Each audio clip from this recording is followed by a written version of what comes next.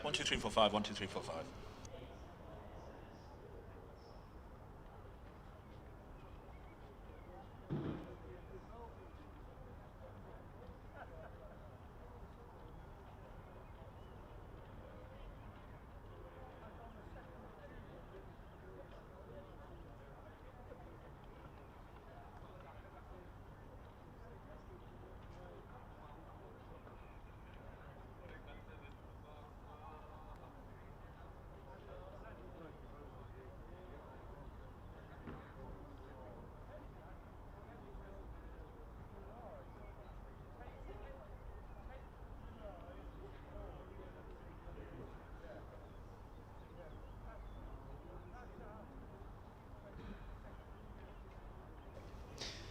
Well, a very good morning. Welcome along to Utilita Bowl ahead of day 3 of this Rothesay County Championship Division 1 fixture between Hampshire and Nottinghamshire, where we are just a few minutes away from the resumption of play. Pleased to tell you that there's not exactly blue sky above, but some light clouds means that we've had a fair bit of bad weather over the last couple of days, but we are good to go on time this morning. Hampshire players to our right-hand side down by the Rob Bransgrove Pavilion, just mulling around, going through the final few bits of preparation ahead of the day, where Nottinghamshire will begin on 124 for 3 in their first innings in response to Hampshire 214 all out on day 1. So Nottinghamshire trail Hampshire by 90 runs, 7 wickets in hand in the first innings. And Jack Haynes is there on 5 not out, Carl Verena on 10 not out, and Hampshire will look to make some early inroads this morning. My name is Robbie James, in for Kevin James throughout the course of the day today. Kevin James on, I believe, grandfather duty today. He'll be back tomorrow, don't you worry. So it's me and Dave Gracegirdle, who I've got to my right-hand side as well, from Nottinghamshire, as always. Nice to see you, Dave. Good morning. How did you sleep? How are you?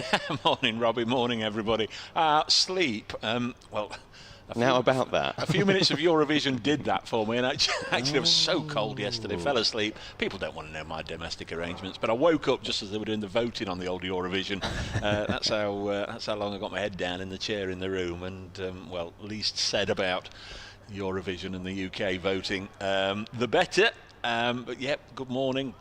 Good to be here. Had a little walk round this morning. It's not a deal warmer than it was yesterday, and by the end of the day, I have to admit, I'm absolutely frozen. But there are one or two missives to get out there immediately, and the news from Freddie McCann isn't great. He was struck on the thumb, left thumb, I think, by Sonny Baker yesterday.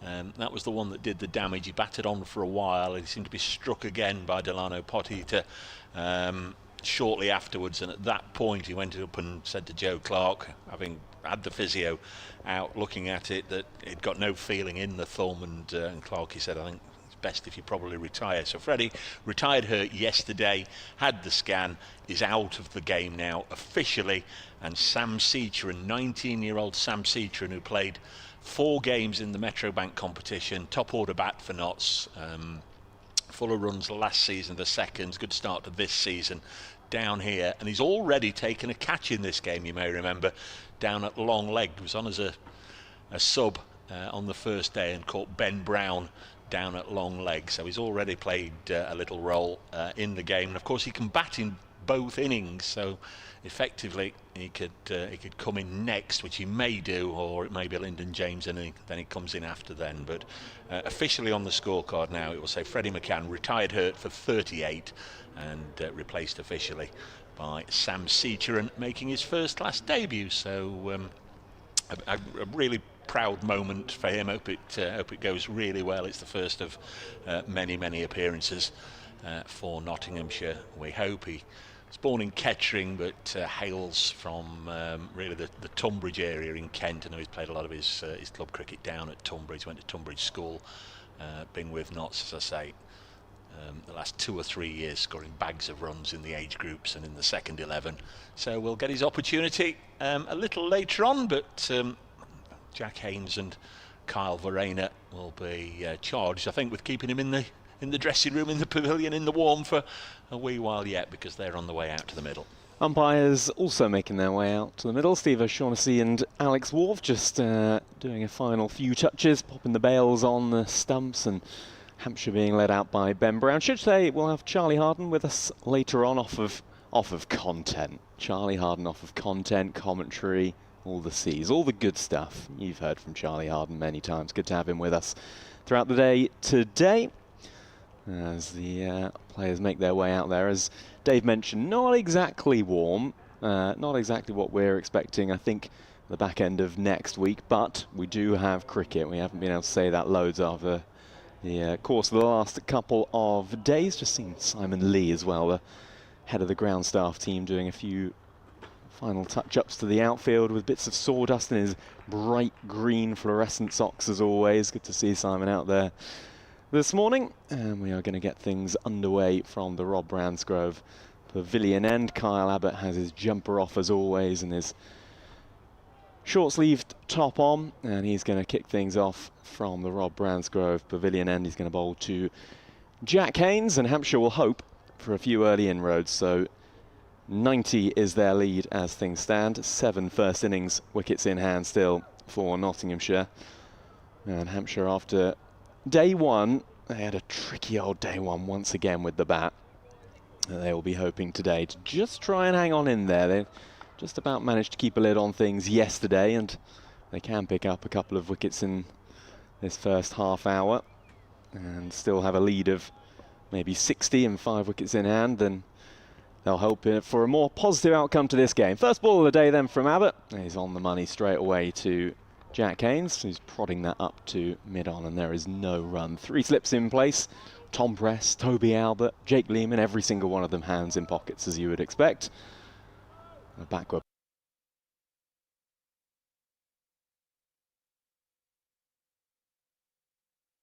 Some ham warmers that he's shaking around down at fine leg, and a smattering of supporters lining the Rob Bransgrove Pavilion at the moment as Abbott is in, and a thick inside edge will get Jack Haynes off the mark today into the onside. They'll pick up a single, and the score moves on to 125 for 3.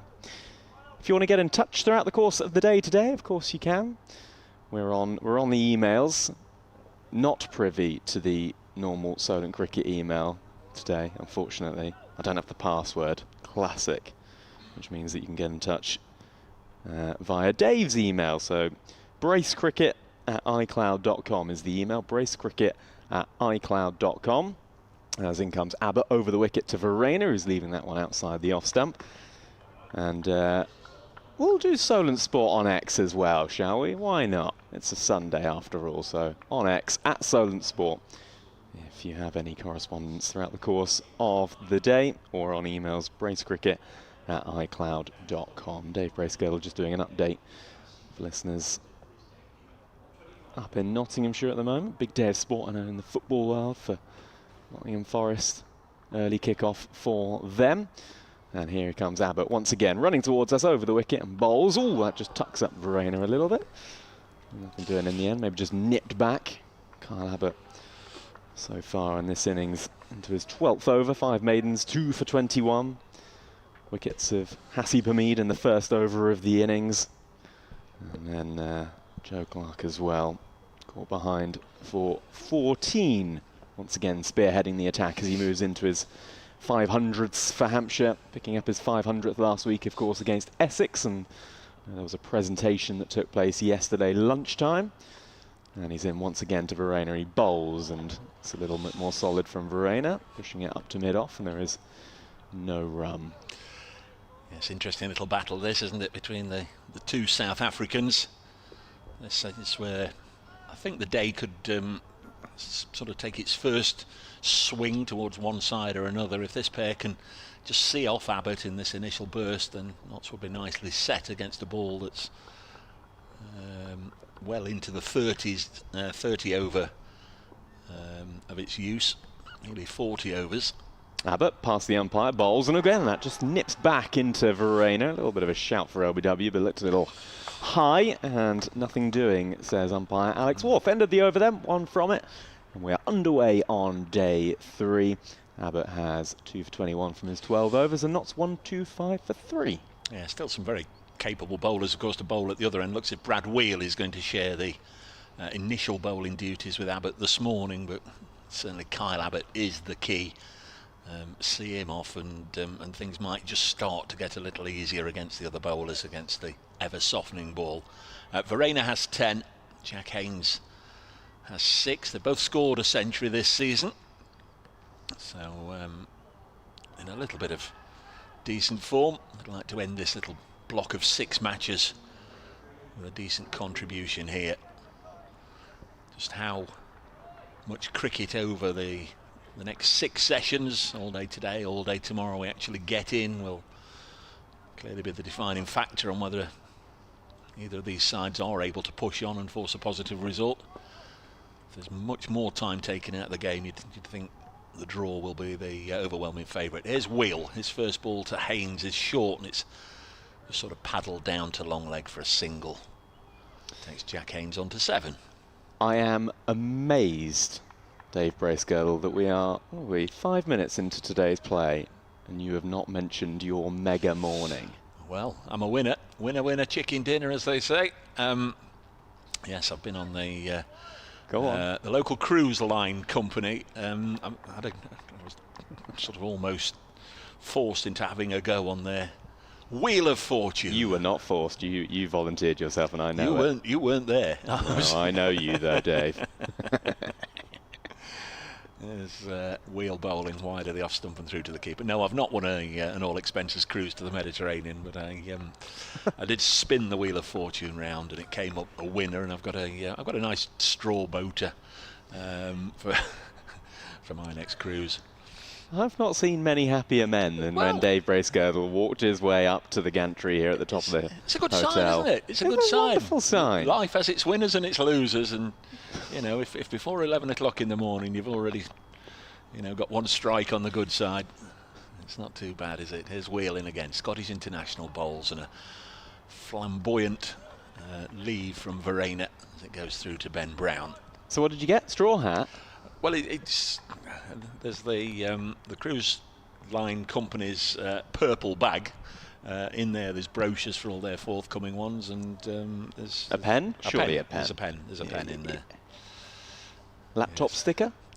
No. That's about it. That's about it. Oh, you want a hat? Essentially, yes. Yeah.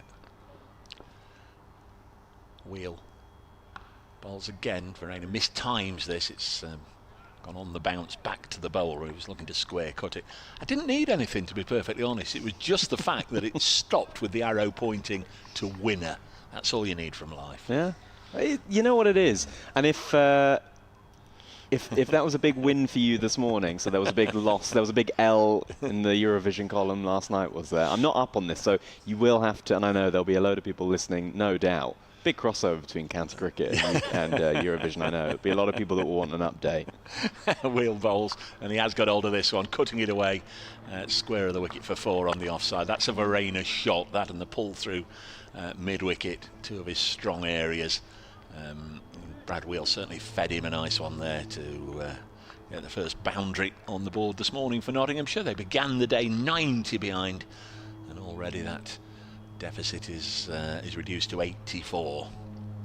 Just not what you want, is it? Yeah. Not what you want, Carl Abbott's beyond the money. The mere fact that I watched a bit of it then fell asleep will tell you how interested I was in it. But as I say, I woke up at the crucial point. There's Wheel in again to the South African, who again with a flourish lets it go through to Brown, end of the over. Had 2 overs this morning on Solent Sport, BBC Radio Nottingham, the Hampshire live stream. We're all over the place. Glad to have you with us on this Sunday morning.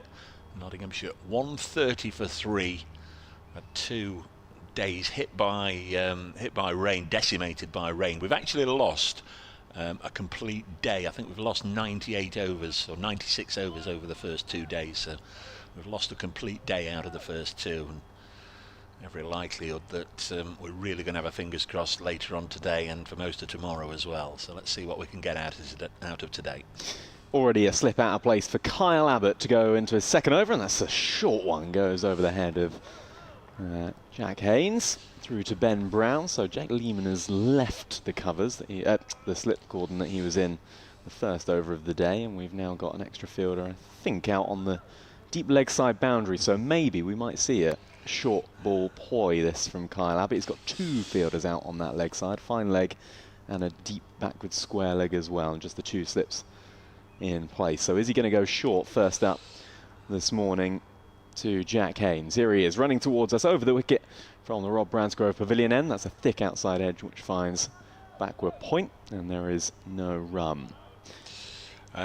Stephen Clark's been in touch. Morning, Dave. Welcome to the hot seat, Robbie. I know we're here to watch cricket. My strategy is to use the balance of 110 overs to get our maximum bowling points. The skies can then open and produce a deluge for the rest of the match. And we'd take 11 points from a drawn game. That's Stephen. Thank you, Stephen. Easy peasy. When you put it like that, you think, yeah, makes sense. Here's Abbott once again over the wicket, bowls, and that's driven up to mid-off and there's no run. Yeah, under normal circumstances, I'd sort of play devil's advocate there with Stephen and say, well, look, you know, the position Hampshire are in the table, you've got to try and force something. Wins are, you know, they're the commodity in Division 1 cricket above all else. You've got to try and win a game. But with the weather forecast as it is, I think I pretty much agree with Stephen there. Hampshire didn't get any batting points. They've just got to make sure they get the full bowling points and make sure they don't lose from here. Anything else, obviously, is a real bonus. 130 for 3. Abbott past umpire Wolf and left outside the off stump. And Russell Wolf is desperate to get something off his chest early on this morning. Slow over rates in Test cricket. This is before 11 o'clock from Russell. For many years, this has been a contentious issue. A theory worth considering is for every over out of the 90 not bowled, the ECB should refund everyone £1 per over not bowled. The principle of no full refund if at least 15 overs are bowled in a day due to weather intervention should apply, etc., etc. Your thoughts, gents? Don't ask for my thoughts on that.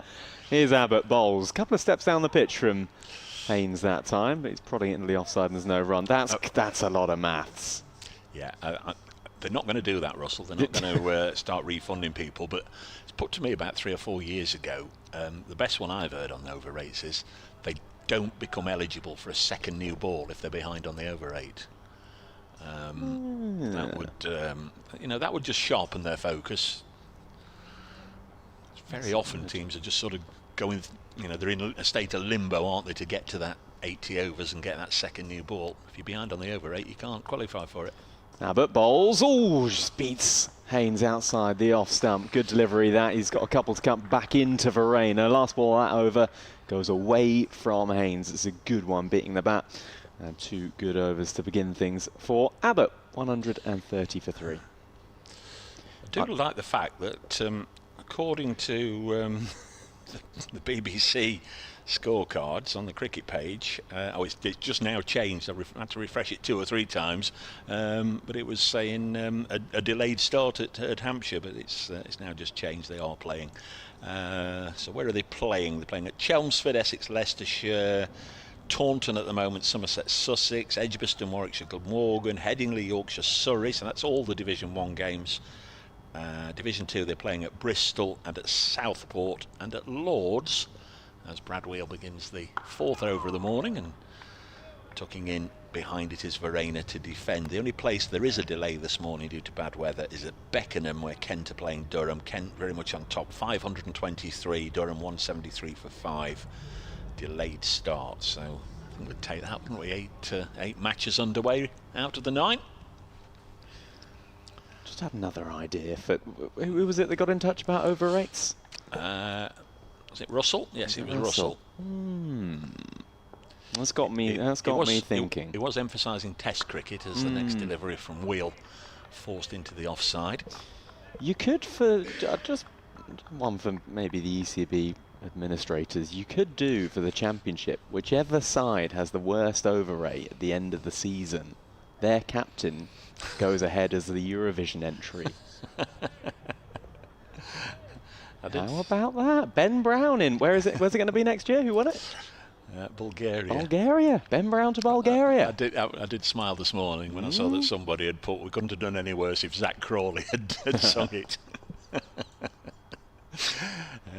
Verena playing this latest delivery away from his body. Had a little bit of a flirtation with danger there. Lucky not to nick it through to Ben Brown. Early stages here on this Sunday morning. The faithful are here with their top coats and their flasks and their travel rugs. There's not too many out there in shirt sleeve order, I'll tell you. Chilly old morning again, but it is dry at the moment. Probably good conditions for bowling. Wheel into Verena. Delivery that he plays down in the ground and asks permission of the Hampshire side if he can pick the ball up, and whether Jake Lehman said no or whether he said, "You're all right, mate, I'll get it." Verena doesn't pick it up and Lehman comes in from cover to retrieve. 130 for 3. Got a game going on the nursery ground today, Dave. I don't know if you had a game there yesterday, did you? No. No, game today. This is playing in coloured kits. Try and work out who that is. Someone will hopefully get in touch. There's Wheel, past umpire O'Shaughnessy. This one's drifted down the leg side, brushed something. 4 runs to knots. Let's have a little look. It just brushed the pad, 4 leg byes. So Brad Wheel just getting his line a little off straight. Angle down the leg side. Verena went to whip it away and he missed the ball, just flicked the pad. Almost in the olden days it would have flicked the belt buckle, sort of where the Velcro is there, and it just ran away past the diving Brown for 4 to the Nottinghamshire total. 134 for 3. Morning everybody, if you're just joining us up in the Robin Hood County or closer to where we're commentating from. All you Hampshire supporters following your side through thick and thin as Verena eases this into the covers end of the over. 134 for 3. We've had 4 overs this morning. We've still got 100 overs to get in today. We're making up 8 overs that have already been lost in the game, hopefully. If we get 104 in today, Robbie, I'll give you my cruise line bag. I thought you were going to say you'll eat your straw hat that you got given. Yes, yeah, that's better, just in case they do get them all in. You'll eat that one. So that means we should, in theory, have some fixed, again, in theory, have some fixed tea times and lunch times. So lunch at 1:10, tea at 4 o'clock, if we get that far and all goes well. Notice there, you said through thick and thin. Is thick the good bit or the bad bit? Is thin the good bit or the bad bit? Anyway, we'll ponder that one whilst Abbott's in for another over. Bowls, and that tucks up Haynes again. Got a couple to nip back early this morning into the right-handers of Haynes and Verena. There's no run. So I should have said you'd follow your county through good times and bad times. That would have created... Well, which is which? Thick and thin. Go through thick and thin. Thick must be the... Is thick the good bit? Yeah, it is. And then thin's the bad bit. Regarded as a chunk of cheese. If you've got a nice thick bit of cheese on your bread, you're doing well. If it's just a thin bit, it's not so good, is it? Huh. The more you know. 2 slips in place. Here's Abbott running towards us and bowls, and that's just down the leg side. Wraps Haynes on the pads. Abbott wants that one. A bit of a second thought from Ben Brown. Abbott's all down on one knee as if he's proposing to umpire Wharf there, but nothing doing. Looked on first glance like it was going down the leg side. Was full. And yeah, it was... I can see why he's asking. Initially I was with you. I thought it wouldn't hit 7 stumps down the leg side. It was that wide, but Jack Haynes had gone a long way across, and on the angle, I don't even think it would have been umpire's call. I don't think it would have clipped leg stump, but he certainly did enough in bellowing an appeal to stop any thoughts of a leg bite. Wouldn't they love a couple of wickets in this first half hour this morning. 18 minutes in so far. And that's 134 for 3. Here is Abbott bowling, and again that just tucks up Haynes, and Abbott wants it again. But no, nothing from umpire Wharf. I think that one a little less likely to be given. Just looked like it was, again, neither of those really looked out, you'd have to say. And on replay again, yeah, he's just getting across his stumps is Jack Haynes, but that's wrapped him above the knee roll, which never normally means good things for the bowler. We've only been going a few minutes, and already I've discovered that Stephen Clark is our go-to fella on bracecricket@icloud.com. Nursery ground, Dave and Robbie. There are 3 T20 games on there today being played by the Hampshire disability side. 3? Good stuff, Stephen. Thank you very much. Good stuff. Abbott in, and that's a bit more solid from Haynes, pushing it up to mid on no run. Yeah, Rob Pfeiffer from Hampshire Cricket just got in touch with me to say exactly the same thing, so thank you very much. There we go. That looks great over there. Good stuff. Playing in the coloured kits. Always looks good. Let's try and keep an eye on that throughout the course of the day, just peering through those trees that have grown quite a lot over the winter, actually. Take that roving mic you've had over the, well, on the first day out there at the toss, interviewing the skippers. Steady on, Dave. Tell me, Hass. Tell me your game plan, Hass, he said. Tell me your game plan. And he did as well. He did as well. Here's Abbott bowling, and forward is Haynes, and there is no run. Yeah, for those that don't know, I do the in Stadium PA a lot of the time as well, so we were there out in the middle, weren't we, Dave, on day one? Yes, you'd got your, doing the toss. Your young assistant there with the makeup, a little bit of dab of powder on the cheeks, and just to get you on the screen.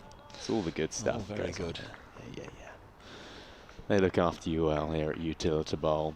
A few more just making their way in. I can see to our left-hand side. That's the busier side of the ground today, the east side. Wicket over to our left-hand side.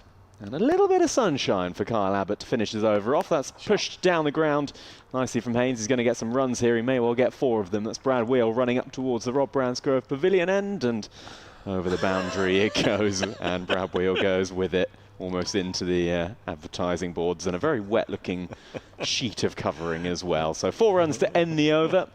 Kyle Abbott generally been pretty probing so far this morning for Hampshire, but no inroads as of yet. Notts 138 for 3 and the deficit 76. That's like one of those footballers when they score a goal and they rush towards the corner flag and dive full length, getting the almost the face planted. It's a terrific effort.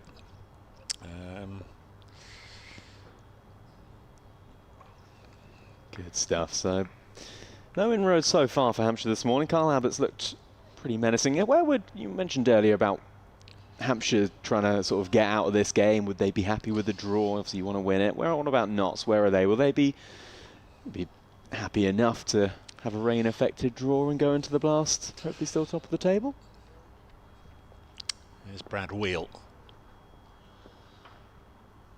in bowls. This is pushed into the offside, and there's no run. Obviously, looking at this fixture, looking at who Nottinghamshire are playing this week, and the fact they've lost 4 of their first 5 matches, I think the fact that Notts haven't won here since 2010 has been a little bit of a sore point. Generally, they've played well down here in the intervening years for 3 days and then lost. That's usually how it's gone here, as Wheel bowls, and this is turned away on the leg side for a single.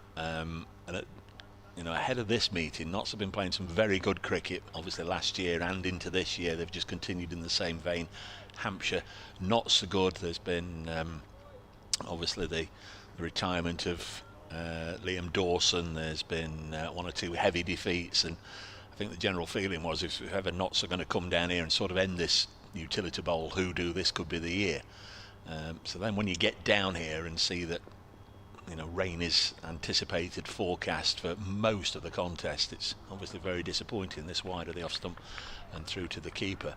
But factor that into the general weather up and down the country, and right now I know things can change today and particularly tomorrow. You look at all 5 Division 1 games, and if you can see somebody there that's definitely on top, dominantly on top and going to win their game, then you're better than me. And if they all ended up as weather draws, then effectively Notts would still take that advantage into the the T20 leading after 6 rounds. I think they'd be more than happy with that. This is pushed back to the bowler. So that's fudging your answer a little bit. They would have loved to have come here, continued in their good form, hoped that Hampshire continued their poor form, got the win and stretched the lead. That obviously would have been the dream scenario. But from here, and just unless the weather forecasters have got it wrong for tomorrow, this would seem to be heading towards a draw. And if that is the case, then Notts have got to hope that there's draws up and down the country if they want to hang on to top spot.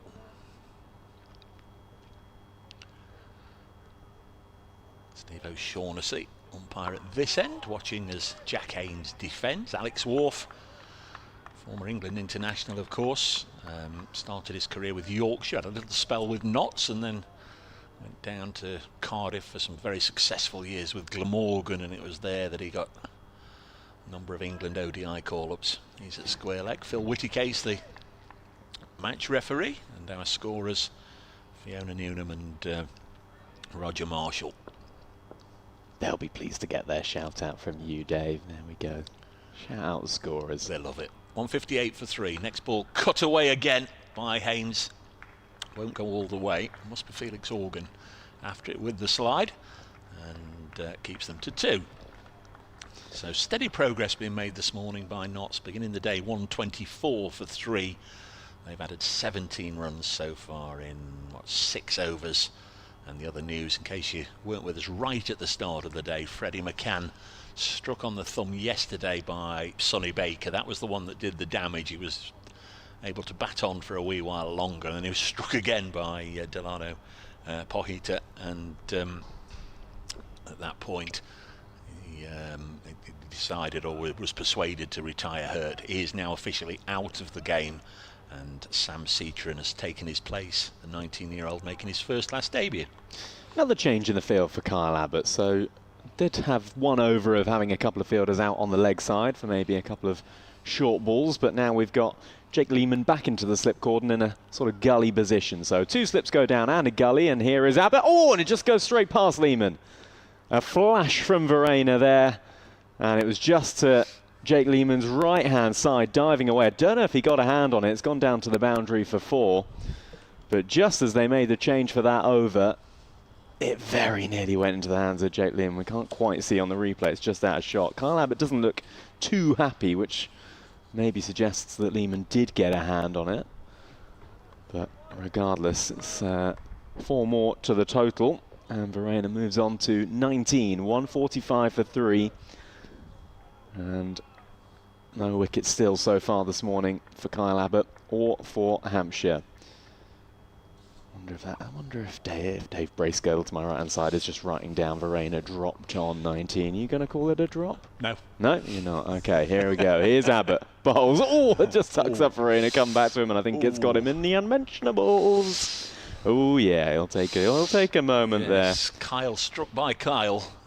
He's just about got up, I think, just as the referee was counting 8, 9, 10 out. He's got up at 9, and I think he wants to go back down again.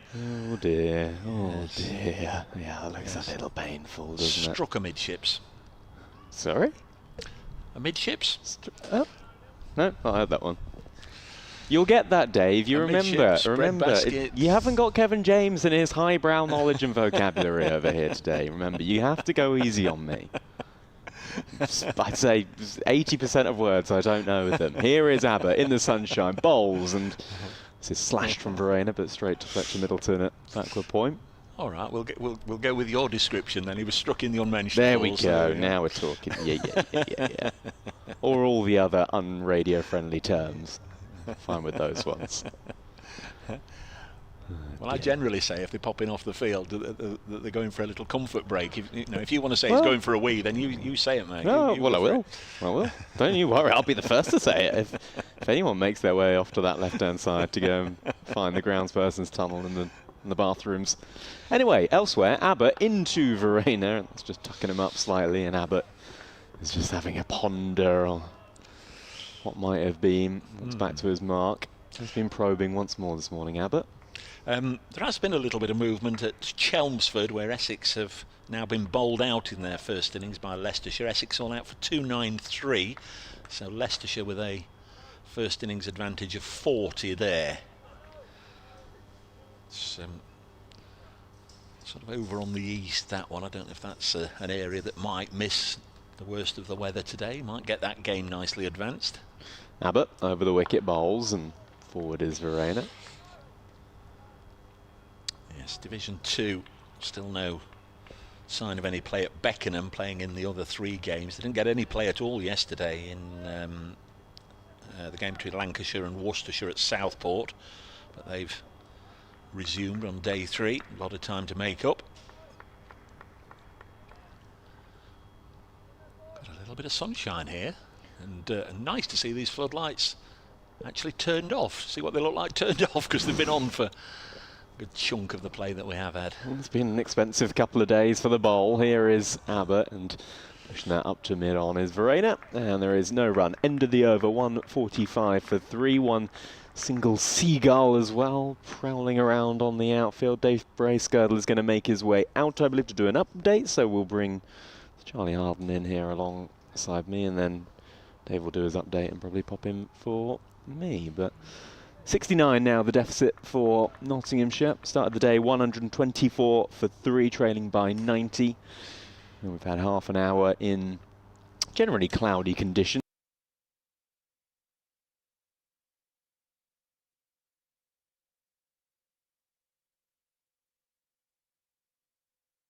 Robbie. Straight in, go on, it's your over. Here comes Brad Wheel then, past the umpire, right arm over. Good length, just defended straight back to him by Jack Haynes. Yeah, I've been introduced in many different ways over the past couple of years, mainly by Kevin James bigging me up to be this. What does he call you? Influencer, commentator, Ooh. broadcaster. Wouldn't say I'm, you know, any of them really, just a bit of a mix of all of them, hopefully. I feel influenced. Do you? Yeah. Is it? It's not just the presence, is it? Oh, it's both. Okay. Well, hopefully I'll continue to influence you, Robbie, in the correct way, of course. Here comes Brad Wheel.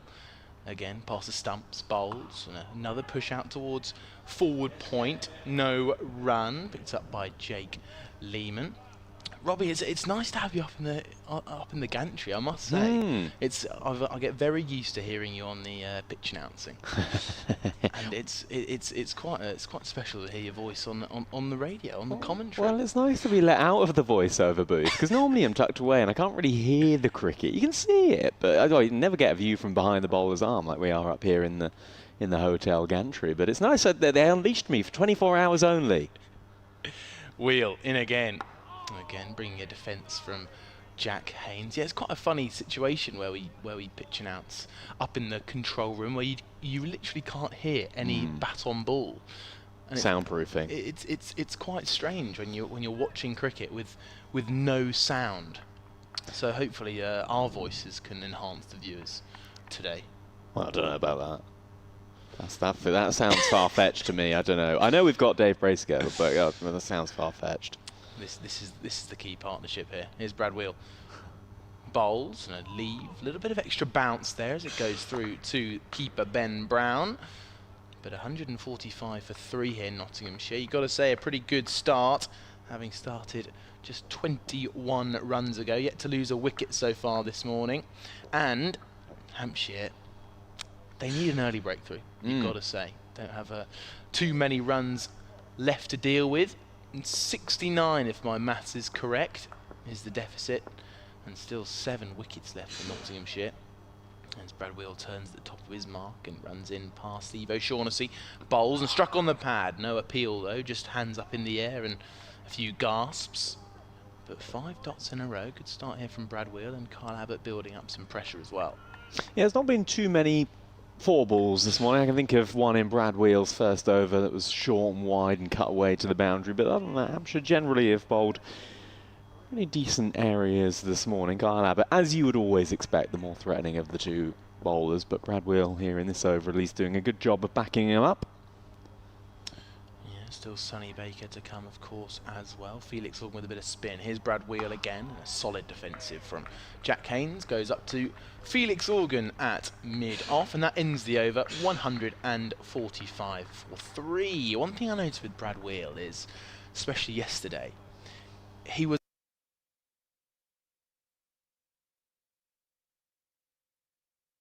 It was quite interesting because you're watching his over, but brilliant pressure.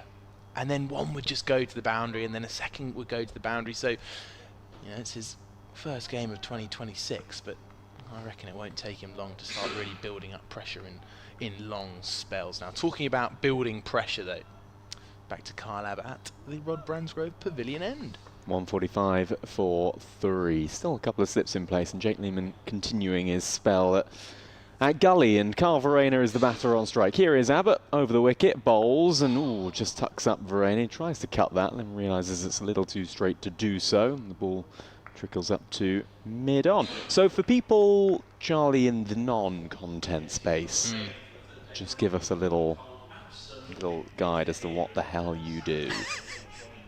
Well, I am at the minute on a bit of a... Alongside being a very respected journalist and commentator, I should say. Thanks, Robbie. Well, in the content world, I'm currently on a bit of a mission. I'm scouting all the county grounds.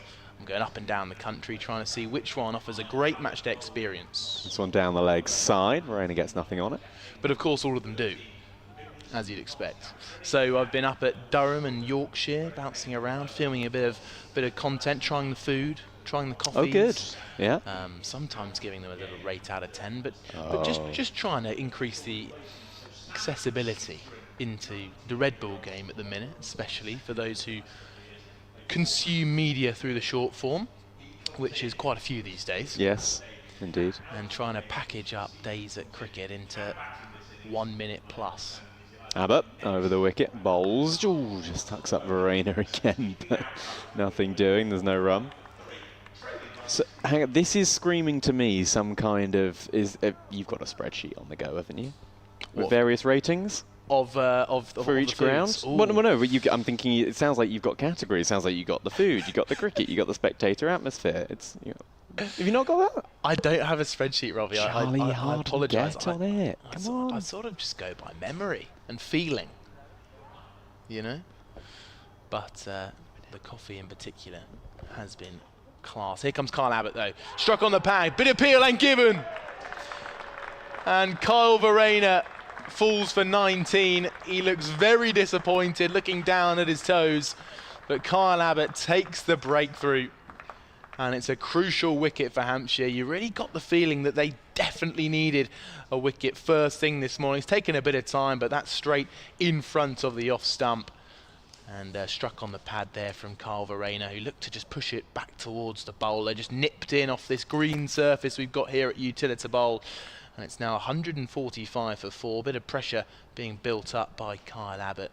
Ended in a wicket. How often can you say things like that? So that's his third wicket of Kyle Verena for 19, and Nottinghamshire now sitting 145 for 4, and it maybe just brings the game slightly back into the balance as we welcome Dave Bracegirdle. Yeah, I can't leave you to look after anything for more than a few seconds without it going wrong. I was just finishing an update for BBC Radio Nottingham, and it did look as if, oh crikey, that's that's out, isn't it? That's out.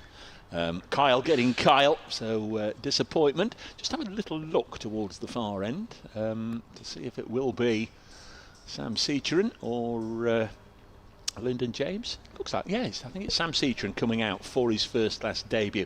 The understanding I had this morning was, well, he's in the game, replacing Freddie. We might as well get him out there and not have him sat about fretting over making his first class debut. If a wicket goes down early on, we'll get him in, and that's exactly what's happening. He's 19 years of age, played 4 Metro Bank 50 over matches for Notts last year as an 18-year-old.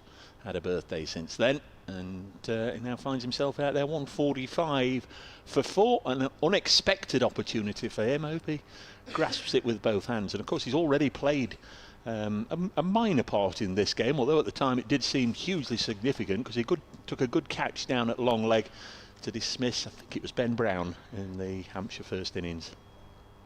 Yeah, so an exciting opportunity here for Sam Seacheran, who recently has been a little bit in the runs for Nottinghamshire twos. Picked up a 76 a few days ago in a T20 against Lancashire second 11, and got a couple of 50s in the final longer form game at the end of the Notts 2s season last summer in 2025. Picked up 96 and 89 against Warwickshire second 11. But here comes Kyle Abbott then again from the Rob Bransgrove Pavilion end. He's in and bowls, and a leave from Sam Seacheran as he navigates his first ball safely. And you've got to say, I do think with these injury replacements, I think they are called, not substitutes. I got a little bit told off that last time I called them substitutes. Yeah, they're not subs. But it really does throw you in at the deep end and completely off guard. These players have got to be completely ready to go, even if you're playing in a twos match at the other end of the country at the minute. So Sam Seacheran has been lobbed in to face Kyle Abbott, in the peak of his spell as he runs in again. Legs pumping, hits the crease, bowls, and a defensive straight back to the non-striking end stumps, takes off the bails of the non-striking stumps and dribbles out to mid-wicket for a dot ball to end the over. 145 for 4 and a wicket maiden for the ever illustrious Kyle Abbott. Yes, he's certainly the biggest thorn in the Nottinghamshire side at the moment, Kyle Abbott, as he invariably is. Had a really good game at Trembridge last year. I think he got a 5 for and a 4 for, and whacked a 50 and a 40, something like that. It was almost a one-man band for Hampshire. Going to be Brad Wheel to continue. 145 for 5. But Kyle Abbott, it feels like we've been saying it for quite a while now, how important he is for this Hampshire attack, and he keeps continuing to impress. 3-4, 29 he has so far. It looks like there's a change of bowling. We're going to see Potgieter. Yep. From this end, the hotel end. We'll be bowling to Jack Haynes, who just got a little stuck down against Brad Wheel. It's on 13, drives this. Oh, I was going to say drives this back to the bowler. He'll be disappointed with himself because it's gone under the right arm of the South African, and he picks up 2 runs. That should have been stopped, shouldn't it? That was a little clumsy of his own bowling. Can't blame anybody else there. The debutant, Delano Potgieter. Yeah, sometimes the bowlers go for to attempt to just push it onto the non-striking stump, see if they can catch a cheeky run out, but I think that did just beat the hand and dribbled up to the straight boundary. Comes in again and bowls. Just defended on the offside. He's got a lovely approach and rhythm. Does a little bit with the ball. Saw him yesterday tea time, yesterday lunchtime, bowling with the ball out there on the edge of the square, reeling it, getting it to go away, but he's certainly more than capable of bringing it back, as we saw with that delivery. Quite a lengthy approach. From the pace he delivers it, he comes in again. Haynes turns this to leg, and there's no run. 6 fielders on the offside, 2 slips, 3 in the ring, and fielder out patrolling on the offside. And on the leg side, the regulation, almost long leg mid-wicket and mid-on, as the ground once again is bathed in sunshine. Several gulls doing a little bit of an aerobatic display in front of us. As Potgieter comes in once more, and Jack Haynes happy to block. Looks like he's set his stall out for really batting time here. Occupation of the crease for Haynes. Can be a really fluent stroke player, likes to rattle along normally, but 15 from 44, I think that's testament to how well Abbott and Wheel started this morning in that first half an hour. 10 first-class hundreds to his name, Jack Haynes. Right-hander. Again, he leans forward and pushes it back from whence it came. It's funny, Jack Haynes is one of those cricketers who I always seem to see him in the runs, but he's never quite in the conversation, I feel, for the next level up. You know, he's one of those players where when he's really in form and going at it, he looks absolutely $1 million, and I'm almost surprised we don't sometimes hear him in slightly bigger conversations. And again comes Potgieter. Haynes pushes it back to him. End of the over. Remains 147 for 4. He got 4 first-class hundreds, 4 championship hundreds last season. He's already got 1 this. I would stick my neck out to say if he gets 4 in this year's competition as well, he'd certainly be getting talked about. It's difficult, isn't it? Everybody sort of says that, you know, Root, Brook and Stokes are undroppable at 4, 5, 6, so anybody who bats 4, 5, 6 is going to have to wait their turn. But I'm sure, as I say, if he just keeps doing his stuff for Nottinghamshire, just keeps learning his game under Peter Moores, keeps churning out the runs, sooner or later good things will happen to him. Thought he might actually have been a good shout for the Lions, the upcoming Lions matches. Abbott's in, and it's left outside the off stump by Sam Seacher, who is yet to get off the mark in first-class cricket. Yes, he, as I say, played 4 games last year. Didn't necessarily pull up any trees in the matches he played in the Metro Bank. Just a top score of 19 is much better than that, and hopefully we'll see it. What it does mean, again, it's another match where later on, presumably, we're going to be saying, out comes Josh Tong batting at number 12 for Nottinghamshire, which always seems a little weird, doesn't it? Abbott's in, hits the crease, and it's struck on the peg. Big appeal, and umpire Alex Swarth remains unmoved. And I have found that when Kyle Abbott really appeals, it's only when he knows it's very, very close. We are just going to have a quick look at the replay as he's in, and it was maybe just drifting down leg. A lot of in swing. It was impact quite straight on about middle stump, but I think a lot of in swing was bringing that down the leg side. Good decision for me. Yes, I think there was, just on what we've seen there, an element of doubt. I must admit, we're not in line. We're high up in the gods, sat in our eyrie on top of the hotel. I thought it was drifting down. It was a little closer than I thought it was on the replay, but Abbott's in, and it's a good leave again. A little bit of in swing this time, going almost over the top of the stumps of Sam Seacher. He'll be looking to get off the mark, release a bit of nerves. Of course, the one thing Hampshire won't have is sort of any intel on Sam Seacher. They'll have found out, as we all did, sort of 9 o'clock-ish this morning, that he was coming into the game, and I guess the analyst there has been frantically looking for a little bit of footage that they can find from Sam. They wouldn't have known, maybe they wouldn't have expected him to come out at the fall of the first wicket. So they're all finding out about him right now. Here comes Abbott, and again, another comfortable leave. Yeah, in the scorers area yesterday, we were panicking a little bit that maybe we might see Ben Duckett as the replacement for Freddie McCann. But we agreed, especially on the Hampshire side, that was definitely not quite like for like, I think. No. Freddie McCann's a very good player. No, that was never going to happen this week. It is funny. Any international current player almost is just incapable of ever getting subbed on for that experience. As Abbott's in, and it just beats the outside edge. Is that gone? He is. Sam Seacher and falls for a duck. He was in to replace Freddie McCann. And now Sam Seacher has to go for no score from 7 balls. And you can't argue that to come in halfway through a game and face Kyle Abbott, who is steaming in as he takes his 4th wicket, is an unenviable job. But it was a good length ball on about 5th stump. Sam Seacher just pushing it outside the line of his body, but you've got to say it was just an excellent delivery. Just a little bit of nibble away and through to Ben Brown, the keeper. That takes the score to 1-4-7 now, 4-5.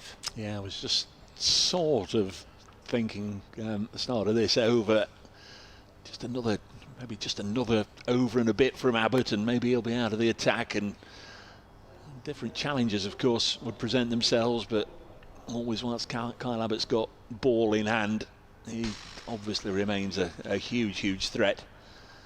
So it's a lovely delivery. I don't know as he did too much wrong there, Sam, but he's nicked it and has to go, and he joins a long line of great cricketers, great bats who've started off their first-class career with a duck, a 7-ball duck on this occasion. But as I said, I'm sure he'll get plenty of further opportunities to show what a good young player he is, and will become further in the future. Lyndon James on his way out of the middle. So that's the 2nd wicket of the morning for Kyle Abbott then. Dismissed his South African compatriot for 19, Kyle Verreynne.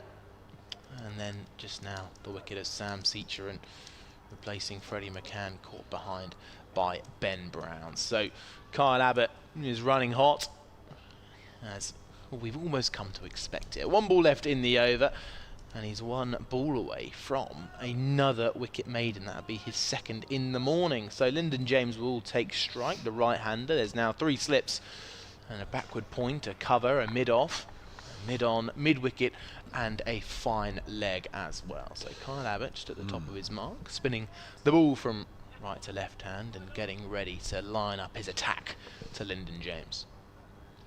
So here he comes in, he's halfway through his run-up. Approaches the wicket, bowls, and a flowing drive is missed from Lyndon James, and questions continue to be asked as Kyle Abbott completes his wicket maiden, and it ends the 49th, 147 for 5. Yes, both these players with happy memories of this ground from last year. Lyndon James making an unbeaten 203 in this match last year. Jack Haynes got a century in that game. In fact, Jack Haynes last year also scored 200 runs on this ground. He got 103 in the 1 innings he batted in the championship match and made 97 here in the Metro Bank. So both full of runs last year. They could do with a partnership with Notts having a mid-morning wobble. 2 wickets going down in consecutive overs from Abbott. There's Pogita in, bowls to Haynes, thuds into the pad. Another wicket has gone down at Chelmsford this morning. Leicestershire 14 for 1 in their 2nd innings, leading Essex by 54. Sussex have lost a wicket as well at Taunton. They're 57 for 2. Somerset getting over 500 over the first 2 days before declaring.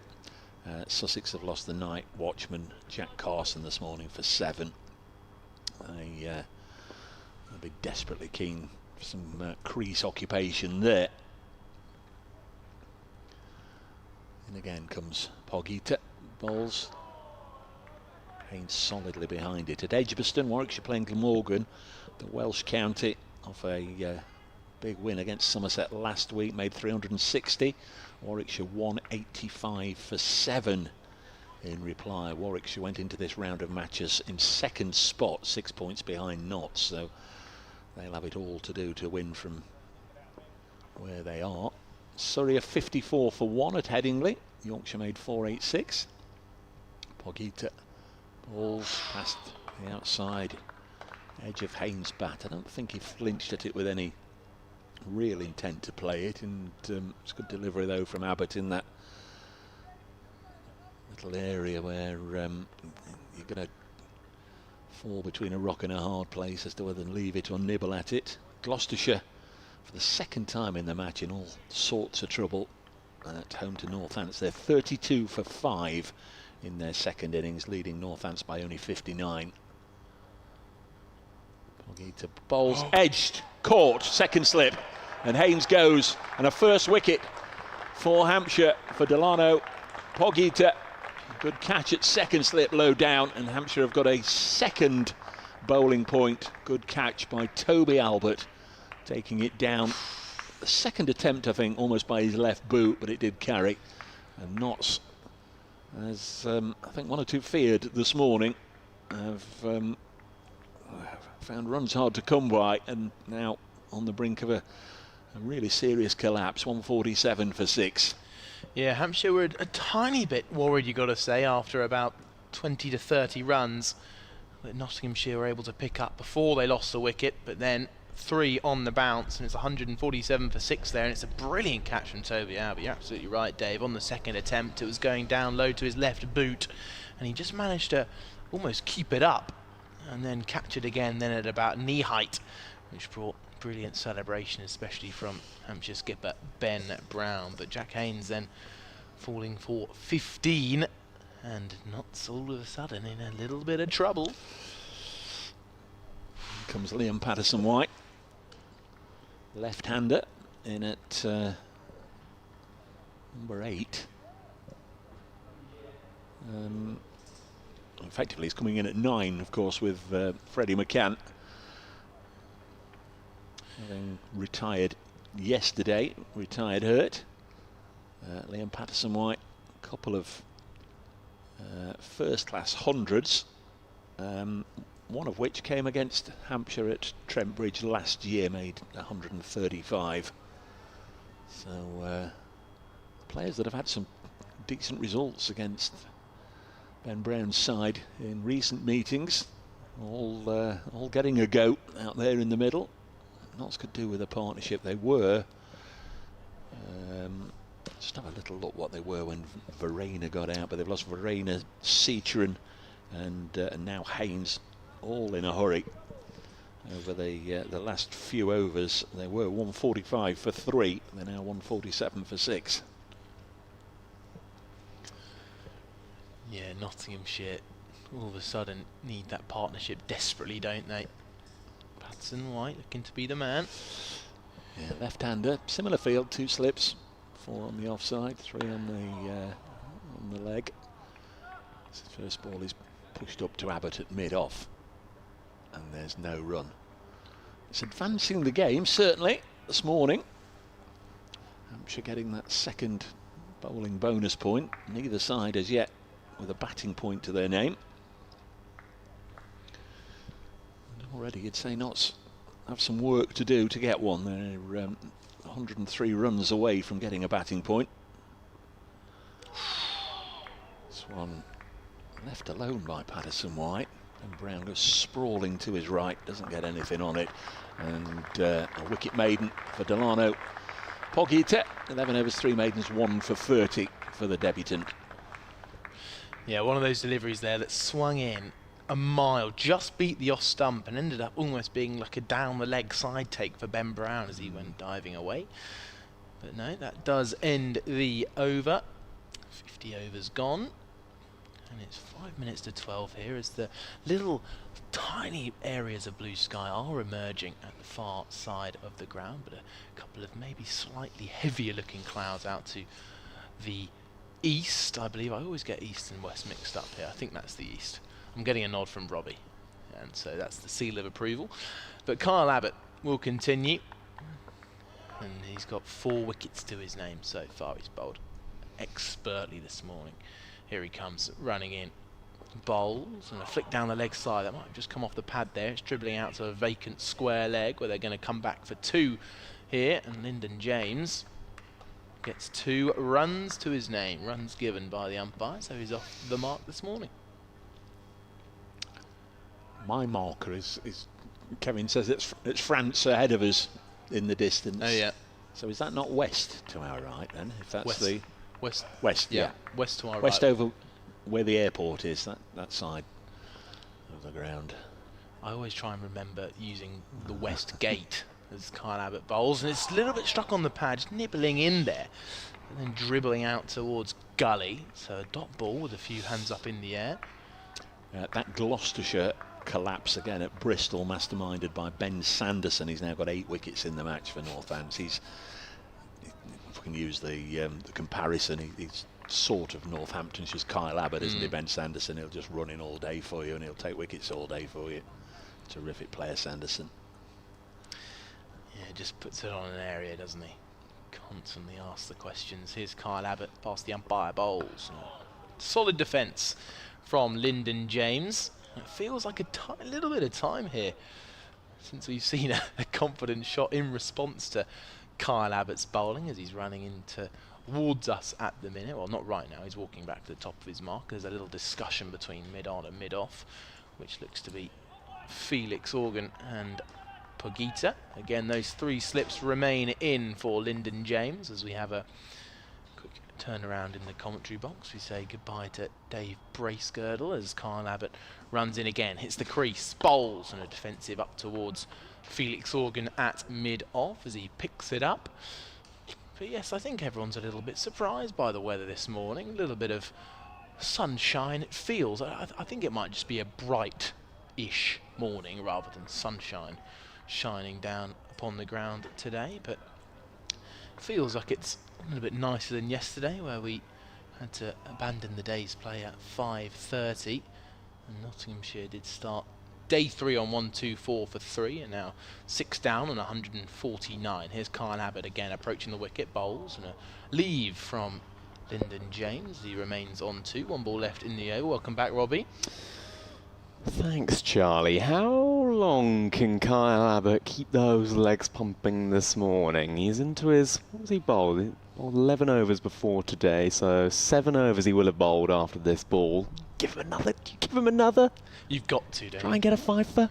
I mean, this is the time to continue taking wickets as well. I wonder if we As opposed to the times where it's not a time to continue taking wickets. There aren't many of those, are there?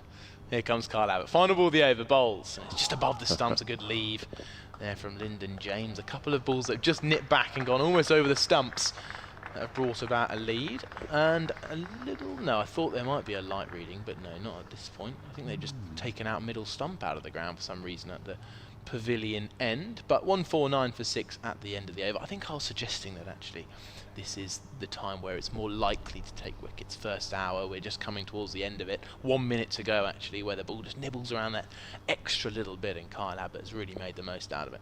So do you therefore keep him on for one more? Yes. And you go for one more. Try and extract what you can from the pitch. 3 for 2, Nottinghamshire have lost in that sort of last 15 minutes or so. And I can't really think, I can't think of many occasions this year where we've had Hampshire take a few wickets in a sort of condensed period. It's felt this year like they've not really been able to pick up wickets in bunches. It's all been quite spread out. They've allowed partnerships to develop, so I won't be too unhappy with the last 15 minutes, that is for sure. First hour gone then, 149 for 6, 65 behind Notts, and they've lost 3 wickets this morning. Here comes Pohita to begin another over, and that's cut away. Good bit of fielding by Nick Gubbins in front of square on the offside. Gets a ripple of applause from the Hampshire faithful, and there is no run. Now, I have just seen, as we talked about, a potential bowling change from the pavilion end. I've seen Sonny Baker going out towards mid-wicket with a few leg stretches, and he looks a little bit more maybe on his toes at mid-wicket. You ever seen a Sonny Baker not looking on his toes, though? No, he's always Slightly. incredibly active. Pohita into Patterson White round the wicket. Lets that one go outside the off stump. Yeah, we've also seen quite a few good leaves so far this morning, but it's on that perfect barrier between excellent leave and not a very good one as the off stump goes flying. We've seen a couple of balls just swinging in, just going past the off stump. Just a fine old line. A couple of slips in place. The sun's out. Cricket happening to our left-hand side on the nursery ground. As Pohita runs away from us and bowls. Ooh, beats Patterson White outside the off stump. Good delivery that. Just coming forward, maybe just nipping away through to Ben Brown. That is the... Oh yeah, good delivery from Pohita. Good delivery over on the nursery ground. Super Ones is the official name, I'm told, of the disability cricket we have going on. Hampshire taking on the Isle of Wight in 3 T20s throughout the course of the day today. So if you are watching some of the cricket on the main ground at the lunch break, make sure you pop on over to the nursery ground, have a little watch. Here is Patterson White on the back foot, pushing this out into the offside, and there is no run. Loads of cricket, a no ball as well. That was from Pohita. I'm looking over at the nursery ground, and I've never seen two sides in such a similar coloured kit. And it's quite tricky to work out. I think the batting side are in green. Are they slightly green? And maybe that's just my eyes. I think they're in green. Oh yeah, they are in green. Yeah, they're in green, are they not? Yeah, they all look quite navy blue to me, but no, I can definitely see the green now on the shirt, so don't worry about that point there, Robbie. You just continue with this over. I will. We are peering through the tinted glass of the gantry, to be fair. Here is Patterson White trying to cut that away. Doesn't get much of it, though. It trickles into the offside. Yeah, we've got this weird setup this year. This is the first time I've been up here this season where it's been we're behind the glass instead of beforehand. You had the glass here at the top of the hotel in the gantry. The glass would get moved out the way, Thunderbird style, as if we were about to, rocket into the sky. But this time they keep the windows shut, so we're behind the sort of tinted frames of the gantry glass as Patterson White is forward and pushing that to the offside. Yeah, I think it makes it a little bit warmer on days like this, where a bit of a breeze comes firing in. But does probably increase the cleaning bill of the windows. Yes, I imagine it probably does, but it looks pretty good at the minute. Looks pretty clean, so it's not impeding our view as we see a backward point and just the 2 slips in and a staggered field with extra cover a little bit closer than the cover fielder. Final ball of Pohita's over. He's in bowls. That's fuller and straighter to Patterson White. Going to get a run here into the offside as Wheel runs around to his left-hand side. Collects end of the over. 152 for 6. And the deficit 62.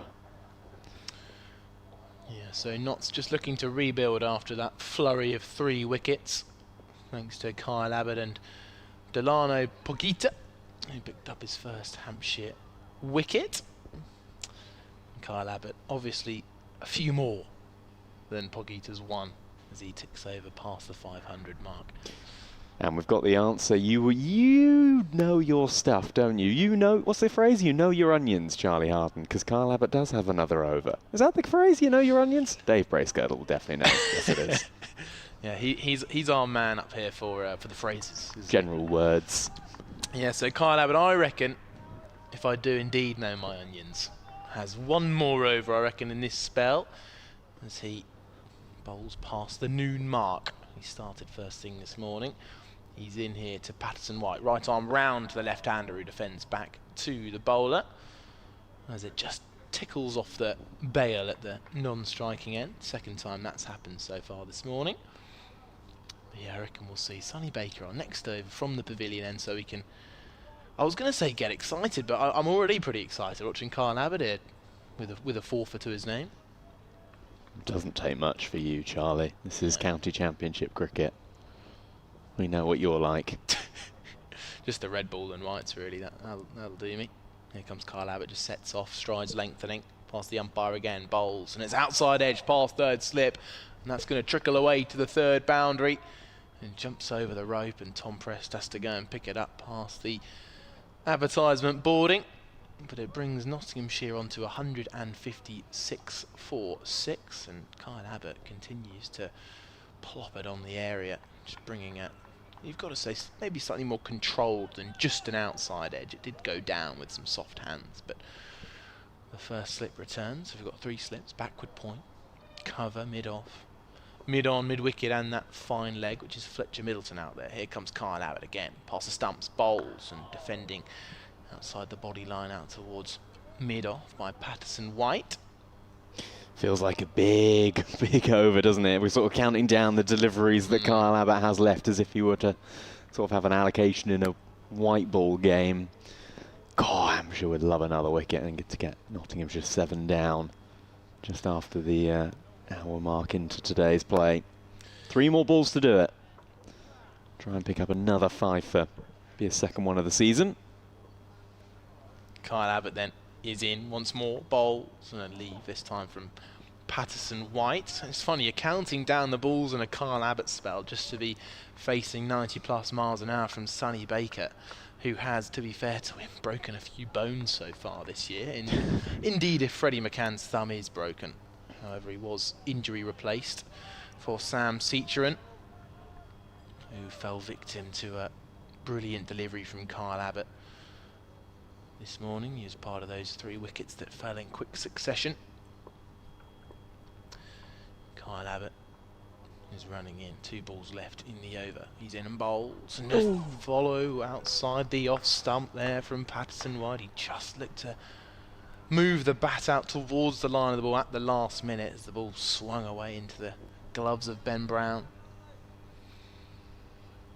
Good delivery. You'd be fuming, though, as Liam Patterson White to get out to that, wouldn't you? Just fishing at it, hands away from the body. Survives. Yeah, and I must say, I think plenty of batters have followed at some of those deliveries from Kyle Abbott over the years. As he's halfway through his run.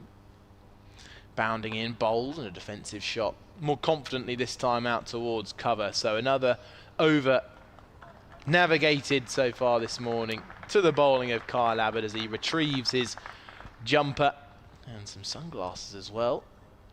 As there's a few movements around, maybe towards Sonny Baker. I think Jake Lehman's going to go and have a chat with him, which suggests a potential bowling change. But Potgieter hands his jumper to the umpire from this end, Steve O'Shaughnessy, and the over ends 156 for 6 Nottinghamshire, 58 runs behind. Well, if that is the end of Kyle Abbott for his first spell of the morning, that is 8 overs, 3 maidens, 2 for 15, if my maths is correct. In an hour and 8 minutes we've had of play here at Utilita Bowl, day 3 of Hampshire versus Nottinghamshire, Rothesay County Championship Division 1 action on the BBC Sport website and app, and of course the live stream on the Hampshire Cricket website as well. Pocketa in, and on the back foot is Lyndon James, pushing that into the offside. Robbie James with you. Kevin James back tomorrow, by the way. He's on family duty. He's got family engagements today, so he'll be back tomorrow to tell you all about it, no doubt. Charlie Harden, king of content, with us, and Dave Bracegirdle as well, who'll be back a little bit later on. And just to remind the listeners as well, sorry Robbie, that he's also taken the Hampshire Cricket email away with him as well, isn't he? Oh, he's greedy, isn't he? Here's Pocketa bowls, and on the back foot is Lyndon James. There's no run. Yeah, well, I think it's a password situation, isn't it? Or it's BBC admin that we don't want to get involved in, if we're honest. I don't think we'll even comment. We'll just leave it to Kevin James. He can explain. Tomorrow, can't he? Well, let's put that on his to-do list. Okay. We'll make it, because he'll have a big, long to-do list of sort of apologies to make and complaints to deal with tomorrow. So we'll put that on his list to tell everyone about the ins and outs of the BBC's emailing situation.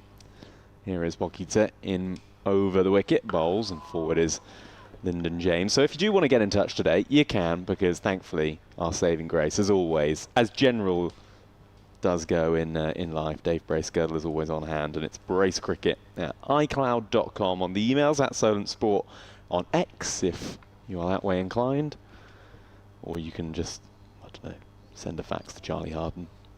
Yeah, or hold a sign up if you're in the ground. We'll Hold try a sign and read up. Yeah. We've got the cameras, we've got the live stream, they'll find it.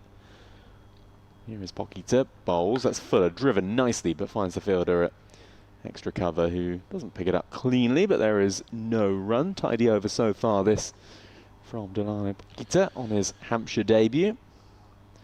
Sun is sort of coming in and out. There's a few breaks here and there. I can see a little bit of blue sky up above the Telegraph Woods that look fairly still in the Sunday afternoon mild sunshine that we've got at the moment over Utilita Bowl. Here is Pocketa, bowls, straighter. He's going to get runs here, is Lyndon James into the onside. He's going to pick up a couple because Kyle Abbott has misfielded that at mid-on, and Sonny Baker's going to have to retrieve from down below us to our right-hand side. So they do come back for...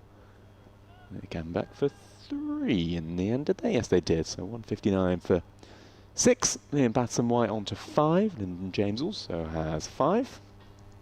And Nottinghamshire 55 behind. Yeah, you feel a little bit of a, as you'd expect, that pressure build up after the flurry of wickets. Extra cover is very close, but now a square leg is going deep for Liam Patterson White. Maybe a short ball coming in at some point soon to go along with that fine leg. Pressure building here for Nottinghamshire. Past umpire O'Shaughnessy for Pocketa. Final ball the over. It's full, it's straight, and another run or two into the leg side. They'll settle for 1. Flying off the deep square leg boundary is Nick Gubbins. End of the over. 160 for 6. And they trail by 54. I must say, I do like, at the minute, when the fielders are all in. I don't think it's quite the time yet for a deep square leg. I'd rather all the fielders, other than that fine leg, all in the ring, building pressure with a bit of intent. 3 slips in feels good, because Sonny Baker is going to be onto the attack. We've seen plenty of dismissals from him so far this season, where he has managed to bounce out batters with the short ball with his extra pace. So we do have 2 slips in, and Felix Organ is going out to that deep square leg. So does look like the short ball strategy will be the way. Remembering, of course, this new ball, well, this ball is 54 overs old.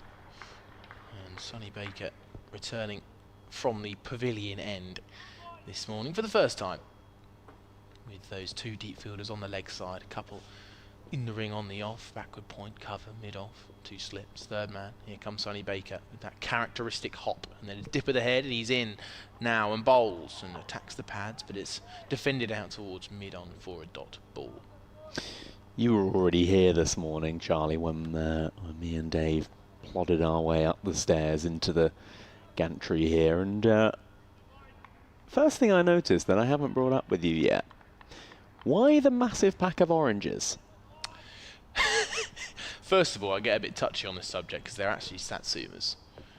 So they're a little bit smaller than the orange variety. as Sonny Baker is in past the umpire. Bowls and defended out towards mid-off. Well, I'm a man of health. And it feels correct this morning just to bring up a few oranges, you know. It was more the volume. What full? There's only 3 in there, Robbie. Come on. There's 4. Now. Is there? I can see them. I counted them earlier when I was off air. Sound like you're in need of one. Oh, see, that's why I brought them up. I am not in need of one. I had 3 of the mini pastries You're going to be pre-game. snacking on them pretty soon, Robbie, I reckon. Well, you just carry them around. It's just I understand bringing one orange with you, or sorry, Satsuma, but a whole pack. Baker's in, round the wicket to the left-hander. He turns it off his hips and it goes out towards deep square leg where it's fielded, so just 1 run. Well, I thought, you know, I could bring 1 or 2 and, you know, I might lose it in the bag sometimes. You come back and you see a Satsuma a few weeks later. You know, I don't want that. I'd rather have a bag which shows clearly that there's Satsumas in my bag that I can come back to and take them out when I get home. So, you know, any issues with that, Robbie? No, and actually, you know what? It is a smart play. It is a smart play because I did have a situation with a banana the other day. Yes. No, you see, that's the issue. Which I'll tell you about. Sonny Baker past the umpire, bowls and defending. That's a good probing line of length there. Which just brings the outside half of the bat. Dribbles up to the bowler for no run. See, I am a man who I travel around a lot, and therefore all sorts of mayhem goes on inside my car. I have a full wardrobe in there most times, certainly of the summer. And the other day I did realise that I think fallen out of my bag into the boot however long ago had been a banana. And I'd found sort of just nudged into the nooks and the crannies as I was clearing out stuff and shoes from my boot. All squished in and mushed up and mushed into the boot, wasn't it? A banana from 3 months ago. Lovely. Here's Baker. Bowls and an outside edging drive goes to point along the ground for no run. You see, I wouldn't say bring your bananas in a bag. I'd say bring a little... what do you call it? No, you don't. Well, you don't want them getting bruised. bruised. You don't want them getting bashed. What, as in like a Tupperware box? Might be a big Tupperware. No. I was thinking a cardboard box. Are you moving? So you're bringing what? 10 bananas in your box? I don't know. I haven't thought it through, but maybe. Okay. Well, I'm not bringing 10 bananas anywhere. You can't buy 10 bananas. You see, where you would bring 4 Satsumas in a small bag. You see, I'm thinking about the team here as well. Health. Here comes Sonny Baker bowls down the leg side though, taken by Ben Brown. Little swing of the bat there from Lyndon James. He tried to get a little bit of bat on it. That ends the over. 1 run from it. 161 for 6. Wonderful interview last night, by the way, with Kevin James and Sonny Baker. It was only about 3 or 4 minute interview, but they crammed in plenty. Let me tell you, if you've not looked at it, go and take a watch on the Hampshire Cricket YouTube. Spoke all things England Test call-up, obviously. Sonny Baker was mentioning that he found out about 10 minutes before a team meeting to debrief the season so far for Hampshire. So a real mix of emotions. A lot of bone broth chat, which I know arose yesterday. And some interesting chat about bowling as well and how it's changed this year. Here is Poquita to begin a new over, and forward is Patterson White pushing it back to the bowler. Mentioning that this year he's sort of, there's been a lot of chat about the fact that he's been much more consistent with his line and length, but mentioning that he's not felt like he's had to bend his back and go into 6th and 7th gear as often, and felt like the pace has come maybe a little bit more naturally to him, and he's been able therefore to have more control with where he's landing the ball. Really interesting insight from Sonny Baker last night. Here is Poquita again, bowls, and thick inside edge that from Patterson White. Squirts it down to Felix Organ in his floppy hat down on the deep fine leg boundary in front of the Colin Ingleby Mackenzie stand. Will come through for a single, 162 for 6. He is fascinating to listen to, isn't he? Yeah, it is interesting because it's a brilliant sign for both Hampshire and England that despite not really getting out of 3rd or 4th gear, in his words, he still is bowling at a brilliant pace, beating the bat plenty of times. He did even go on to say that he's been perhaps a little bit frustrated about how many times he has beaten the bat without taking the edge, but it shows just how well he's bowling at the minute. Poquita in over the wicket to the right-handed James, and James is getting this down to fine leg as well, and they'll come through for a single, 163 for 6. Yeah, Sonny Baker's obviously learnt a huge amount from Hampshire's more experienced first-class bowler in Kyle Abbott. been able to have that brilliant relationship together, and he was in great appreciation that I think people have recognised just how hard he's worked and just how much of it. He almost obsesses over getting better every time he goes out and bowls and doesn't want to leave a single thing out there. It's been brilliant so far this year for Hampshire. 2 slips crouched down, Pocket's in and trying to slash this away is Patterson White on the offside. Doesn't get much of it though, and there's no run. Yeah, he does seem to have, he's a cricket nut, isn't he? He's a cricket nerd. Sometimes you have these players, especially in the county game, that when you chat to them, you see them around, you think, oh, maybe you can tell there's a bit more going on than just the cricket. Whereas with Sonny Baker, it seems like he is, and he's up for it. He's up for admitting to being a cricket nerd, isn't he? Which is quite nice. You don't always get that. He is a really infectious personality. Try and watch any interviews with him that you can. Here is Pocketa in once again to Patterson White. That's squirted into the onside for no run. What's great about Sonny as well is that he is exactly the same on and off camera. I mean, so he basically stayed for almost 5-10 minutes after the interview just to chat. And we talked a little bit about... Was this yesterday? You were down there? Yeah, I was down there. We had a little chat about his phone call with Rob Key, and he went to phone his dad and anyone he vaguely knew. Final ball of the over from Pocketa. Bowls. Let's push down the onside for no run. End of the over, 163 for 6, 51 behind Nottinghamshire. Yeah, so Sonny Baker being called up to the England Test side. Go on, what was he saying? Any other nuggets that you can give us? It was off camera. Off camera, God, what can I say here? No, he called his parents. Yeah, he called his parents and everyone else who's been so crucial in his journey towards the England Test side. And of course, as you mentioned, just 10 minutes before the squad debrief of how the season has gone so far, Hampshire not obviously in the best shape, but Sonny, I think told Shane Berger, who then let the rest of the group know. So Sonny, as he runs in now, is bowling with quite some pace. This one's defended out towards mid-wicket for no run. Yeah, it'll be interesting to see what he can get out of this pitch this morning. Does look in the last 20 minutes or so like things have just settled down a little bit out there with these two, Lyndon James, Liam Patterson White, going about their business. Pockets has not looked particularly threatening from this hotel end.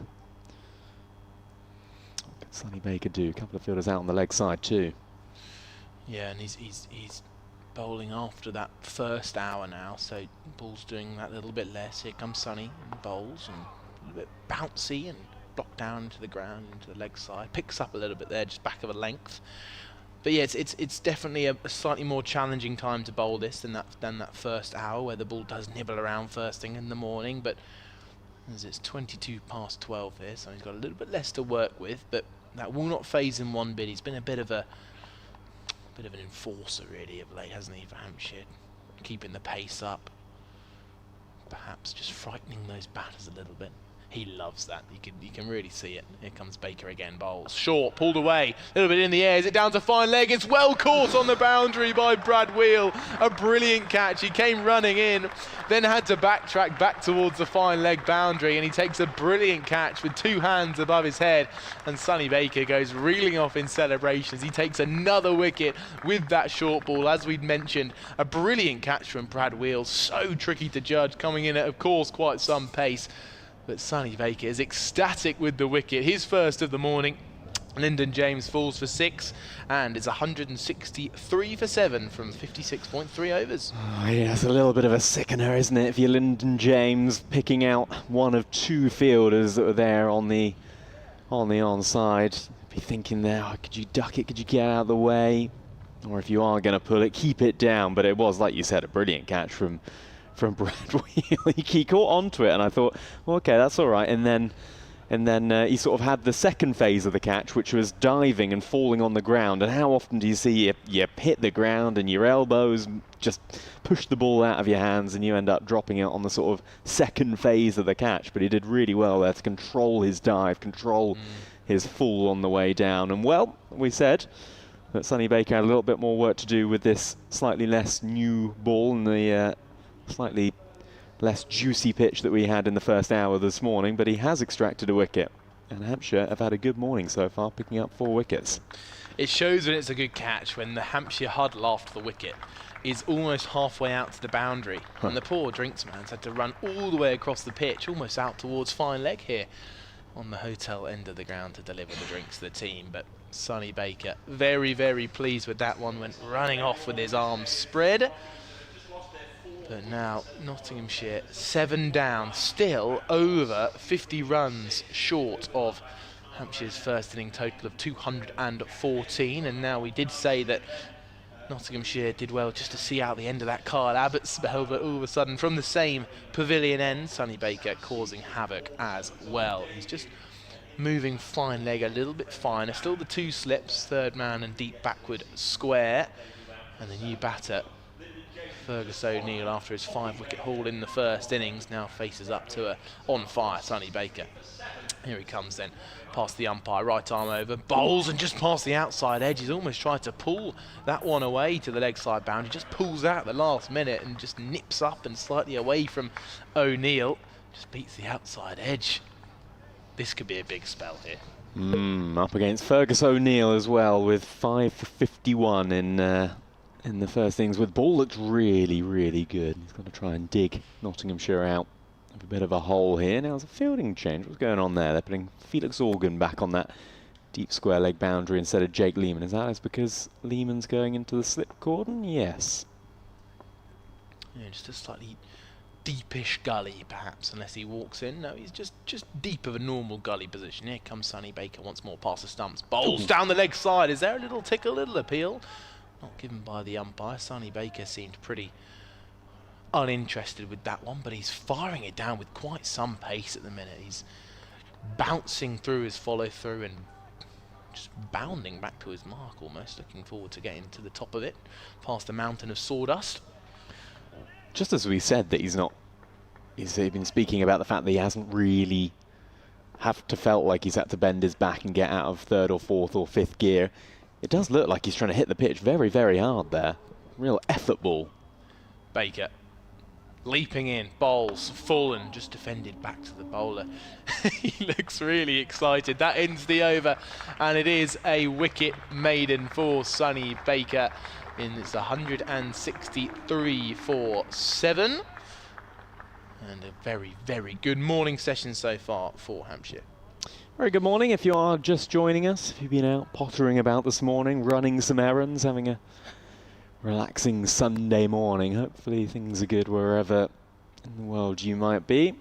We're on the south coast here at Utilita Bowl, just outside Southampton. Hampshire versus Nottinghamshire. Day 3 of this Rothesay County Championship match. Going into the game, Hampshire bottom, Nottinghamshire top. But as things stand this morning, you would have to say Hampshire have had the better of the defending champions. Things going pretty well for them. And Potgieter is out of the attack, the overseas South African all-rounder in on loan, and Brad Wheel back into things from a bowling perspective from this hotel end so far this morning. Figures of 0 for 43 from 13 overs, trying to back up Kyle Abbott at the start of the day, and he's going to have another go now. There's 2 slips in place. Interestingly, a deep cover point out there to our right-hand side as well. 2 fielders out on the boundary on the leg side as well, as Wheel is in to Patson White round the wicket. Ooh, beats Patson White outside the off stump, and a few groans, a few oohs and ahs actually you could pick up from the Hampshire faithful there. Just indicate that this is, and I know I'll get stick from Dan, who's part of the content team here at Utilita Bowl. I'll get stick for saying this is a big 10 minutes, but it is, Charlie Harden. And 10 minutes feels such a short space of time, doesn't it, in these 4-day games? Well, we've had a lovely email here from Liam Williamson, which I'll get through at the end of this ball at bracecricket@icloud.com. Wheel in round the wicket, and that tucks up Patson White. It's going to get single into the onside. Nice to have a couple of hours before the rain comes in. The way we're bowling now, I almost wanted to go past rather than this morning when I was desperate for a bit of weather. I have seen Mr. Watsy on about cricket's shorts, exactly the sort of thing county cricket needs. So thank you very much for that, Liam. I am Watsy on about, if you didn't know. You are. And what are you on about? Socials. Well, many different things. That's sort Many of different things. That's sort of the question, though, isn't it? You know, what are we on about? Here is Wheel into O'Neill, round over the wicket to the right-hander, and that's pushed into the offside, no run. That's the question. When you finally discover what you're on about, when people discover what he is on about, is that when you call quits and you retire? No, I don't think we'll ever find the answer. But it's also partly, whenever you turn on county cricket commentary, you often find yourself thinking, what are we on about here? And then it clicks, you know, and actually it's all about finding the answer to that question which you ask yourself many a time whilst watching county cricket. Philosophical morning session here at the Bowl. That tucks up Fergus O'Neill, and he's going to get off the mark with a single into the onside, 165 for 7. Well, you put yourself a career there. There you go. Can never answer the question. Yeah, well, that was the plan. It's funny. I don't actually know how I came up with the name. I think it was just something I always found myself saying around the cricket world. So, what are we on about? Well, there you go. 165 for 7, and Liam Patterson-White, the on-strike batter on 9. Again, that slightly strange deep cover. A few of the 4s coming off the bat facing Brad Wheel have gone through there. Patterson-White driving nicely down the ground. Don't worry about that fielder on the deep cover boundary. That's going to go down the ground towards us here at the hotel end, all the way for 4. Nice shot by Patterson-White, just over pitch there from Brad Wheel. Just relieves a little bit of the pressure on Nottinghamshire this morning. Patterson-White moves to 13, 169 for 7 and 45 behind. And thank you, of course, for all your correspondence this morning. bracecricket@icloud.com on the emails. The Hampshire Cricket email will be back in action tomorrow. Don't you worry. When Kevin James returns, the email will as well. But for today, bracecricket@icloud.com and @SolentSport on X if you would like to send any thoughts, feelings, emotions our way. Patterson-White to face the final ball of this Brad Wheel over round the wicket. That tucks him up and he pushes it into the onside, and there is no run. And we will bid farewell to Charlie Harden, who takes his headphones off, removes his scorecard, his MCC handbook thing that he's got there as well. He's very branded up, Charlie Harden, with MCC this and MCC that, and Dave Bracegirdle's back. You leave him alone. Sorry. Am I being mean? You've attacked his vitamin C intake this morning. You're having a go at him for his MCC gear. Poor old thing. Hey, I was just intrigued by why bring so many oranges. That's all I was confused about. Satsumas. Same thing. They're not. What's the difference between a satsuma and a tangerine?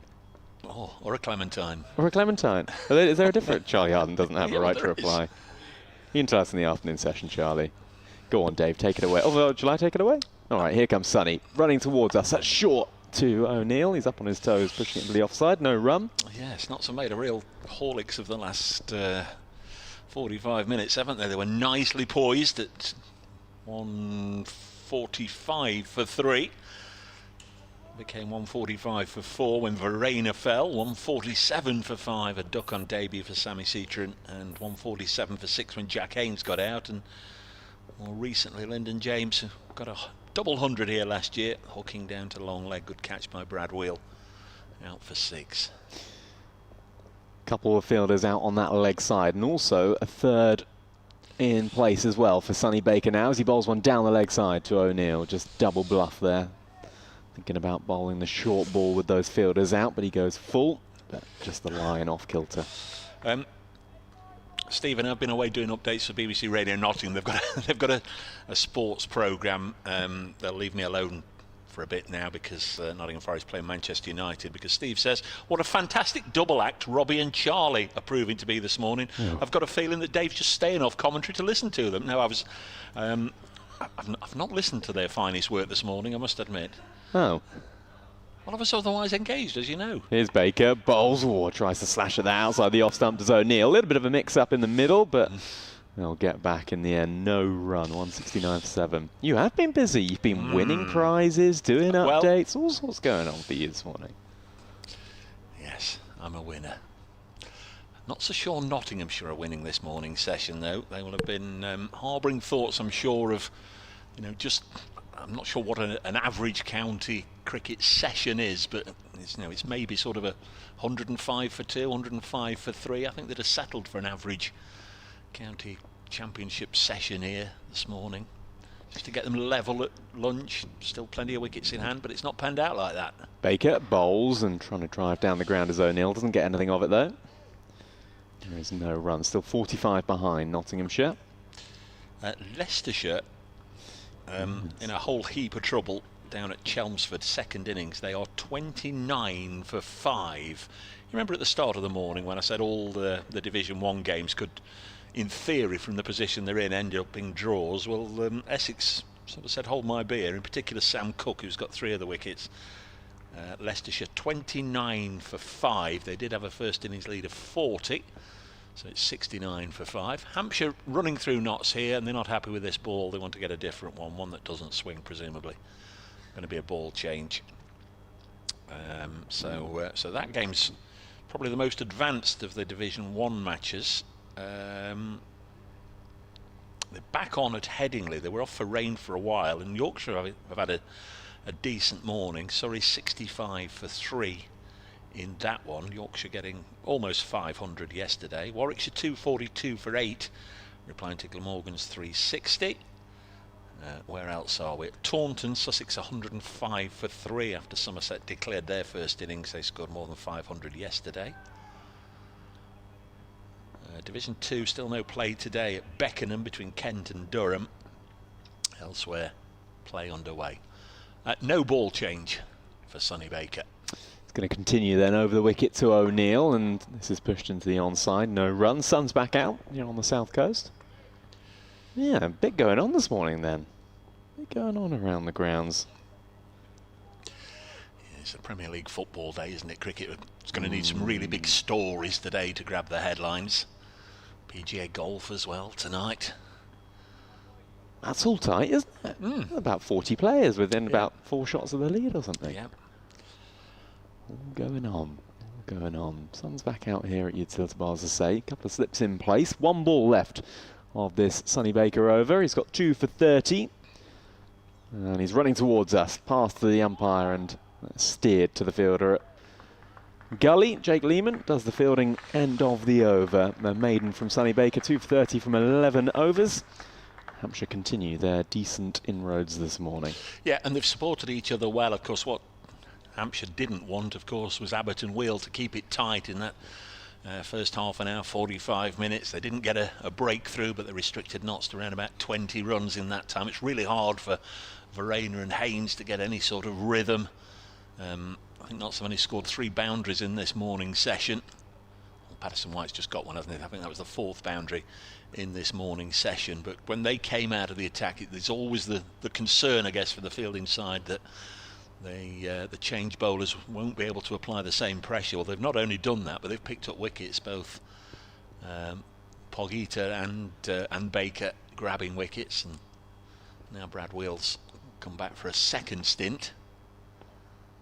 Took a good catch to dismiss Lyndon James, round the wicket to Patterson White, and there's another boundary through the offside. Very elegant play at Liam Patterson White, and hammered that one away.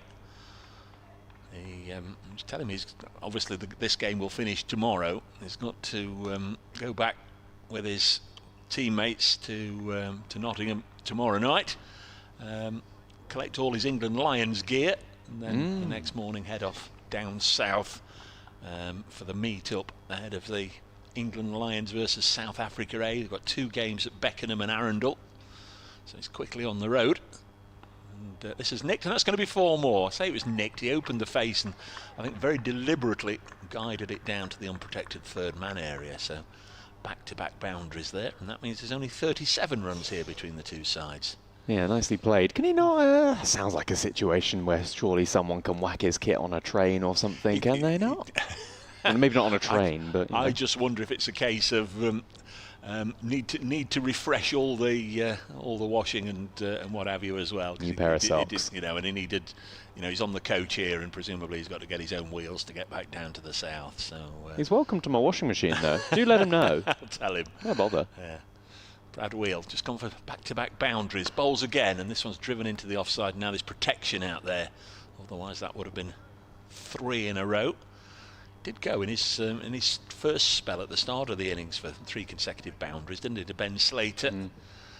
But puts the brakes on here. 9 runs from the last 3 balls. Not so 36 behind, 178 for 7, and they're 72 away from a batting point. Not sure it's going to be the game for batting points, is it? Notts could certainly do with at least getting one and getting a lead. That's going to be tough. Good comeback to the right-handed Fergus O'Neill, who's on 1 from 12 balls. The happy-go-lucky Aussie. He's a very, very decent player to have coming in this low in the innings. Got a good ball there, and there was almost a nod of respect from Fergus O'Neill in the direction of Brad Wheel as they almost came eye to eye at the end of Wheel's follow through there. Good stuff this from Hampshire. It's a really competitive session of cricket this, as O'Neill plays this up to Abbott at mid-on. Notts beginning the morning on 124 for 3.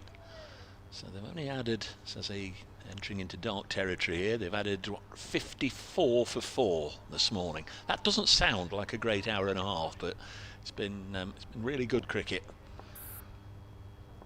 It's certainly not got the look of a bottom v top clash, which is on paper what it is. 2 evenly matched sides at the moment. This is down the leg side. Oh, that's going to be 4 more. That won't go against Brad Wheel, but it will go onto the Nottinghamshire total. Just brush the pad. So 13 coming in total from that over. 12 in boundaries, 2 off the bat of Patterson White, 4 leg byes and a single as well. So Nottinghamshire moving ever closer to the Hampshire total. 32 behind. Hampshire made 214, Notts 182 for 7. We've got half an hour still to go of this extended morning session. Of course, we lost a lot of play on days 1 and 2 to the weather, so we've got extended day today. 104 overs in theory, not that I think that we'll get them in, but 104 overs in theory. 10 past 1 for lunch and 4 o'clock for tea. Hey, what if we do? What if we do? What if we do? What if we do? If we do, we're going to have to scuttle off home sharpish to try and get the golf on. That is for sure. Goodness. I'm sure I think we'll be fine. I think it was going until about 1 AM last night, golf. Anyway, here is Baker. Once again, a few fielders out on the boundary for that potential short ball. He's into Patterson White, the left-hander, who's on the back foot, pushing it back to the bowler, and Baker chucks it straight to Nick Gubbins and says, go on, do your thing. And were you watching it for as long as that? Well, I was... Were you not flicking between Eurovision? I completely forgot about Eurovision. I completely forgot. I got home late last night. I was working on the rugby yesterday, so I got home late, and then I whacked the golf on, and I was dozing by the end of the golf, I think it's fair to say. What rugby were you on yesterday? I was on the Gallagher Prem. Saracens versus Gloucester. Things getting tight in the Gallagher Prem run-in. Here is Baker in. Ooh, beats Patterson White outside the off stump. Not collected cleanly by Ben Brown anyhow.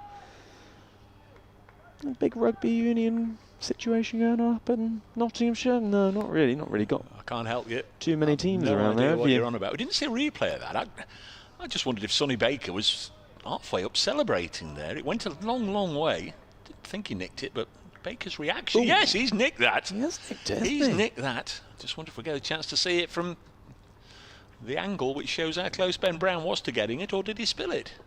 But Patterson White on 22 has nicked it. He's got his shirt number 22. Baker's going to have another go. This is shorter, pulled for 4. That's much more convincing from Liam Patterson White. Sonny Baker going just back of a length, and that was a beautifully controlled pull shot from Patterson White in front of square on the onside. Goes to the boundary. 186 for 7. And Hampshire's lead now 28. Without any evidence at all to back it up, I would then say he must have been dropped from the ball before, because it is one of the unwritten laws of cricket that if you, as a bowler, have a player dropped, he will hit you for 4 next ball. But it was a definite nick off the bat, the previous one. I think it must have dropped short, because there wasn't a huge reaction from behind the stumps for Hampshire, so I think it quite went through to Ben Brown, but maybe we'll get a replay later on. Here is Baker round the wicket to Patson White, and it's almost a carbon copy of the ball before. Back of a length, pull shot in front of square on the onside. Successive boundaries for Liam Patson White, just relieving some of the pressure for Nottinghamshire, and they're getting a little closer now to that Hampshire total of 214. They are just 24 behind, and Patson White on to 30 from 35 balls. Message to Sonny Baker, he likes them there. Yes. Yes. And Baker played at Trembridge last year when Liam Patson White got his 135 against Hampshire. It should certainly be common knowledge amongst the Hampshire side where to bowl to him and where not to bowl to him. And considering the run rate of just over 3, Patson White going along at quite a rate here. Baker tries to go short again, just drops his hands as Patson White. Wide. Called a wide. It is called a wide in the end. Yeah, have to think about that a little bit. Umpire Alex Wharf gave a moment. It wasn't him doing the thinking straight away. He was looking towards Steve O'Shaughnessy at square leg, and he sort of had a little ooh and ah, and then there was the gesture. I think he even caught the scorers out. I saw Alex Wharf there go for his radio. Having to hold his arms out for a while. Triceps getting achy. Here is Baker. He's got 2 more deliveries in this over. Not been quite as fruitful for Hampshire this time round. Oh, he beats Patson White outside the off stump. Much better delivery. Much better length. Do we have a director listening to us who can provide a replay of that drop, not drop?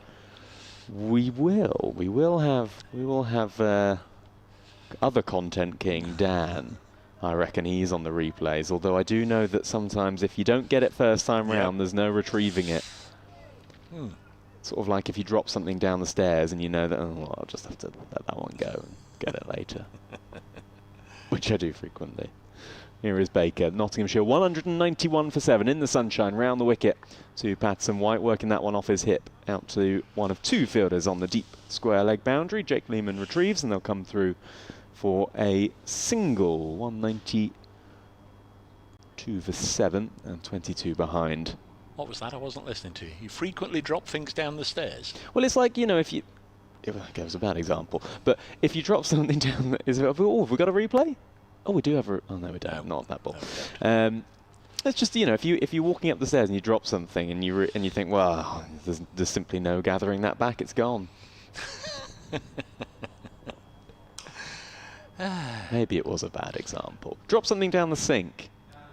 Down the drain, down the drain, Charlie it's Harden. gone. Yeah, down the drain, you can't retrieve it. Here's Brad Wheel, who's stood waiting for Liam Patson White to be ready. Stood by the pile of sawdust, which has been slightly disturbed by the breeze this morning, but not required at the other end. Patson White eases this into the offside. He's timed the ball sweetly in the last 2 or 3 overs, on his way to 31. Just have a look. This may be his highest score of the season, Liam Patson White. It's certainly his best contribution for a wee while. Yes, he's had scores this year of 17, 1, 14, and then 5, 5, 5, and 0. So this is his highest score of the season. It's been overdue. Down the leg side, taken by Ben Brown, who was very quick to get on his tootsies there and move away to his right to take it. 192 for 7 knots. Bonus points, of course, don't kick in until 250, and Knots would love to get one of those. At the moment, it's 3 bowling points to Knots, 2 bowling points to Hampshire. We're in the 62nd over of the innings as well, so if this innings is continuing, maybe just after lunch, that second new ball would be due. This is pushed into the offside, no run. That'll go down well in the Notts camp as they're having their roast chicken or whatever it is. Kyle Abbott with the second new ball straight after lunch. What about that? Looks like they're maybe in between games or in between innings over on the nursery ground to our left-hand side. One of 3 T20s, Hampshire versus the Isle of Wight, taking place today. They're all in a little huddle. Our correspondent said they're playing 3 matches against different opposition. Oh, they're against different opposition. That's what was it Stephen who mentioned that. Here's Wheel round the wicket. Patson White again with that club of a bat forces it out into the open spaces on the offside for his 32nd run. Knots a 21 behind now at 193 for 7. Scored 69 this morning for the loss of Kyle Verena, Jack Haynes, Sam Cetron and Lyndon James. Top scorer in the innings still Ben Slater's 48, and then Freddie McCann retired hurt for 38. Fergus O'Neill on 1. Oh, crikey, well, he needed a step ladder to reach that. Very, very wide indeed, and he had a real go at that and was maybe lucky not just to get the cue end of his bat as it went through to Brown. Fergus O'Neill stop-start second period with Notts. He played the first 4 matches of last year. That was all his permit would allow last year. This time picking up an injury against Glamorgan, had to sit out a game. Turns this away to leg. Gets his 2nd run, doubling his tally to 2. 194 for 7 now, Notts. Second Content King Dan has just been in touch about this replay of this potential caught behind for Hampshire. I think we're going to see a replay now, are we? Yeah, this is the only angle they have. So if you're watching on the live stream, you'll see this, the angle from behind the stumps. And it just looks, I don't think the reaction was enough for it to have been an edge that carried. I reckon it might have just dropped short of Ben Brown, but because Sonny Baker is ever so quick, Ben Brown was standing out a shot. We will never know. Well, we won't. Until we ask Ben Brown at the end of the day. Well, he's not going to tell you, is he? No, that's very true. We'll have a word with Alex Wharf. Here is Baker to begin another over. He'll go again. Ooh, and that one does beat Fergus O'Neill outside the off stump. Definitely no edge on that one. But it carried. But it did carry. I just had the feeling that Baker was beginning his celebration leap. It's not as if everybody's suddenly going to turn on the captain for putting it down either. No, generally a pretty safe pair of hands is Ben Brown. I think he might have been one drop this season that I can remember, maybe a mis-stumping as well, but generally he's a pretty safe pair of hands. A stalwart of county cricket is the Hampshire captain. This tucks up O'Neill. He pushes that into the onside. There is no run. Felix Organ doing a few bowl throughs as well to our left-hand side. Maybe he's going to have an over or 2 of spin before lunch. His floppy hat, his long sleeves. This began with Sussex, didn't he? Ben Brown, but Matt Pryor was still hanging around there, so made the move to get regular first-team cricket. I believe he still lives in those parts and commutes across, what is it, the A30, whatever it is, and this is pushed into the offside from O'Neill. They'll get a single. Move on to 195 for 7. What is it? M27 and the... Oh, it's the A27, that's what it is. The A27 and M27. Commutes along. Got his family still back in Sussex, I believe.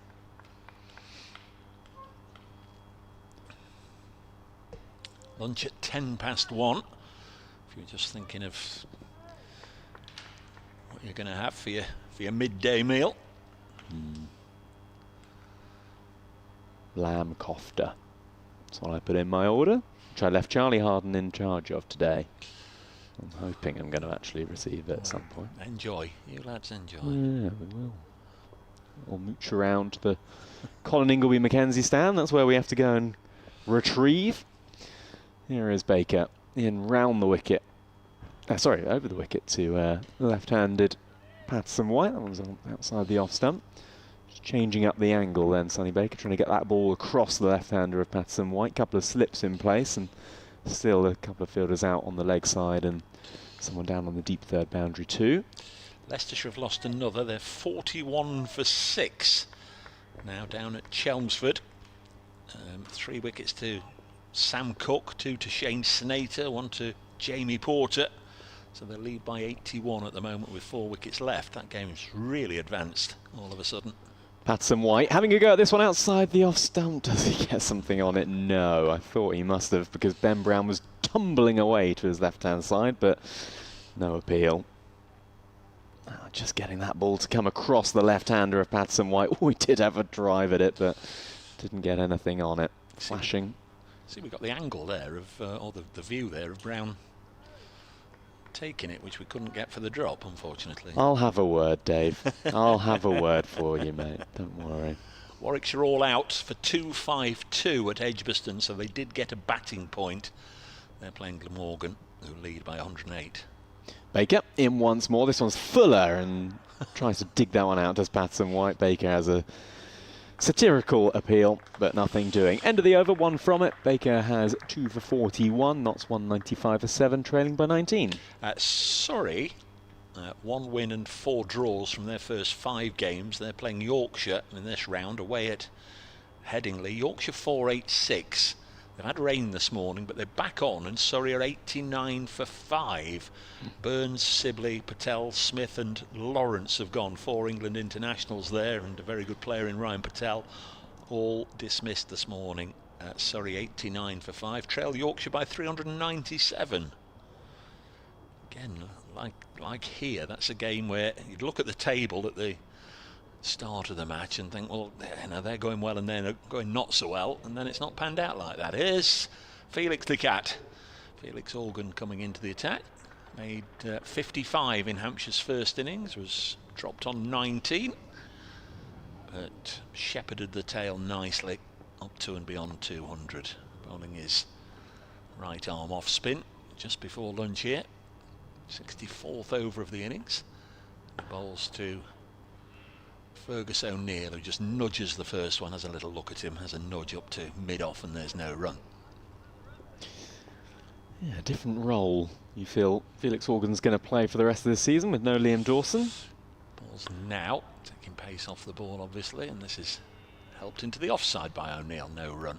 I'd imagine that he's going to be the go-to man now for remaining games in the county championship. Only real spinner you would have thought Hampshire would play. Just a couple of steps before he gets into his leap and delivery stride. This one's pushed back to him. Feels it nicely. He's wearing the long-sleeved shirt, which is just sort of hutched up a bit as far as the elbows.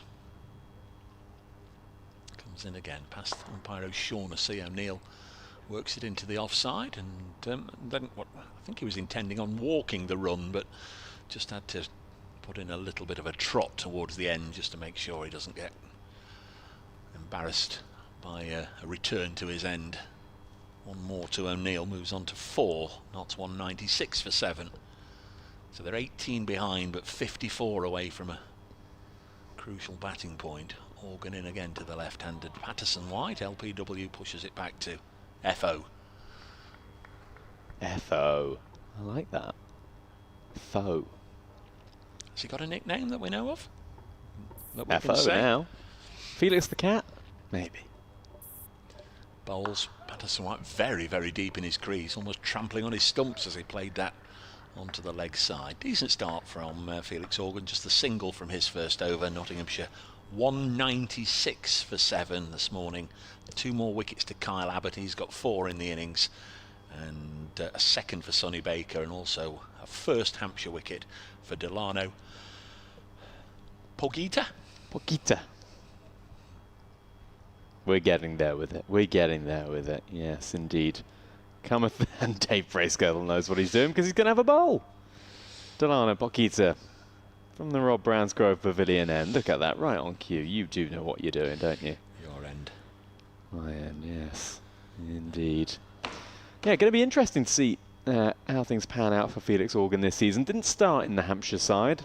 Liam Dawson, of course, the first choice all-rounder, without a shadow of a doubt, but with his immediate retirement from red ball cricket earlier on in the week, Felix Organ, you would have thought, will play most of the games unless Hampshire were to get someone in on loan, or maybe even go for left arm Andrew Neil. Here is Pogita anyway to bowl to O'Neill, and he's on the back foot pushing that to the onside, and there is no run. I think quite a stark contrast in pace from Baker to Pogita, it's fair to say. Thanks to Stephen Clark. Stephen, I I can't read everything out, but he has sent me all the relevant information about the disability games going on the nursery ground today. Good, Essentially, it's D40 disability side versus Sussex, then the Super 9 Hawks versus Berkshire, and the Super 9 Royals versus the Isle of Wight. All the information there. Thank you very much, Stephen. Pogita in over the wicket to O'Neill, who's nudging this one into the onside, down to Brad Wheel on the fine leg boundary, who does the fielding. They'll come through for a single. Deficit now down to 17. Yeah, the scoreboard has updated. They are on it. They're in the scorer's room. Well, maybe we can get a few results later in as they develop over on the nursery ground to our left-hand side. Leicestershire lose another one at Chelmsford, 42 for 7. So they lead Essex by 82, and there's only 3 wickets left. I don't know if it's a minefield or some shambolic batting or brilliant seam bowling from the Essex trio of Porter, Cook and Snater have all got wickets today. You said it might need a big headline to try and remove some of the football info from this morning. Might just have got it there at the game involving Leicestershire. Patterson White pushing this into the offside. No run. Sun's gone back behind the cloud. We had it for 10 minutes. That was nice. And Surrey lose another. They're 93 for 6 against Yorkshire. The White Rose will be loving that. Adam Thomas, very talented youngster, has just been dismissed in that one. 10 minutes to go to lunch here at Utilita Bowl. Nottinghamshire 197 for 7. Hampshire have made inroads this morning. And Pogita's in once again, tucking up Patterson White, pushes that into the onside.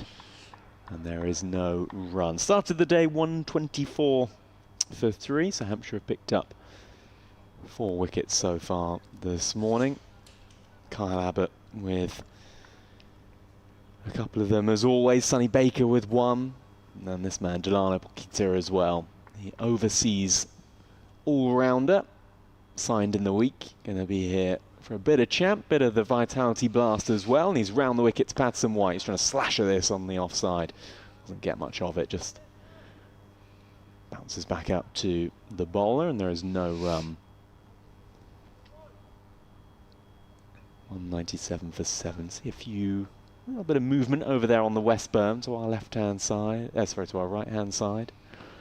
A few people trying to find a few outlets for lunch. Where you go? Dave Briscoe's got his arms out again, trying to do his compass. West to our right, east to our left, I think. Anyway, here's Pogita in, and thick edge down to the fielder on the deep third boundary. Pick up a single, 33 now to Patterson White, 198 for 7. It is confusing, isn't it? It is confusing. West never feels like it should be to your right, because it's generally not, but like you said, what did you say about France? Oh, Kev says you're looking towards France. Looking towards France. Oh. So that must be south, mustn't it, in front of us? Yes, I would hope so. And the Telegraph Woods, which look fairly still this morning. Bonjour. There's Felix Organ bowling to Liam Patterson White. Just 16 runs between the two sides now. Hampshire made 214. Led by a half century from Felix Organ, who's now bowling to Liam Patterson White, who's on 33. Got a leg slip in for Patterson White. He punches this to wideish mid-off. Fletcher Middleton doing the fielding. Not been a great match so far for Fletcher. Might get the second opportunity later today with the bat.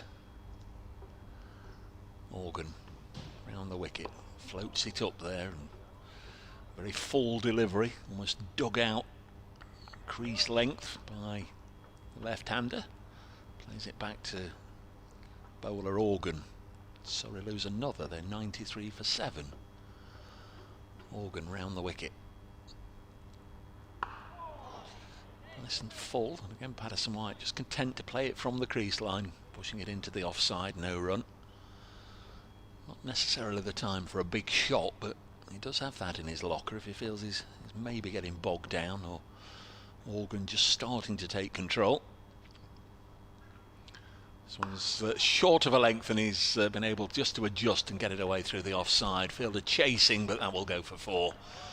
And Notts are now within 12 of the Hampshire score, and the 200 comes up in the 66th over. And Liam Patterson White goes to 37. It was just a whisker short, wasn't it? There was a bit of gentle turn there, but it sort of sat up, and he was able just to pick his spot on the offside, just threading a gap. And Ben Brown's response is to tell Fletcher Middleton just to hang out in the deep.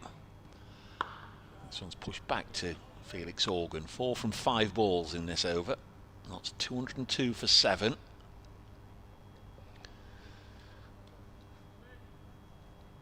Lost 3 wickets for the addition of only 2 runs after about 45 minutes this morning. It's really set them back. This is nicely fielded by Organ. So just that boundary from that over. He's through 3 overs, none for 8. Good enough stuff from Felix Organ. And Hampshire rushing around, making sure their over 8 doesn't take a hit. I'm sure they'll be okay through the course of the match, because you've got to bowl 8 hours now before the over 8 comes into play. So I've realised, Dave, we've got 6 minutes to go until lunch, and we haven't fully debriefed, and I don't feel like we can do this in the afternoon session. We'll have to park it at lunch. We haven't fully debriefed on what on earth did happen on Eurovision last night. And I know that you're our correspondent, so we must get a quick summary from you at some point. Here is Pockita over the wicket to O'Neill, pushes that into the offside, and there is no run. So the headline is that it didn't go well. Last, yes. Bottom, as has been the case in recent years. They don't like us and we don't care. Is that what the Millwall fans always say? Did you like the song? Who was it by? No, it wasn't a great... Look, Mum, no computer. That it? I wasn't a great fan myself. Not your thing. Here is Pockita over the wicket, bowls, and forward is O'Neill. No run. Yeah, it wasn't a Sandy Shaw puppet on a string, was it? Right. I should get that reference, shouldn't I? I should, but I don't. Of course, I'm dealing with the younger member of the James family here. No relation. No relation. Give over. You're the one he doesn't talk about. Where have I heard that before? Moving swiftly on. 5 minutes to go till lunch. 12 behind are Nottinghamshire. Here's Pockita in once again. And forward once again is O'Neill. So the winning track in the end, who won it? The Bulgars. Was it good? You must have liked some of the songs last night, or did you not like any of them? I slept through it. I told you I slept through it. I don't think Eurovision songs are sleep-through songs, though. Are they not quite loud? I was cold. I was really cold. Even went back to the room and watched a bit of it, and then the next I knew, it was still on, and you were off. The voting stage. Oh, well. There's always next year. We'll give it another go. No, you're all right. We'll give it another go. 2 slips in place. The sun's out here at Utilita Bowl, and Pockita's into O'Neill. Doesn't look too threatening in these last couple of overs. No run. 202 for 7. Do you normally get excited for it though? It's normally your thing, or is it just if it's on, it's on? It's a thing, isn't it? Yeah, it is a thing. It is a thing. It's a thing. I wouldn't draw a line through the diary or on the calendar at the start of the year. No social engagements must be booked on this particular day in May because I'm going to watch Eurovision. But it was on. It was on. Pockita in once again. This is short, and O'Neill's trying to pull that into the onside. Doesn't get anything on it. Goes through to Ben Brown. Oh well. That's good. I'm pleased that we at least we can park it there, and we know we have a summary. And basically, the summary was didn't go well. No, and congratulations to all our Bulgarian listeners. And congratulations, of which there are many, no doubt, no doubt. Oh well. In the meantime, I wouldn't have thought Hampshire would have been up that late watching it last night. Who in the Hampshire side would be a Eurovision fan? You know what? It probably is Sonny Baker, isn't it? If we're honest. Here is Pockita over the wicket. Bowls, and again he tries the short ball tactic. This time controlled hook shot from O'Neill down to Brad Wheel. They'll pick up a single, and O'Neill moves to 6. Patson White is 37. Notts 203 for 7. 11 behind, and a couple of minutes to go till lunch. Of course, one of the favourites to win Eurovision was Australia. Now that was Delta Goodrum, who at least I think most people have heard of. This came second or third. Leicester should lose another 47 for 8. What on earth's going on at Chelmsford? Leicestershire lead Essex by 87 with only 2 wickets left. That's extraordinary. Essex, I think Essex were 8 down overnight, so they've had 10 wickets this morning in that session, as Felix Organ bowls to Fergus O'Neill, turns it onto the leg side, sprawling stop at mid-wicket. Are we close enough to lunch to, yes, suggest this would be the final over? I think it will. A couple of minutes away, so 5 deliveries left. That's 203 for 7. Not been a great morning, but this stand just got them up to and over 200 with power to add at the moment. That's played out onto the leg side by O'Neill, fielded by fellow Aussie Lehman. 204 for 7. Notts are only 10 behind. Still got Ollie Stone and Josh Tong to come. Stone's had a 90 for Nottinghamshire a couple of seasons back. Josh Tong got a 50 last year on debut. There's Organ. Bowls. Patterson White eases this into the offside, and there's no run. So this is the 68th over. Don't think either will fancy facing Kyle Abbott with the second new ball, which is going to arrive after about, what, 40 minutes after lunch. Should not still be batting then. Patterson White turns this on the leg side for a single. 205 for 7. I think that would slot nicely into Kyle's plans. 4 wickets so far. Just take that second new ball and help himself to another 5 foot. O'Neill on strike. Patterson White 38 not out, which is the score that Freddie McCann got yesterday before his innings was rudely interrupted. This one's pushed back to Felix Organ, the bowler.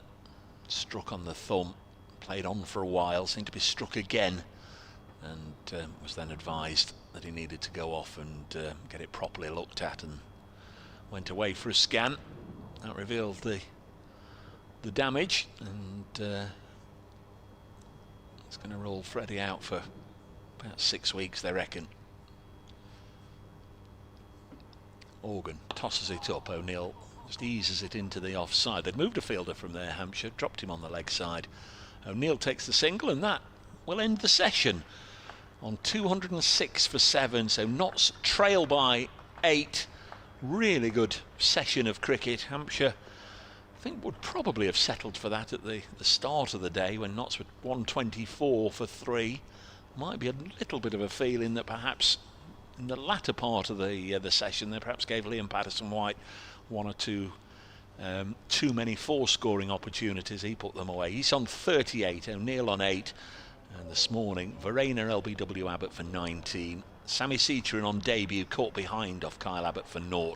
Jack Haynes caught at slip by Toby Albert off Pohita for 15, and then Lyndon James hooking Sonny Baker down to long leg. Good catch from Brad Wheel. 206 for 7 is the Hampshire, no it's not, is the Nottinghamshire score at lunch. The Hampshire pick of the bowlers, Kyle Abbott, 4 for 35. Yep, I'll just run you through the other bowling figures for Hampshire as well. Brad Wheel, 16 overs, 0 for 60. Sonny Baker, 13 overs, 2 maidens, 2 for 41.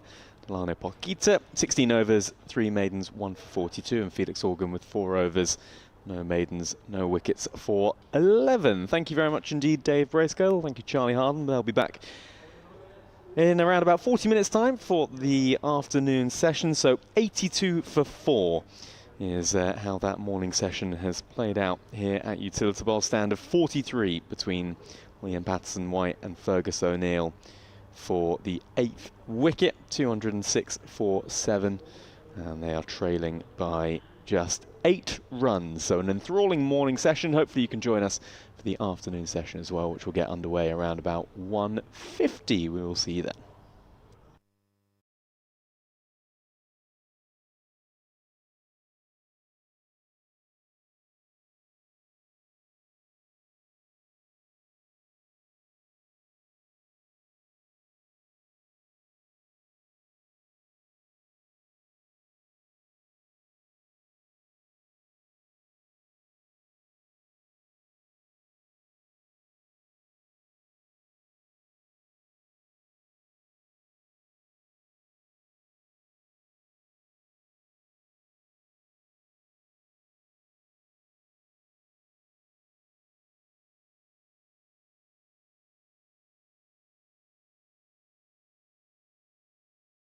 Enjoy yourself on a UK no-fly cruise. Enjoy yourself. There's amazing shows for you. Enjoy yourself. There's outstanding cuisine. Enjoy yourself. Enjoy yourself. It's all high quality. Enjoy yourself. Enjoy yourself. It's all high quality.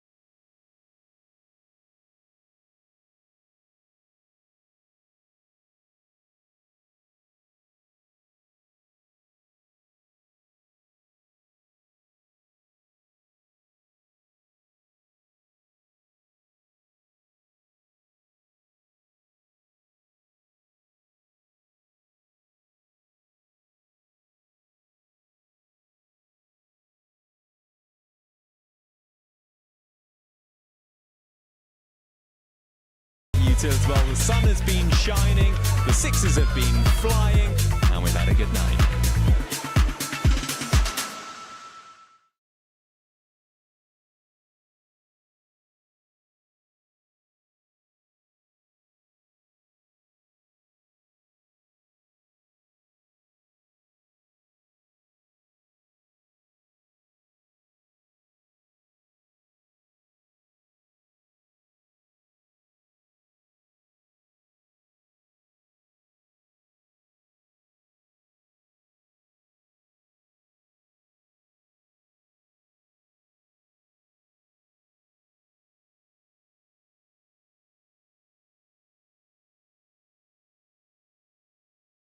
Doesn't even have to run.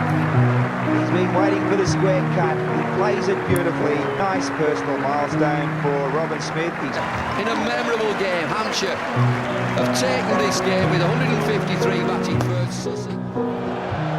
Right away, Peterson's gone. Shane Warne once again been quite brilliant. Changed the game. Yes, it does. There it is. That means that Hampshire are the winners of the Friends Provident Trophy 2000. He can't get there, and Hampshire Royals have done it. The scores. The Southern Vipers have won the inaugural Kia Super League. 100 from Wiley Rousseau, a moment to remember. Finna, an innings of real quality for Hampshire. Get themselves over the line emphatically to defeat the reigning champions, Hampshire. That is what you've got, Nicholas. Wrexham Yorker through past the Bennett Gleeson. Hampshire third. Oh my word. It's the biggest of the lot.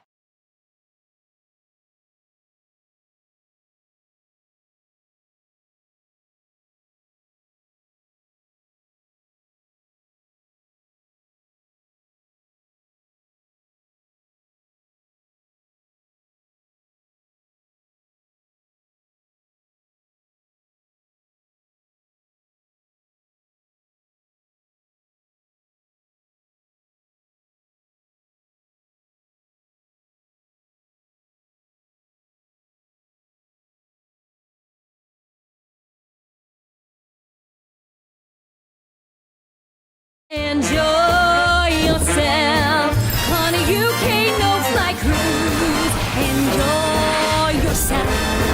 There's amazing shows for you. Enjoy yourself. There's outstanding cuisine. Enjoy yourself, enjoy yourself. It's all high quality. Enjoy yourself, enjoy yourself. It's all high quality.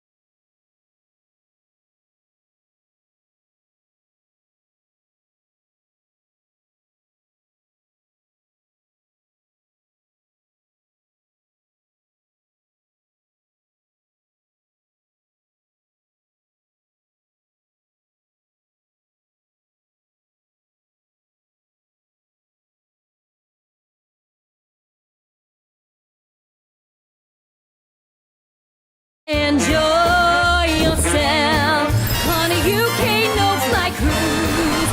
Enjoy yourself. There's amazing shows for you. Enjoy yourself. There's outstanding cuisine. Enjoy yourself, enjoy yourself. It's all high quality. Enjoy yourself, enjoy yourself. It's all high quality.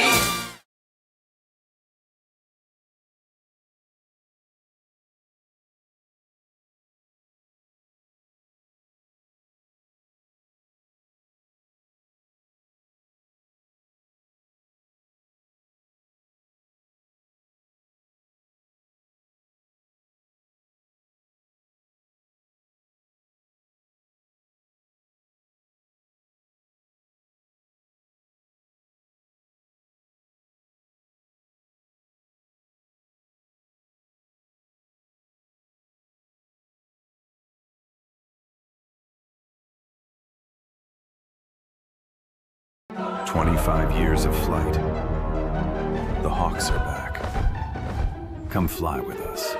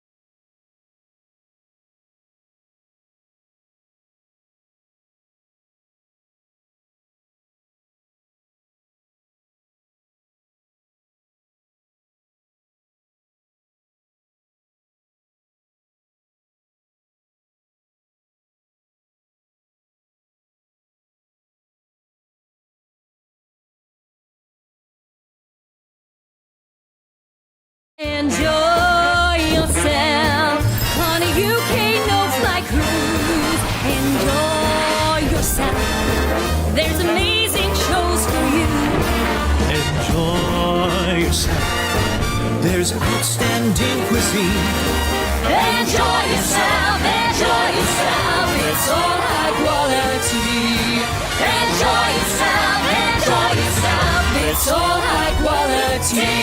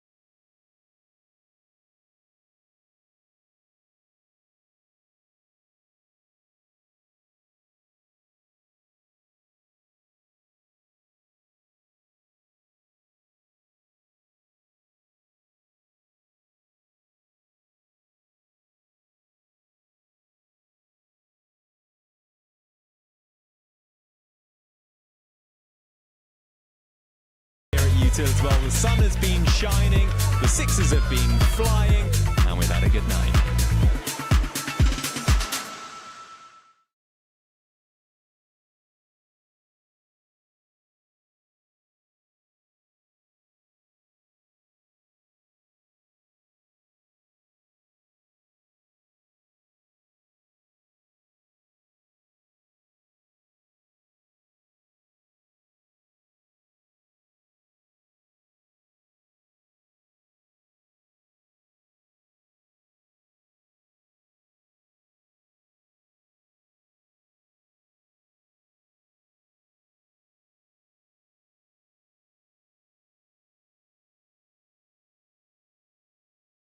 Doesn't even have to run. He's been waiting for the square cut. He plays it beautifully. Nice personal milestone for Robin Smith. He's In a memorable game, Hampshire have taken this game with 153 batting first. Right away, Peterson's gone. Shane Warne once again been quite brilliant. Changed the game. Yes, it does. There it is. That means that Hampshire are the winners of the Friends Provident Trophy 2000. And he can't get there, and Hampshire Royals have done it. The scores. The Southern Vipers have won the inaugural Kia Super League. 100 from Rothesay, a moment to remember. Finna, an innings of real quality for Hampshire. Get themselves over the line emphatically to defeat the reigning champions, Hampshire. That's what you've got! That is what you've got! Nothing else! Rips a Yorker through! Past the Gleeson! Hampshire! Oh my word! Oh my word! It's the biggest of the lot.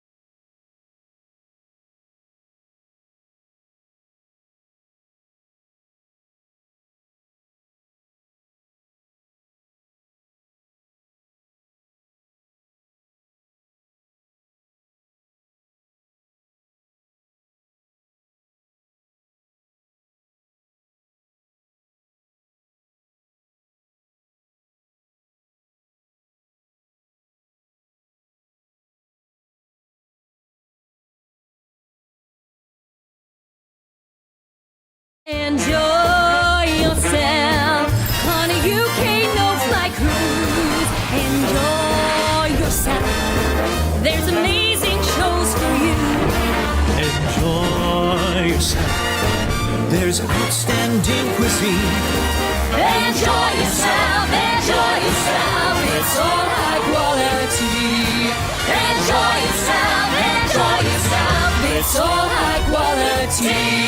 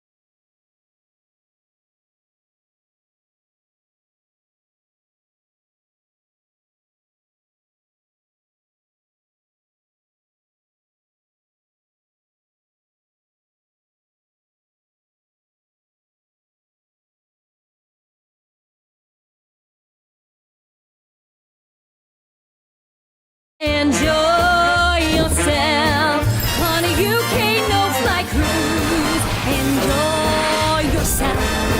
There's amazing shows for you. Enjoy yourself. There's outstanding cuisine. Enjoy yourself, enjoy yourself. It's all high quality. Enjoy yourself, enjoy yourself. It's all high quality. –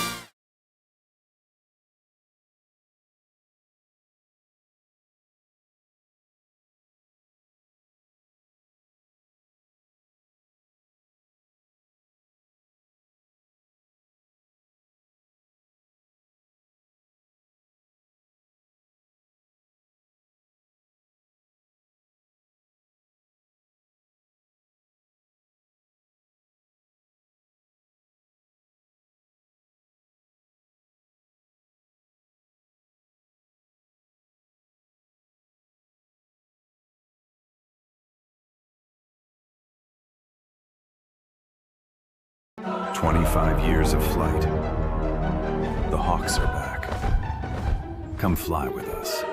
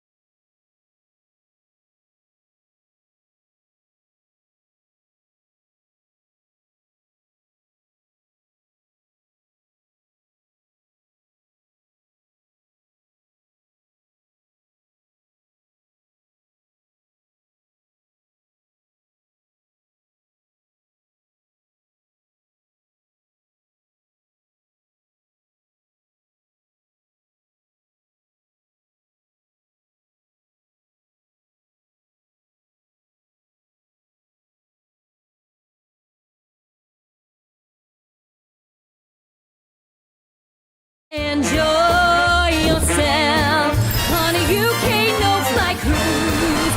Enjoy yourself. There's amazing shows for you. Enjoy yourself. There's outstanding cuisine. Enjoy yourself, enjoy yourself. It's all high quality. Enjoy yourself, enjoy yourself. It's all high quality.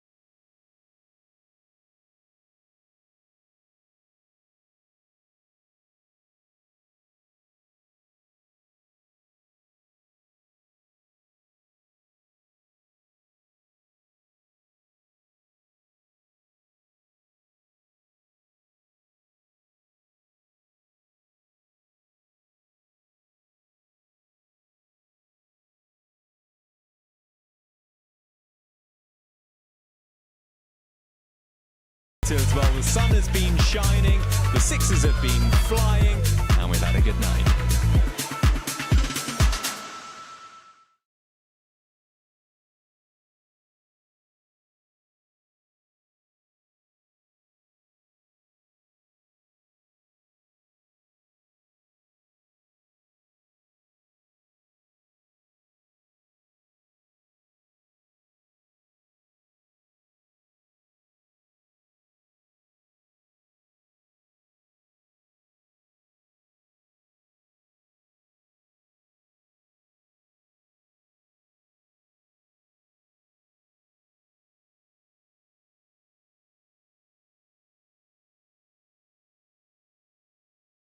Doesn't even have to run. He's been waiting for the square cut. He plays it beautifully. Nice personal milestone for Robin Smith. He's in a memorable game, Hampshire have taken this game with 153 batting first. Right away, Peterson's gone. Shane Warne once again been quite brilliant. Changed the game.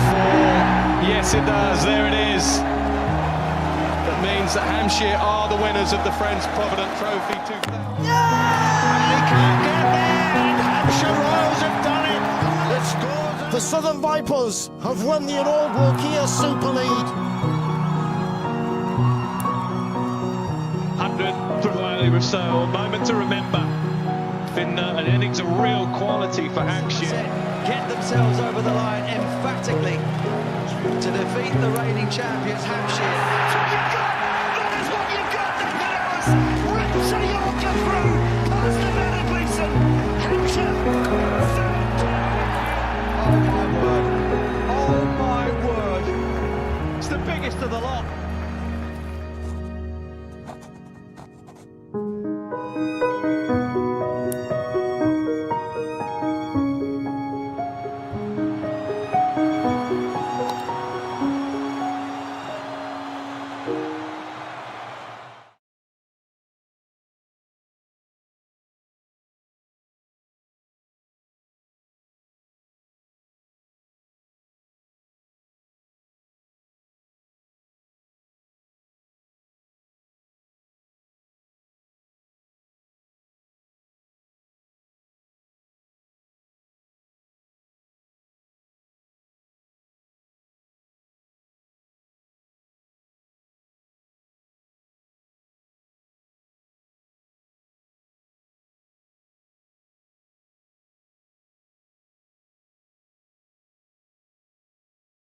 Enjoy yourself on a UK no-fly cruise. Enjoy yourself. There's amazing shows for you. Enjoy yourself. There's outstanding cuisine.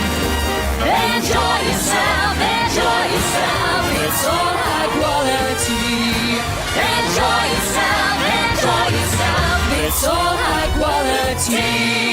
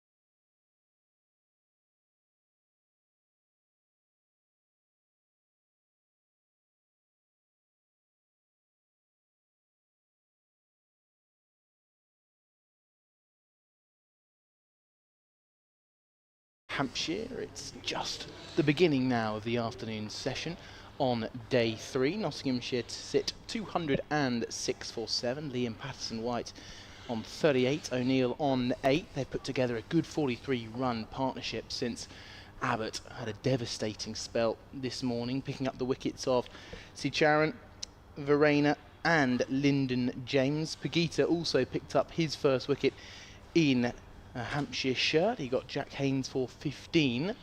But since that 7th wicket fell at 163 for 7, these two have played very, very well indeed. Your commentary team today, you'll hear a bit later from Robbie James. I'm Charlie Harden, and alongside me from BBC Nottingham, Dave Bracegirdle. Yes, good afternoon, Charlie. Good afternoon, everybody. Thankfully, still playable. Thankfully, the light is good, and this game can advance even further. Very much Hampshire's morning, picking up those 4 wickets. Really disappointed for the debutant Sammy Sicharan, of course. Wouldn't have expected to be thrust into a first-class debut. Went out there facing the full might of Kyle Abbott, and like so many before him, in fact 500 or so before him, he didn't last too long, nicking behind. But Liam Patterson-White, that talent he's got for putting away the bad ball, coming to good effect just before lunch. He's moved on to 38. Fergus O'Neill with him on 8. Notts trail by 8. Yeah, brilliant partnership between these two. Here's Kyle Abbott, set things off, bowls and a drive up towards mid-off for no run. Did mention, as we were going to lunch, Leicestershire continued to lose wickets, 60 all out in their second innings at Chelmsford. 12 wickets went down in that morning session. Essex need 101 to win. So start of the day, couldn't really see any matches really that seemed to be nearing the finishing straight, but that one certainly is. Here's Abbott. Runs in past the stumps, bowls, and brings out a defensive shot again from O'Neill. You've done the rounds, you've walked the grounds, you've been hither and thither, wandering past the disability cricket, walking round to see our good friends in the written media. You've been a busy boy. Yeah, certainly was. I also was a little bit busy over my lunch as well. You know, really tucking into my chicken and mash we had up there in the press box, number 6, talking to a few of the media guys. Not really about the cricket, unfortunately, more just about the food. But here comes Kyle Abbott, past the umpire again, right arm over, bowls and struck on the pad. Big appeal this one to umpire Alex Wharf, who remains unmoved. He's one of those umpires that just stays still. You don't see a shake of the head. You just have to wait until you give up your appeal. Sing it again on the monitor in here, and on another day, perhaps.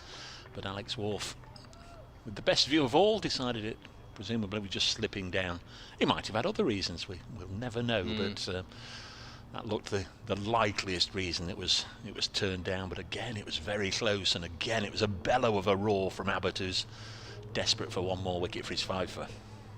Here he comes in again, hits the crease, bowls. So it's edged, oh no, I think it's inside edged into the pad, and it's just gone out to second slip on the bounce, and it's really causing things to happen in this afternoon session. Not always the most productive time, especially with a ball that's 69 overs old, but Abbott's still making it talk.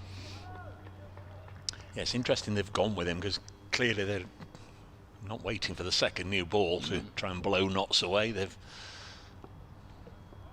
told Kyle, don't have a second helping of apple pie and custard. You're opening the bowl in here. Let's see if you can knock these 3 over quickly. Here he comes once more. Past the stumps, bowls, and a drive towards mid-on. Isn't timed by O'Neill, who stays on 8. I was told the players eat separately here, which isn't particularly usual. They generally keep their distance from one another throughout the match, apart from meal times, where generally most sides are in the same dining room, but understand they're kept apart here. Yeah, it's always a funny one. It's also a thing you never get access to as a viewer or even as a commentator as well. Here comes Abbott, bowls. It's just flicked down towards fine leg, and that will be a single. Good running as Felix Organ is able to do the work into keeper Ben Brown, and that ends the first over of the afternoon session. And Nottinghamshire 207 for 7. There has been places over the years where you know, the media have gone in and net in the same room. Leicestershire, the most noticeable, but that's stopped there now as well. Single in that first over of the day then. Notts 207 for 7. Just trailing by 7 runs. Patterson White 38, O'Neill 9. A lot of the outgrounds, of course, they still just do sort of one sitting for everybody, players and coaching staff and the media. It's going to be Delano Pogita, South African on debut. 1 wicket for him so far in this innings. Got Jack Haynes caught at slip. He's in now and bowls to the right-handed Fergus O'Neill, who defends. The other Division 1 scores quickly. Sussex 115 for 3 at Taunton. Somerset got over 500.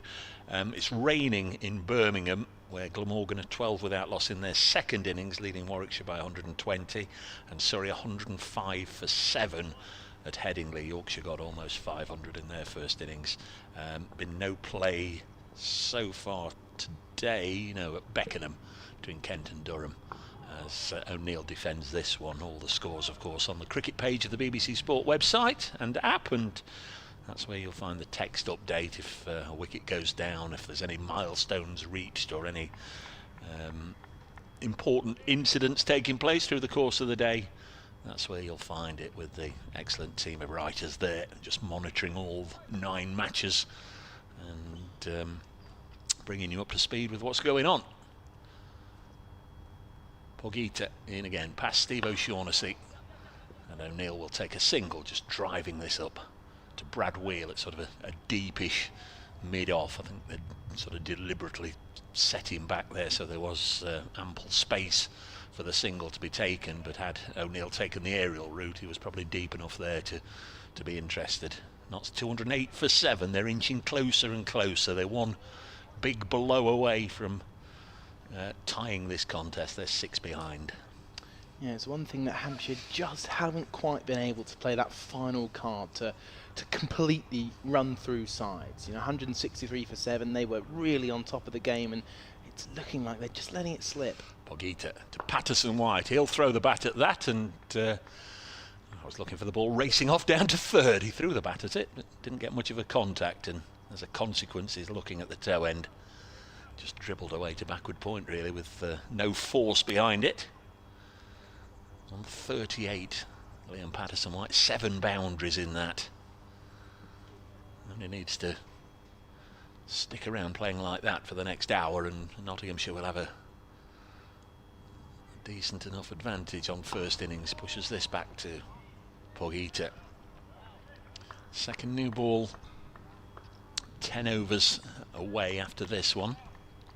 Hampshire could have hurried towards it with a little bit more of Felix Organ. We had, 4 overs or so of the spinner before lunch, but they've quite rightly, I think, elected just to try and get it done and dusted before the second new ball becomes a factor.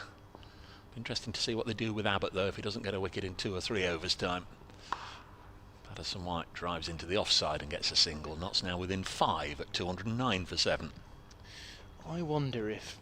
A couple of thoughts here, Dave. One is, are they maybe even thinking about giving the new ball to Sonny and Brad Wheel and almost seeing if they can find any reverse swing through Kyle Abbott? But you've got to say how incredibly he's been through the past few seasons with that new ball. Fabulous player, yeah. You can't look at anyone else for that new ball, can you? So it's quite an interesting play. Just 10 overs away now from the new ball, and Kyle Abbott will have the second over of his spell.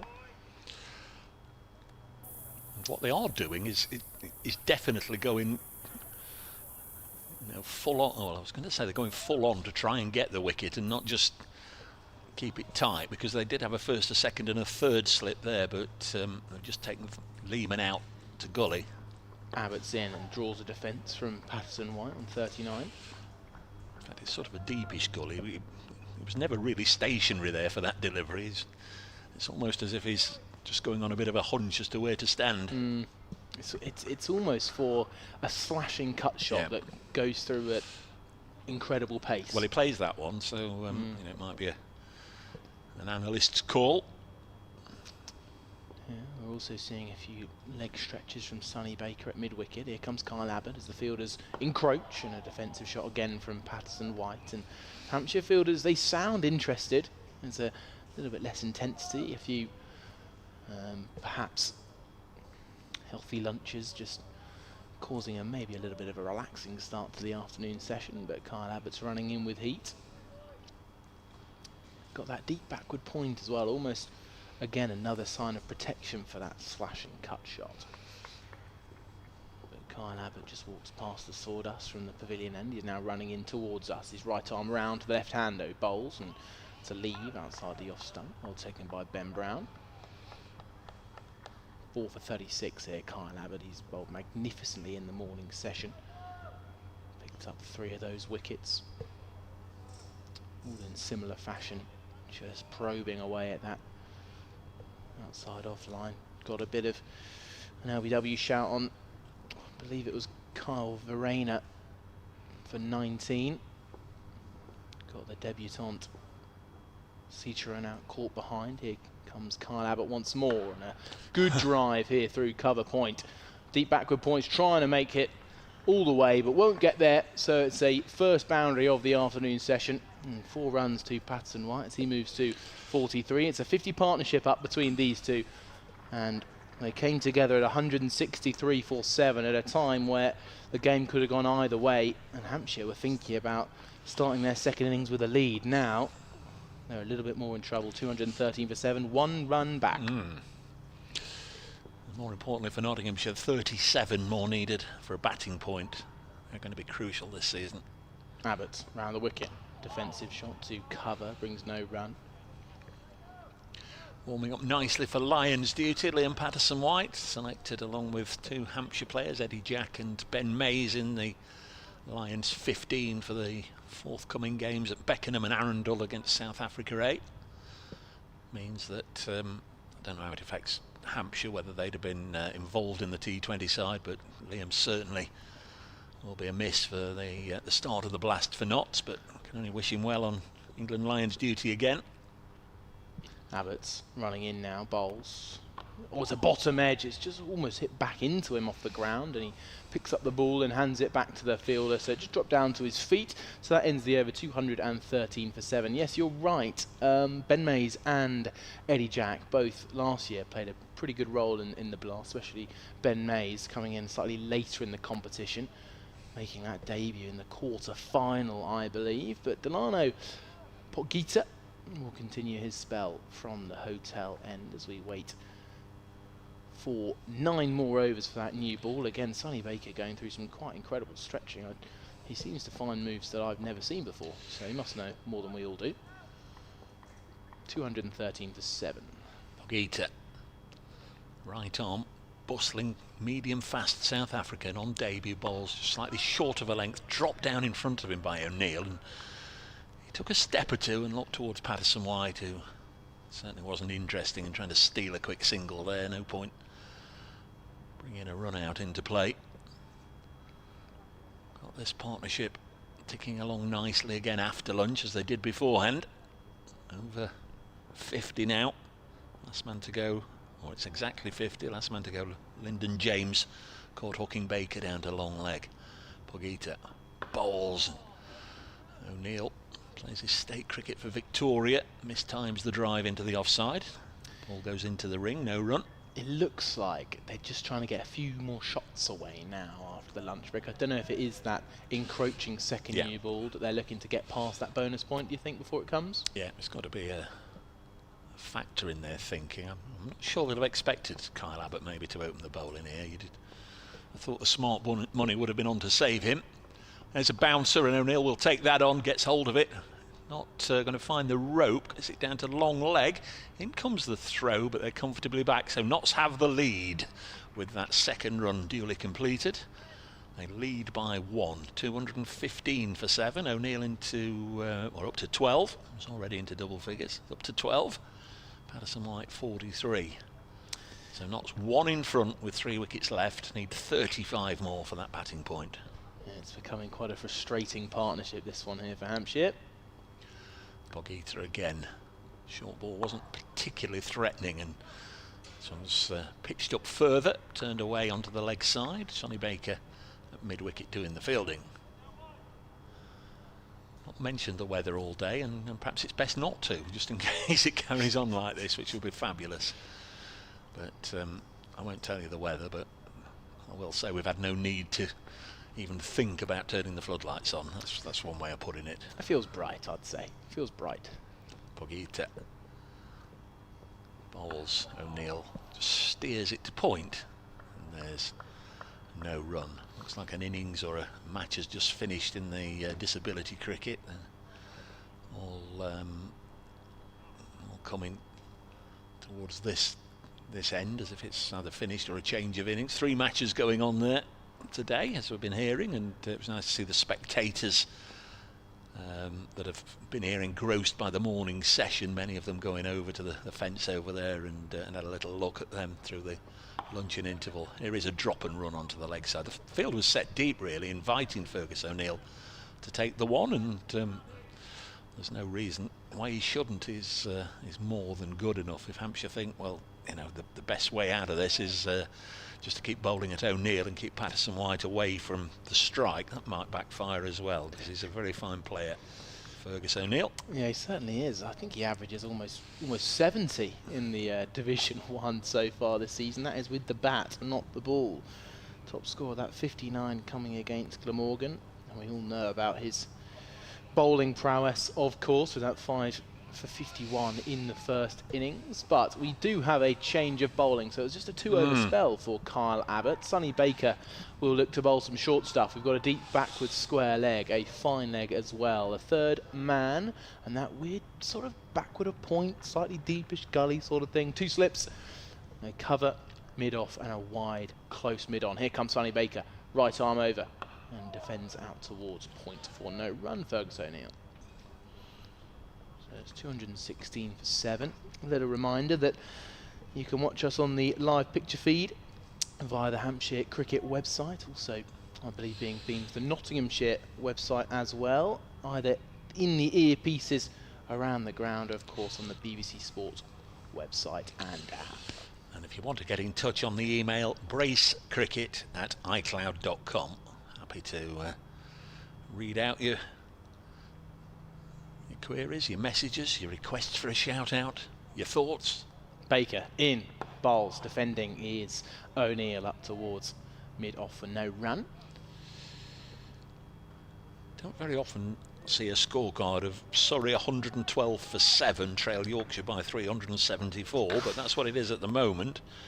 They've only lost 1 game over the last couple of years, and that was that almost title decider against Notts at the Oval last year. They've won 1 out of 5 this season, 1 win and 4 draws. But they're in a bit of trouble at Headingley against the Yorkshire side that were down towards the lower reaches of Division 1. Baker's in again. There's a deflected cut shot towards backward point for no run, well fielded by Jake Lehman. Yeah, they know each other pretty well as well, Fergus O'Neill and Jake Lehman, and just maybe Lehman's tapping into a bit of knowledge that's come from 9 or 10,000 miles away, or however far it is, to when they last faced each other. Yeah, he does enjoy just walking in that extra amount into Fergus O'Neill. You might be right, exchanging a couple of friendly words. Sonny Baker at the top of his mark, feet together, little short steps and a hop, then he's in, and he is stride lengthening. Here he comes, bowls, just beats the outside edge of Fergus O'Neill. Baker looks up to the heavens, can't quite believe it, as he beats the bat again. I was saying earlier to Robbie Dave that Sonny last night said he's just becoming not frustrated, but he's beating the bat a lot, and it's a testament to just how well he's bowling, but he's also getting a little bit frustrated about the fact that he just continues to just miss the outside edge. He's almost bowling too well at the minute. Here's Sonny Baker. He's 2 for 41. Picked up the 2 wickets yesterday afternoon. Here he comes in past the umpire again. Bowls, bowled him! Leg stump goes cartwheeling. And he's pointing at the stumps and he's celebrating with his skipper, Ben Brown. Another breakthrough as Sonny Baker takes the wicket of Fergus O'Neill, brings that brilliant partnership to a close. And the score now 216 for 8. Baker with his third. Yes, there was no doubting that one. Really, it was off stump, wasn't it? It's gone cartwheeling out of the ground. We'll get a good view here. Just beat the inside edge of Fergus O'Neill. Nipped in, it was off stump, top of off. God, he's all over that one. But a huge wicket again, and with the lead, just 2 runs there for Nottinghamshire. Patterson White is the not-out batter on 43, and that new ball is 7.1 overs away. And Nottinghamshire, with that lead of 2, will be looking to see how close they can possibly get to that first batting point, as you mentioned there, Dave. And Liam Patterson White's got to find a partner to find Nott's ways up towards 250. Yep, Ollie Stone will be in next, coming out at number 11, but don't forget there'll be a number 12 to come out as well in Josh Tong. That's because Freddie McCann, of course, came in at 3 yesterday, had to retire hurt, and Sam Seatram was allowed to bat today, taking a full part in this game as the official injury replacement. So they keep on coming. Hampshire, of course, still required 10 wickets to bowl Notts out, but you know what I'm saying. This is the 11th different player that's made his way out to the middle, and there's one more to come in Josh Tong. Been in good form with the ball. Ollie Stone is a more than capable lower order batter as well. As I say, he's got a first-class best of 90, which he got for Notts a couple of years ago. Last week against Surrey he got 38, so great deal of talent to stick around, and that could be important, a bit of stickability here whilst Patterson White tries to get on with it. But a terrific delivery from Sonny Baker, and when we're talking about Kyle Abbott eyeing up a fifer, Baker will be having similar thoughts. He's got 3. Seeing if he can nab the last 2 wickets from his teammate, and they get on so well and have that brilliant relationship to be able to discuss fast bowling, develop Sonny's career, and learn from arguably one of the best in the county game. As we have a fielding change, under the helmet goes Fletcher Middleton, just on the line of square, and he's in at short leg, deep square and fine leg as well. Here comes Sonny Baker into the new batter. It's full struck on the pad. It's a celebration appeal, and he's given him LBW. And Sonny Baker didn't even look back at the umpire before he was going off celebrating. 2 in 2 for Sonny Baker. He gets 4 wickets now for the innings. And we were just saying there, Dave, that he's eyeing up a fifer. And Ollie Stone goes for a golden duck. 216 for 9 now, Nottinghamshire with that lead of just 2 runs. Yeah, potentially hat-trick territory with Josh Tong to come in last. That would certainly grab the headlines. So he's got 4. Liam Patterson White, 43 not out. I think that's the end of the over though, so Patterson White will be on strike, and presumably it will be his choice now as to how he goes about it. And I just wonder if Hampshire will push them all out and invite him to take a single. Very interesting to see how this pans out. Yeah, and Patterson White has looked very, very good, hasn't he, for his 43 from 67 balls, and just that 1 wicket remaining. See how far ahead Nottinghamshire can get, but it's been a brilliant afternoon session this for Hampshire. And in that post-match interview yesterday evening, Sonny Baker just saying how in the game Hampshire still feel they are. They just need a breakthrough. They need almost just a result to get under their belt, then they're off for the season, it feels. But in comes the number 11/number 12 batter of Josh Tong, after Freddie McCann did retire and ended up getting replaced by Sam Seatram. But Josh Tong will take the non-striking role as the wicket came at the end of the over. And Delano Bogita will get things underway again from the hotel end. Yeah, look at Ben Brown. He's telling his fielders, go and pick a different postcode, everybody. Out you go. Of course, that can backfire on a ground with as much space as this. If Liam Patterson White can pick off a couple of 2s as well, it can be counterproductive, can't it? If you're sort of inviting him to take the single and he either refuses the single but can pick off one or two there and backs. Pogita to bowl to him. He's going round the wicket to the left-hander. One slip stays in there. He's dug this one out. Gubbins, sole fielder in the covers, does the stop. So Sonny Baker will be on a hat-trick, assuming the last wicket doesn't go down in this over. That would be a real statement. That will make people sit up and look. You can bowl as well as you like, but it's the headline grabbing moments that really catapult you forward. This is pulled away by Patterson White, and that will go for 4. And that is sometimes the trouble when you push everybody back and sort of invite one player to play his game, either go for his shots or just control who might be on strike or not. Short from Pogita. Patterson White in a strong area of his, pulls it away for 4 to go to 47. Yeah, that will remind Hampshire just that they don't want to let this partnership just whittle away for too long. They want rid of them quickly. Pogita in again, figures of 1 for 51, round the wicket again. Patterson White struck on the pad, that was going down surely, and they're going to take a leg by here. So that is what, the 3rd ball of the over. Take the leg by. Total goes to 221 for 9. Notts lead by 7. And Josh Tong to face his first ball. Right-hander, of course, England's Josh Tong. No mug with the bat. Best of 55 for Notts against Durham last year. But in they come. 2 slips, ringer 3 on the offside saving 1, ringer 3 on the leg side saving 1, and a long leg. Pogita bowls short, and Josh Tong can duck underneath those all day long. Yeah, he picked up 37 not out against Surrey as well. So just to add to your point there, that Tong's no mug, as he ducks away safely there, staying out of trouble. And then here comes the debate. 2 balls to go. Do you push the fielders out again, or do you keep the pressure on? Looks like Ben Brown's done a bit of a mixture of the two, and the 2 have gone out on the leg side again. Pogita to bowl to Josh Tong, solidly behind it and defends. Sonny Baker, I think, would rather bowl at the number 11/12 for his hat-trick ball than Patterson White, but the same token, he'll still run in full of confidence, and should he get a hat-trick, that would be a really special moment in his young career. Yeah, to seal that 5-wicket haul, what a great finish it would be. Pogita would fancy a second though in the Hampshire shirt.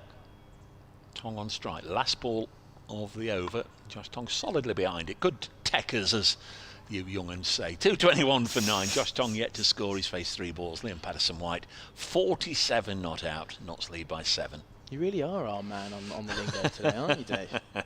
Not only the slightly more the slightly more retro ones, but God, the techers as well. There you go. See what you and Sonny can get from this over.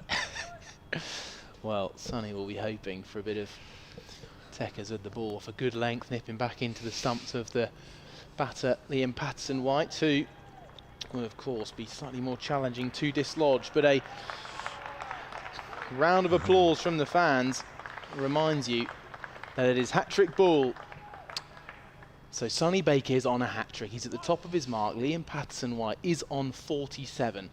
2 slips, a deep point, 3rd man, and deep square leg is coming inside the ring. I don't know if they're just going to try and reinforce the cordon here. Fine leg is out on the boundary as well, and it's a funny balance here.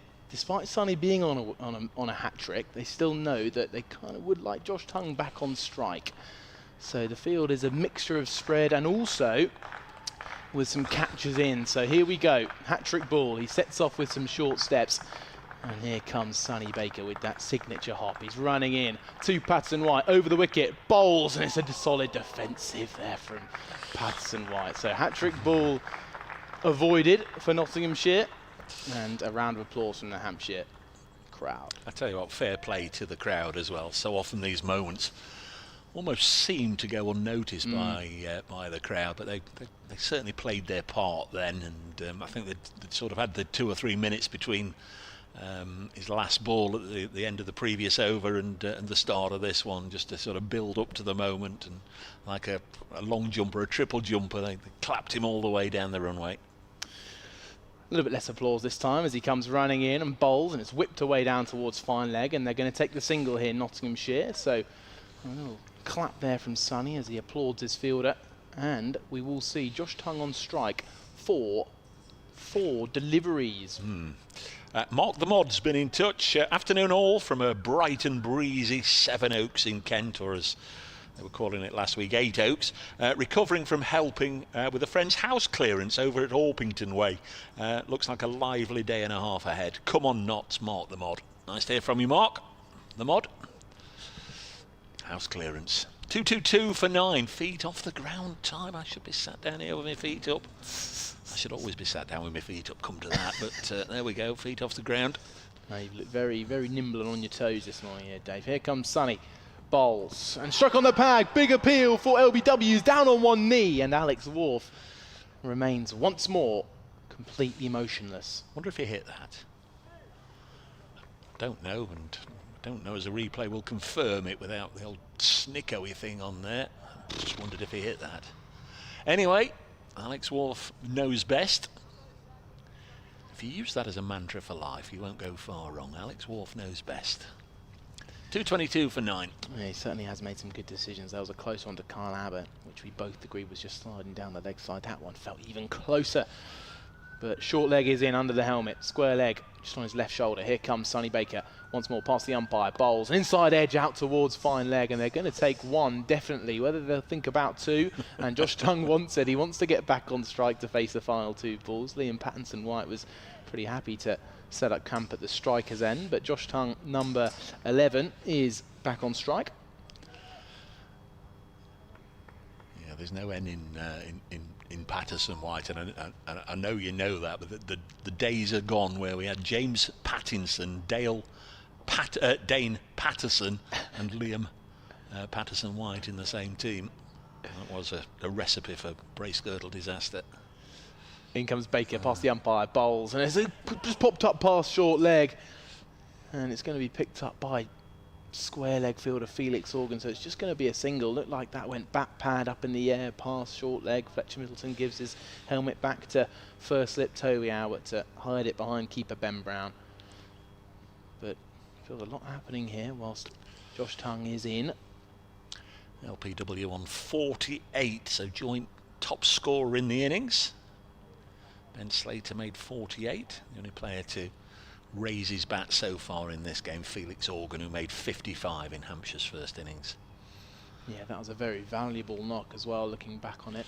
He came in at a time where Hampshire were struggling. He came into bat at number 8, 105 for 6 the score was at the time, so it could be a valuable innings when we're looking back on this a bit later in the game. Yeah, it was dropped early on as well, just pushing straight to point, and down it went. And a few more discussions here as well. Sonny Baker's just retrieved the ball back as he's chatting with Kyle Abbott at mid-on. Deep square leg's gone deep. Jake Lehman's been at a mixture of gully and deep square leg all day. He's had a lot of running to do.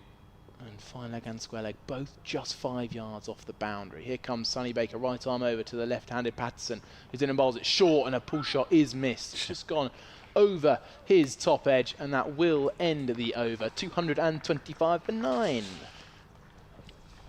How many overs is that? That's 75 now gone.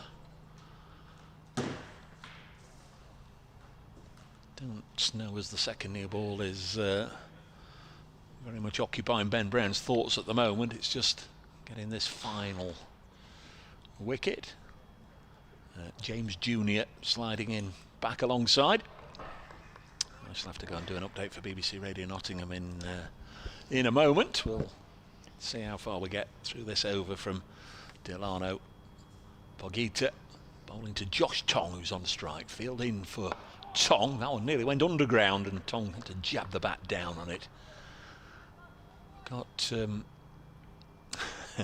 Fergus O'Neill at the far end, already loosening up for a bowl. If you can see, he's down there. He's got the big medicine ball, just getting himself ready. Could be doing that for a long time if this last wicket partnership becomes give up, a long one. I was going to say protracted there, and I couldn't say protracted.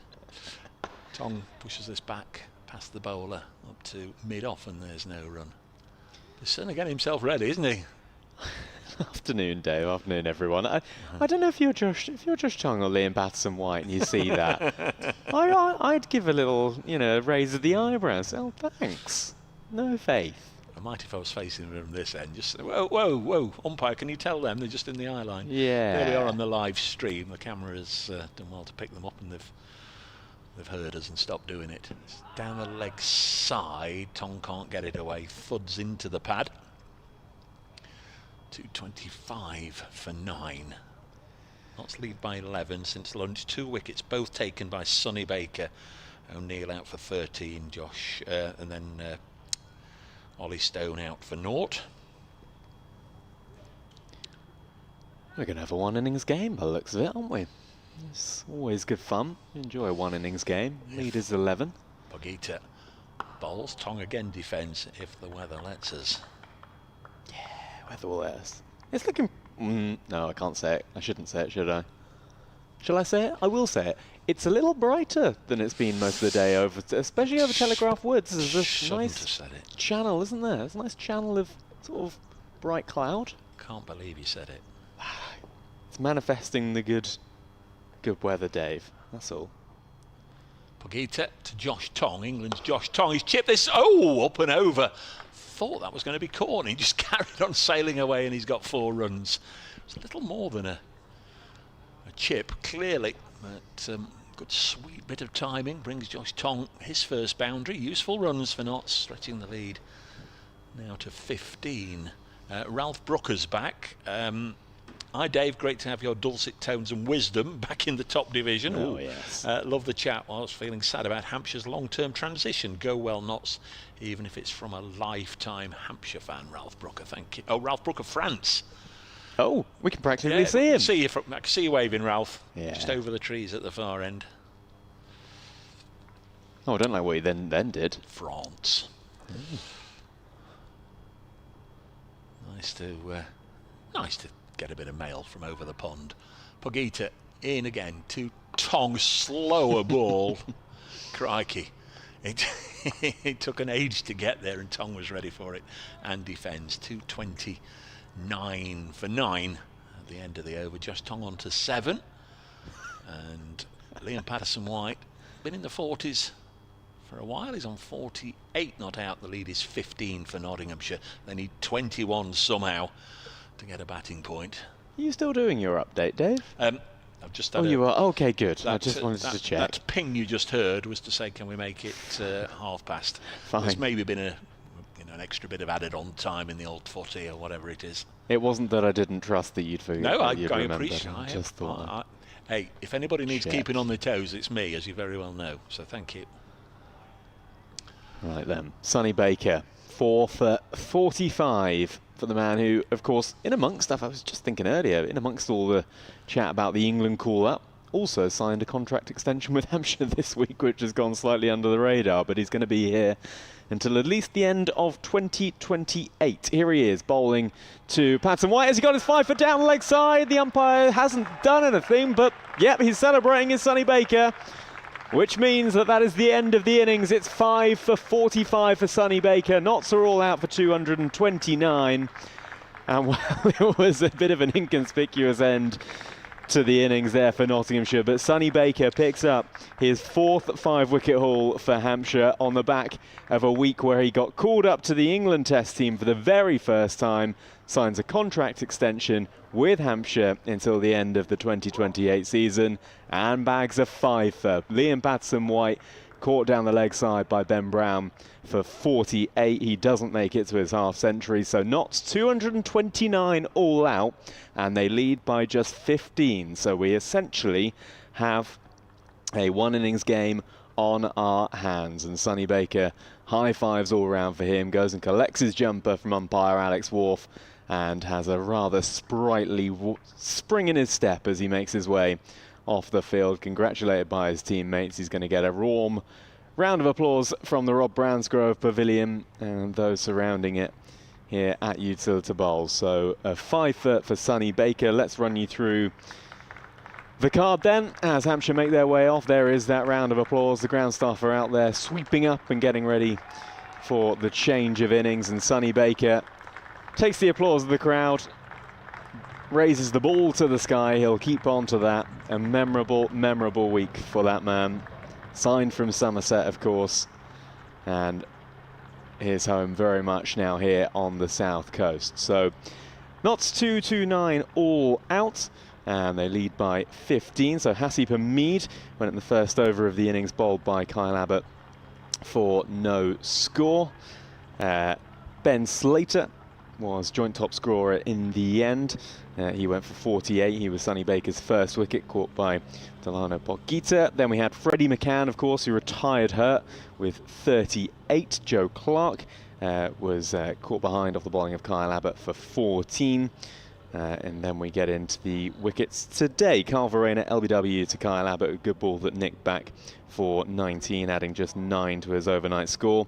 The substitution for Freddie McCann was Sam Sichuran, and he was caught behind for no score of Kyle Abbott. Jack Haynes caught by Toby Albert in the slips. Really good catch, actually, to his left-hand side off Delano Potgieter for 15.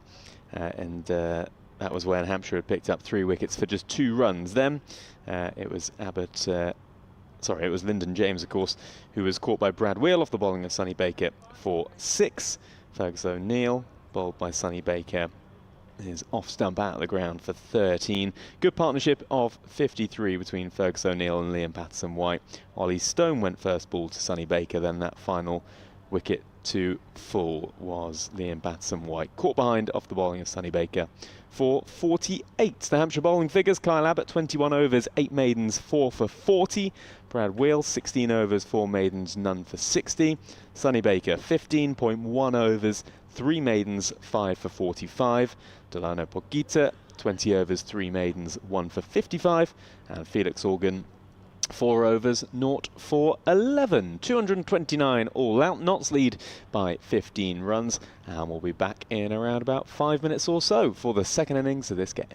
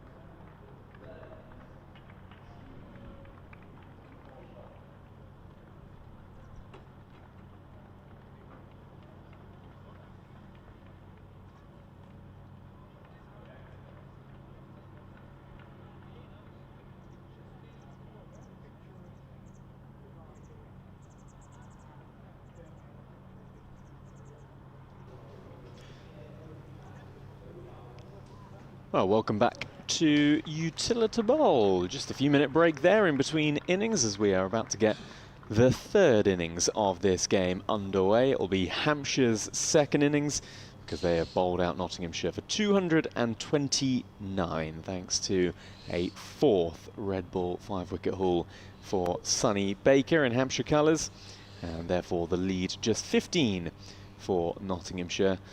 Both umpires out there in the middle, Steve O'Shaughnessy and Alex Wharf, who have switched ends as we're into the third and fourth innings of this game. Knots are out there, led of course by Hasib Hamid, their captain. And the two batters of Hampshire have had to scurry off at the end of that innings, whack some pads on, a couple of gloves, bat, don't forget that, helmet, definitely don't forget that, and make their way out into the middle. It is Toby Albert and Nick Gubbins. The roller, in fact, is still going up and down. Simon Lee on the heavy roller, just finishing off a few touches. So we may well have a delay of a couple of minutes here. Me and Dave Bracegirdle might have to fill for half an hour whilst this roller makes its way up. I was speeding up a little bit there. 7 minutes, there isn't we it? go. 7 minutes of rolling between innings. So of rolling. There it is. He's just finished. Indeed, indeed. Welcome back, Dave Bracegirdle. Robbie James in for Kevin James today. We'll be back tomorrow. Fear not. Charlie Harden is with us as well, and Dave Bracegirdle, we have essentially a one-innings game. Well, set up nicely for top against bottom or bottom against top. Notts have got to, and you can put this one of two ways, they've either got to bowl as well as Hampshire have done today, or Hampshire have got to bat as poorly as Nottinghamshire did today. One or the other, but today Notts 105 for 7. Here's Fergus O'Neill, who got 5 in the first innings, bowls, and we're up and running with this one. Just turned to leg by Toby Albert, and Hampshire's second innings has begun. Interesting that Fergus O'Neill 5 wickets from the far end in the first innings. Am I right in thinking that Abbott's 4 were all from that end, and Baker, he did have a spell from this end, didn't he? But he certainly got his 3 since lunch from the far end. Just wonder how many wickets in the game have gone from that end compared to this end. Charlie will know. This is pushed through the offside by Toby Albert. That's a nice way to begin his innings.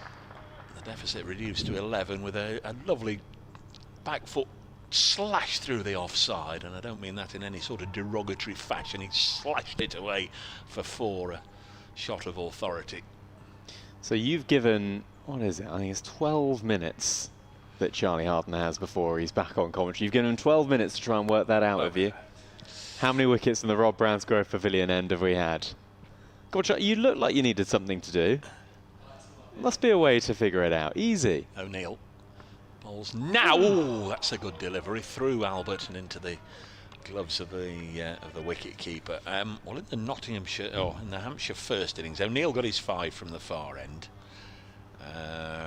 Hang on, so we've got to do this, have we? It's looking like it. Someone will know. Patterson White's wicket was certainly from the far end. Tongs was from this end. That's 6-1. Both of them? Oh. Diddle-dee-diddle-dee-dee. Yes. This is a little push and run up to mid-on, underarm flick towards the stumps from Josh Tong. Safely gets home. Okay. 5-4. It's not quite as dominant as I was thinking, because I was thinking all Bakers were from the far end, so that would have been 9 of the 10 in the Nottinghamshire innings from the far end. Who was the other wicket? That was Pogita. That was from this end. Well, it's been fruitful though. The Rod Brownsgrove wicket-taking end, wicket-taking pavilion end. 5 without loss. Deficit's still 10. Lots would like an early strike here if they possibly could, and that's a good delivery. Did everything but find the edge of Nick Gubbins' bat. Fergus O'Neill in good rhythm, in good shape already. He was comprehensively bowled, wasn't he, by Sonny Baker. The off stump went cartwheeling out of the ground. Really fabulous sight for young Baker, or indeed any fast bowler. Send the stump dancing the way he did. Essex well on their way to defeating Leicestershire in Match likely. Oh, there's an LBW shout asking Steve O'Shaughnessy, and the very fact that he's walking away from the stumps and is about to give Fergus O'Neill a present of his floppy sun hat suggests he's not going to give it out. End of the over at 5 without loss. Yes, Essex 17 without loss. They require 84 more to beat Leicestershire. Just see on the monitor here that LBW shout. O'Neill bowling round the wicket. Would have drifted down, I think. It's raining at Taunton, so we'll forget about that for a while. It's raining at Edgbaston between Warwickshire and Glamorgan. We can forget about that for a while. Surrey won it 138 for 7. Replying to Yorkshire's 486. Division 2, we've had no play yet today at Beckenham between Kent and Durham, and steady progress being made in the other 3 matches. All the scores, all the updates as they happen on the cricket page of the BBC Sport website. Josh Tongue going to get us underway from the hotel end. Going to bowl over the wicket to Toby Albert. 3 slips in place as he runs away from us now, past the umpire wharf, and that is on the pads of Albert. He's pushing it into the onside, and there is no run. Albert with just 5 in the first innings, Nick Gubbins with 36, both of which were victims of Fergus O'Neill. Toby Albert, LBW, Gubbins caught behind. And the deficit is 10. Nice smattering of Hampshire faithful making their way round the ground in that break between innings. Just a few minutes to quickly run, get a drink, whatever you want to do. Here's Albert getting squared up slightly, pushing it into the offside, and there's no run. I love that about this ground, that you can get up, stretch your legs, have a wander, but still watch all of the cricket as well. Sometimes watch 2 games of cricket at once. Well, Dave. indeed, yes. You know, the concourse being higher than the actual field of play. It's say it's unique, but it's one of the few grounds where you can actually do that. Here is Tong beginning his run up away from us, and he bowls now and forward solidly in defence is Toby Albert, and Hasib Hamid flings it in, captain from mid on. Guess we're going to find out this afternoon just how tricky batting is out there on day 3, because nobody really, apart from Liam Patterson-White, looked settled today. It was a sticky, scratchy start from Verena and Haynes. They hung on for the best part of an hour this morning, but without finding any fluency, and that's unusual from those two. And 3 wickets went down in a cluster. Tongue bowls, it's a little shorter, and Albert's on the back foot steering it into the onside, no run. It was just Liam Patterson-White feeding off a little bit of width that he was given that enabled Notts to get up to the score they eventually posted. So it has looked a little tricky. We know it's had a greenish tinge on it throughout, but at no point I don't think of either side felt that that's been a significant factor over the first 2 days, but certainly today it's been very, very difficult for the batting side. Tongue running away from us past umpire wharf, and Albert's pushing this into the offside. Yeah, I mean almost all the wickets this year at Utilita Bowl have had that green tinge, some more than others, but generally it hasn't necessarily played like a wicket with a green tinge. No. We'd expect it to. It's generally played pretty well this year. Yeah, essentially bone hard. Yeah. Underneath. Good overhead conditions for bowling. Still no floodlights though, so we're holding out. We're thinking might be a bit of rain around 3, but for the moment we seem like we're okay. Tongue in once again. This one down the leg side, and has Verena managed to scoop it up? No, he hasn't. That's going to run all the way to the boundary. So a wayward end to that over from Tongue. 4 byes signalled by the umpire, and Hampshire move on to 9 without loss, and that deficit is 6. Yeah, Josh Tongue gets his maiden, but that was poorly directed final delivery of the over. Poor old Carl Verena.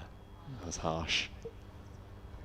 Yeah, not sure if he got a glove to it or not, but either way, away it went. Just having a little look at the Notts slip cordon as well through this over. There's Fergus O'Neill round the wicket, bowls to the left-handed Gubbins, helps it up to Hamid at mid-off, and there's no run. First innings, Nick Gubbin was caught behind off O'Neill for 36. Toby Albert LBW to O'Neill. That That was the first wicket of the match to go down. He went for 5, but Notts have got Liam Patterson-White at first slip. Jack Haynes, who's been third all season, has moved to second, and Sammy Cetron's in at third because, of course, Freddie McCann out of the game. O'Neill bowls. That's a super delivery, beating Gubbins on the outside.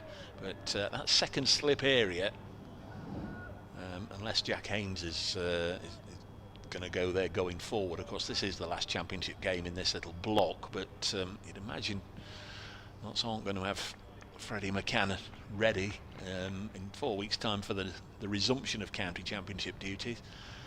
It's either been Freddie McCann or Ben Duckett in at second slip, so they're going to have to find a second slip, and if it's Haynes, so be it. They'll have to find a third slip when it's required. This is worked away by Gubbins up to mid-on, and there's no run. Yeah, and it's one of those positions that is a tricky one to fill in. If you're not used to fielding there and you have to slot in somewhere, it is a tricky one to just adjust to. You've got to get your eyes adjusted, and it's a completely different way of fielding to anywhere else. And as well, it's the relationship with the fella to your right and to your left, because it's only through time and experience that you get an understanding of whose it is as this is defended. I was only having that conversation at breakfast actually this morning. There are people that are naturally right-hand dominant. There are those that are left-hand dominant. So you're going to have people that will tend to favour one side or the other, and all that sort of thing. When you've got 3 slips there and a keeper, you've just got to be very much au fait of those that are likely to dive across in front of you, masking your view, and those that aren't, as this one's whipped away on the leg side down to Joe Clark. Down at long leg, single taken by Gubbins, gets him up and running, his first run, and Hampshire 10 without loss in the second innings, just 5 runs away from wiping out that deficit. Yeah, I know Hampshire have had their issues over the years with their combinations in the slip. It's almost like a formation, isn't it? And in a football team or a combination in a rugby team, a centre pairing. You want to make sure that you're linked up and there's a bit of cohesion in amongst you. Next ball, LBW shout, got him! O'Neill has got his man, Toby Albert. LBW for 5, and I said lightning doesn't strike twice. You look at the scorecard. First innings, Toby Albert, LBW, Fergus O'Neill 5. Second innings, it now says Toby Albert, LBW, Bold O'Neill 5. And Fergus has got 6 in the match. Hampshire 10 for 1, and that's the 8th wicket to go down in the day. It was full, and in the opinion of the umpire, it was straight, and up went the finger of umpire Alex Wharf. Toby Albert, his race is run in terms of what he's going to contribute with the bat. Makes his way off. Looked a reasonably good shout. We've had a lot of LBW shouts today, and like I say, it does look tricky out there. Yeah, it does. No batter, like you said. Liam Patterson-White really the only batter that looked at all settled, and I think Toby Albert is going to be having a few nightmares about Fergus O'Neill for the next few days until he gets another go in the Vitality Blast on Friday. Let's have another look at this on the replay if you're watching the live stream. Did look a good shout. Yeah, it does look a good shout. It does look a very, very, very good shout. And Steve O'Shaughnessy's finger went up pretty sharpish. So Hampshire lose an early one. They are effectively -5 for 1. 5 behind, 10 for 1. A lot of numbers in cricket. If you're new to cricket, welcome. I promise it's not always as complicated.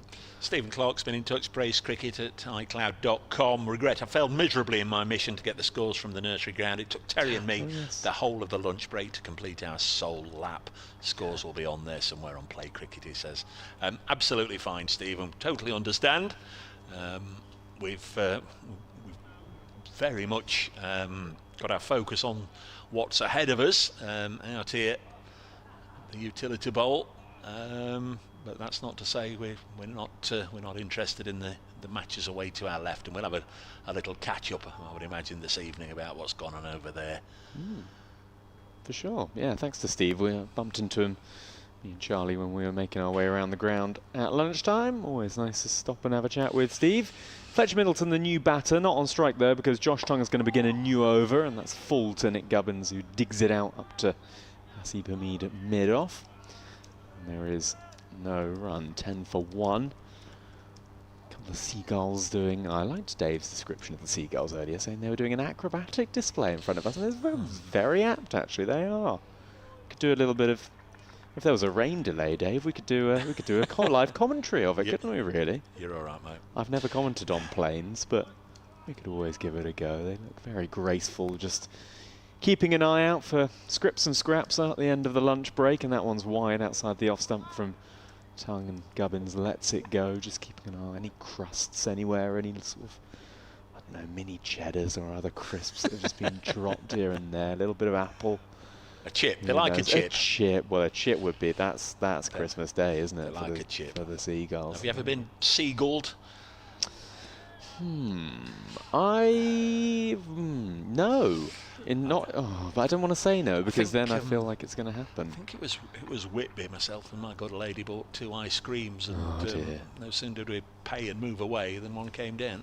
Gubbins on the back foot, pushing this into the onside, no run. And managed to take the whole thing out of my hand, and as it was flying, there was ice cream flying everywhere, and it got it on its wings, and heck of a mess. Charlie's ready to move in. That's enough nonsense from me. 10 for 1. Hampshire still trailing by 5. Oh dear, poor old Dave Bracegirdle. Did you swat it away though, Dave? I can just imagine you trying to. No seagulls were hurt, I hope, in the claiming of the ice creams. Oh dear, 10 for 1. Here is Tongue, and that's driven nicely by Nick Gubbins, but finds the fielder at cover, and there is no run. 3 slips in place as a backward point cover, mid off, mid on, square leg and a fine leg, a pretty traditional field. Charlie Harden has moved back in. Good afternoon.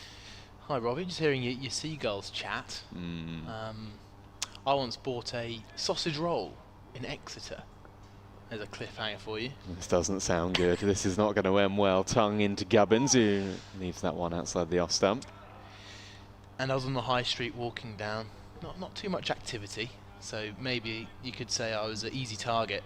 But I tell you, this seagull's done it before, because it came from behind, came swooping in. The best ones always do. And I felt a bonk on my shoulder, and then all of a sudden I had an empty packet. My fist clasped around the empty packet of sausage roll. Took it away with it. Got a feel for you there. Nick Gubbins pushing that into the offside, and there's no run. I'm sure we can get some seagull stories into bracecricket@icloud.com. I'm sure we can, whether we like it or not. Whether we like it or not. That's the end of the over. Josh Tongue with a maiden there. 2 overs, 2 maidens, none for none. Very tidy indeed from the man that's been called up alongside Sonny Baker to the England Test squad. That first test against New Zealand in June. And Hampshire still 5 behind, 10 for 1. Yeah, I think seagulls down here on the south. I feel like in Hampshire we're kind of we get away with it a little more than they do. It's Brighton where it's notoriously bad, isn't it? I feel like you'd think Southampton would be a bad seagull spot. And I don't quite know what makes. Do they have different personalities here? They kinda politer. Well, I wonder if it's well. Here's the new bowler bowling, and defending is Middleton. It's still O'Neill, and there's a dot ball to start his over. It's 10 for 1. Yeah, I wonder if it's the way the locals feed them. I wonder if in Hampshire we're smarter, perhaps, and don't feed the seagulls. Whether that's you throwing a whole load of shade on our Sussex counterparts, isn't it? Whereas, maybe in Sussex they like to be a bit kinder to the seagulls, give them a bit of food. Here comes O'Neill past the umpire, bowls, and defending is Middleton. Out towards cover for no run. Both obviously with equal varying levels of, I don't know, but both good attitudes towards the seagulls. Some kinder, some feel like they're a bit more cautious perhaps. I think Adrian Harms of BBC Radio Sussex has a right to reply there. We'll have to, whenever Sussex are down here for the blast, I think they're down here for the blast in June. We'll have to put that on the list for Kevin James. Yeah, I'll leave that one with him. Here comes Fergus O'Neill halfway through his run, right arm over to Middleton and bowls, and a forward defensive, got a big long stride out to that one and defended out towards Captain Hamid at cover. But quite a few gasps there from the Nottinghamshire slip cordon and bowler. I wonder if that just nipped back, maybe took a little bit of pad on the way through, who knows, but getting a little bit of action off the surface here, Fergus O'Neill. Yeah, Fletcher Middleton with a duck. He was caught behind also off Fergus O'Neill. Who wasn't caught behind off Fergus O'Neill in the first innings? Middleton facing up and punching off the back foot, this time to O'Neill. No run. Yeah, Fletcher had a little bit of a tricky one in the first innings, didn't he? Faced 14 balls for his no score. He'll be looking to get off that pair as soon as possible. And I'm sure he won't want to spend another 14 balls on 0. So he'll be looking to get off the mark as soon as possible. And Fergus O'Neill will have the confidence. He'll have the one up on Fletcher, looking to get at him again. Here he comes, hits the crease, bowls, and defending is Fletcher. Back to the bowler. Again, another one of those balls which didn't actually look to do much, but the Nottinghamshire field, they're on top. They've given it an almighty ooh, as that ball just played pretty confidently actually back to the bowler. So still 10 for 1. If you're Hampshire, bottom of the table, day and a half to go. Are you trying to rattle this game along, move it forward, set a total? Or are you just happy to bat? They are happy to bat, Robbie. I can assure you of that. Here comes Fergus O'Neill past the umpire again. Bowls and a push outside off, and it's just gone through to the keeper. And a very good over, a good maiden comes to an end there from Fergus O'Neill from the pavilion end. And it's 10 for 1. Yeah, Hampshire haven't got off to any rattling starts, I think it's fair to say, this season. Very rare, especially here at Utilita Bowl, that you look up at that scoreboard and you see a run rate that is anywhere really above 2.5 and over, maybe 3, but generally they haven't managed to move games along. I know the obvious thing to say is that they just haven't scored the runs, picked up 1 batting point all season, but when they even when they have scored, they haven't seemed to score at any real rate. So you wouldn't have thought that they're looking too far ahead. Well, this is the thing, I think. That's why I think it's another reason why Hampshire are just going to want to bat. I mean, if they can, even if they do finish on a draw and they get a lot of batting time in this game, there's a lot of players in this top order that you feel need a little bit of confidence, need a boost, need a bit of time in the middle to kick on for the rest of the season. 10 for 1. Josh Tongue yet to concede a run, although he's going to concede 4 here because Nick Gubbins has pulled that out towards the deep mid-wicket boundary where there is no fielder, and he will pick up his first boundary. He moves on to 5, and that deficit is now just 1 run. So Hampshire essentially -1 for 1. Well, you did mention about perhaps a slight increase in aggression, maybe from Hampshire. We saw a bit of that there. Lofted pull shot over mid-wicket from Gubbins. Who knows what we might see in this afternoon session from the Hampshire batters. Tongue in once more, over the wicket to the left-handed Gubbins, who lets that one go outside the off stump. That wasn't the sound of oohs and ahs of the Nottinghamshire slip cordon, that was Charlie Harden. Thought you'd bowled that one. Yeah, I do that a lot actually up here. Well, it's just I always quite like this angle. It's right arm over here from Josh Tongue, and left-handed Gubbins. That ball just being pushed across him. Now, I know Tongue will be looking for one to straighten perhaps, but he'll also be looking for Gubbins just to push at that 3rd, 4th stump line and edge to the 3rd slip. 3 slips away. Oh, that one bounces a little more outside the off stump. Seen a couple of those from this hotel end that have just leapt a little bit. That was just back off a length, and Verena taking it up by sort of his pecs, up by his nipples. Very graphic description there. I feel like can't really get that picture out of my head now. You're welcome. I'm staring at the slightly light blue grip of Fletcher Middleton as he spins the bat at the non-striker's end, just trying to get that image out of my head. You are welcome. 3 balls remain in this Josh Tongue over. That one's fuller now to Gubbins. He digs it out. Trickles into the onside, and there is no run. Hampshire 14 for 1. There's a break in play to our left-hand side. There is a cover that's just gone on the pitch on our left-hand side. I don't know if that's because the day is done or because there's a little bit of rain around. I assume it's the day is done. It seems like everyone on that nursery ground is Super 1's disability cricket taking place there today, and it's just a white sheet that's just been pulled across the square. So I would assume maybe those 3 games that we heard were going on there today have concluded. don't think there's any rain in the sky. We've still not got the floodlights on. Change of angle from Tongue. He's going to come round the wicket this time to Gubbins, and he lets that one go outside the off stump. Yeah, we're seeing a little bit more, especially in this game, with that angle of right arm round to the left-hander, as Tongue will now be looking to target the pads and stumps of the left-handed Gubbins. This is a left-hand, right-hand combo with Fletcher Middleton at the non-striker's end. But yes, you get the feeling the clouds are slightly thicker, still feel quite high. Won't speak too soon. Tongue in for the final ball of the over. Gubbins pulling into the onside. That's going to go for 4. I've completely lost it, but thankfully Alex Wharf hasn't, as he signals to the score of 4 runs. And a good start and a good end to the over, that for Nick Gubbins. Couple of pull shots, couple of boundaries. Josh Tongue concedes 8 runs off his 3rd over, and Hampshire 18 for 1, and crucially leading by 3. So they are 3 ahead. Effectively 3 for 1 in what essentially is a 1-innings game. In the post-match interview last night, I'll come back to it again, we had a little chat about how...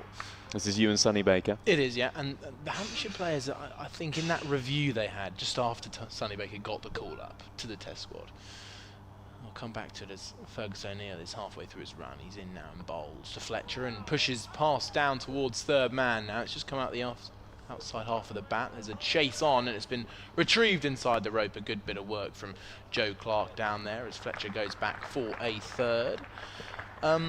The news was that they've got nothing to lose, Hampshire.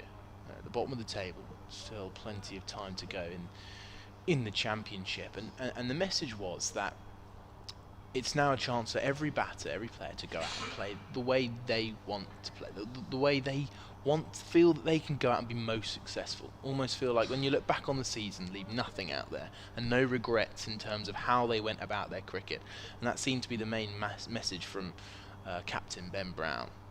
Really just to make sure when you look back on this season, you played the way you wanted to play and you don't look back with any regrets. Here's Fergus O'Neill, right arm round to the left-handed Gubbins. He's in and bowled, and it's clipped out towards mid-on for no run. I suppose, yeah, interesting.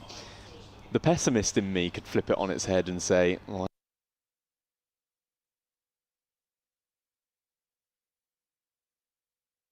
but I suppose that is, I suppose that's what, when you are bottom of the table, the only option you have is to try and flip it into a positive and flip it into a challenge, right? Indeed, here comes O'Neill again round the wicket to Gubbins, bowls, and a drive out towards mid-off. And the reason for no run, sorry, the reason why I brought that up is because Nick Gubbins is, as you mentioned, just looking to stay real positive with that extra layer of aggression. He's played very flourishingly so far this morning. And maybe this is just his little way of showing that I'm going to play the way I want to play. He had tremendous success in the Metro Bank One Day Cup last season, being Hampshire's top run scorer. Scored 144, not out twice. Staying very positive. Here comes O'Neill, and again, bowls. And struck on the pad as he advances down the wicket, and it feels he might have got far enough down to prevent maybe the ball going from over the wicket, over the stumps, sorry. There's a little field change. Extra cover is coming close and catching. We're having a look at this replay, O'Neill. Yeah, I think Gubbins came far enough down the track. The impact was outside of. O'Neill looks very taken aback, though. You can't give that, can you? You can't give that with no DRS if he's taken a couple of steps down the wicket. Yeah, a little smile from Steve O'Shaughnessy as a 4th slip comes in to Nick Gubbins. In comes O'Neill, bowls, and a popping delivery, then just defended back to the bowler. Fergus O'Neill looks on it right now, Robbie. 21 for 1, 1 ball left in the over. He does, but it looks like Nick Gubbins is just trying to put a little bit of pressure back onto him. He's taken a couple of balls in succession there. He's just taken a step or two down the wicket, just trying to negate any kind of that movement. We have floodlights. We have light. They're on for the first time today. It's just got dark enough. The umpires have requested them to be turned on. And the finances get turned on too. O'Neill hits the crease, bowls, and let go pass by Nick Gubbins through to the keeper. That ends the over. 21 for 1, a leave to finish. But again, he continues to advance down the track. And I feel we're going to see 2 slightly differing approaches from the 2 Hampshire batters. Fletcher likes to absorb pressure, bat long, whereas Gubbins as we're seeing, is looking to be aggressive here. Despite actually he is 9 off 24, which it doesn't look like he's being aggressive, but I assure you that's the feeling we're getting up here, Robbie. Well, I feel like when you're being coached at a young level and you get told to play positive, they say, oh, play positive. That doesn't mean necessarily, you know, trying to cut and pull and drive this and hit it on the up and all these sorts of things. It just means showing intent even in defence, which as a kid, I never quite understood what that meant. But I think it's a body language thing, isn't it? And that's what we've seen from Nick Gubbins. Josh Chung got hit for a couple of boundaries in that previous over, and he's out the attack. Ollie Stone is into the attack, and he's bowling a short one to Fletcher Middleton, and he rather QNs that straight back to Ollie Stone.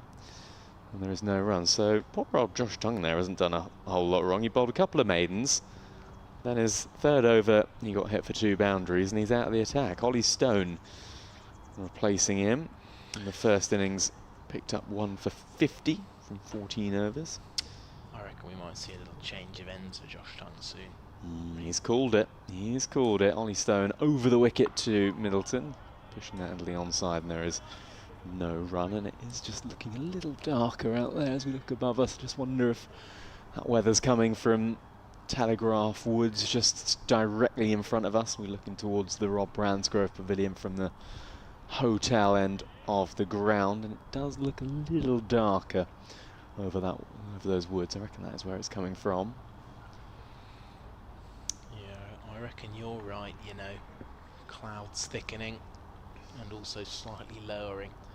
Adds to the atmosphere. Hampshire's lead is 6. They're 1 wicket down, and Middleton is pushing this into the offside. And he's going to pick up a quick single. Hasib Hamid does the fielding. 22 for 1, and Hampshire's lead is 7. Just again to build on a point you and Dave discussed around the innings break about how productive that pavilion end's been. I wonder if, with Fergus O'Neill currently leading the attack from the Rod Bransgrove Pavilion end and Josh Tongue being taken off the attack here from the hotel end, maybe we'll see Josh Tongue have a little whirl from the perhaps more successful end to bowl at in this game so far. Who knows? Here is Stone, going to stay over the wicket to the left-handed Gubbins. He lets that one go outside the off stump. Just wonder if the wind's changed direction actually as well. Feels like we can hear the dulcet tones of the M27 a little more than usual. So I wonder if that wind that was coming maybe up from the south has just changed a little bit. I'm just trying to look for some flags to tell me. I'm not sure. Can you hear that M27 a bit more, or am I going mad? It's a lovely soundtrack, isn't it? Oh, it's beautiful. Yeah. It's quite impressive. You know it is exactly the M27. Well, it can only be one thing. It's the giant road that's about half a mile away. There's a couple of roads around. Not going to be anything else, is it? Ollie Stone into Gubbins, and he's tucking this out to the fielder. 1 of 2 out on the leg side boundary, and he'll come through for a single. 23 for 1. It's not going to be anything else, is it? It's not going to be country lane. If the wind was coming in ferociously from the west, that's the west side. There is Charlie a couple Harden of smaller pointing to his roads. right-hand side. A couple of smaller roads, maybe. Ferocious wind might carry the wheels on tarmac noise over here. If that doesn't, I'll turn it up. Yeah. Now, that does sound M27. if that doesn't sound like 70 miles an hour, I don't know what is. Here is Ollie Stone bowling over the wicket to Middleton, pushing that into the onside, and there is no run. No, just testing you out, testing your road knowledge, maybe. That's middle lane hoggers if I've ever heard it, Charlie Harden. You're one of those, aren't you? Oh, yeah.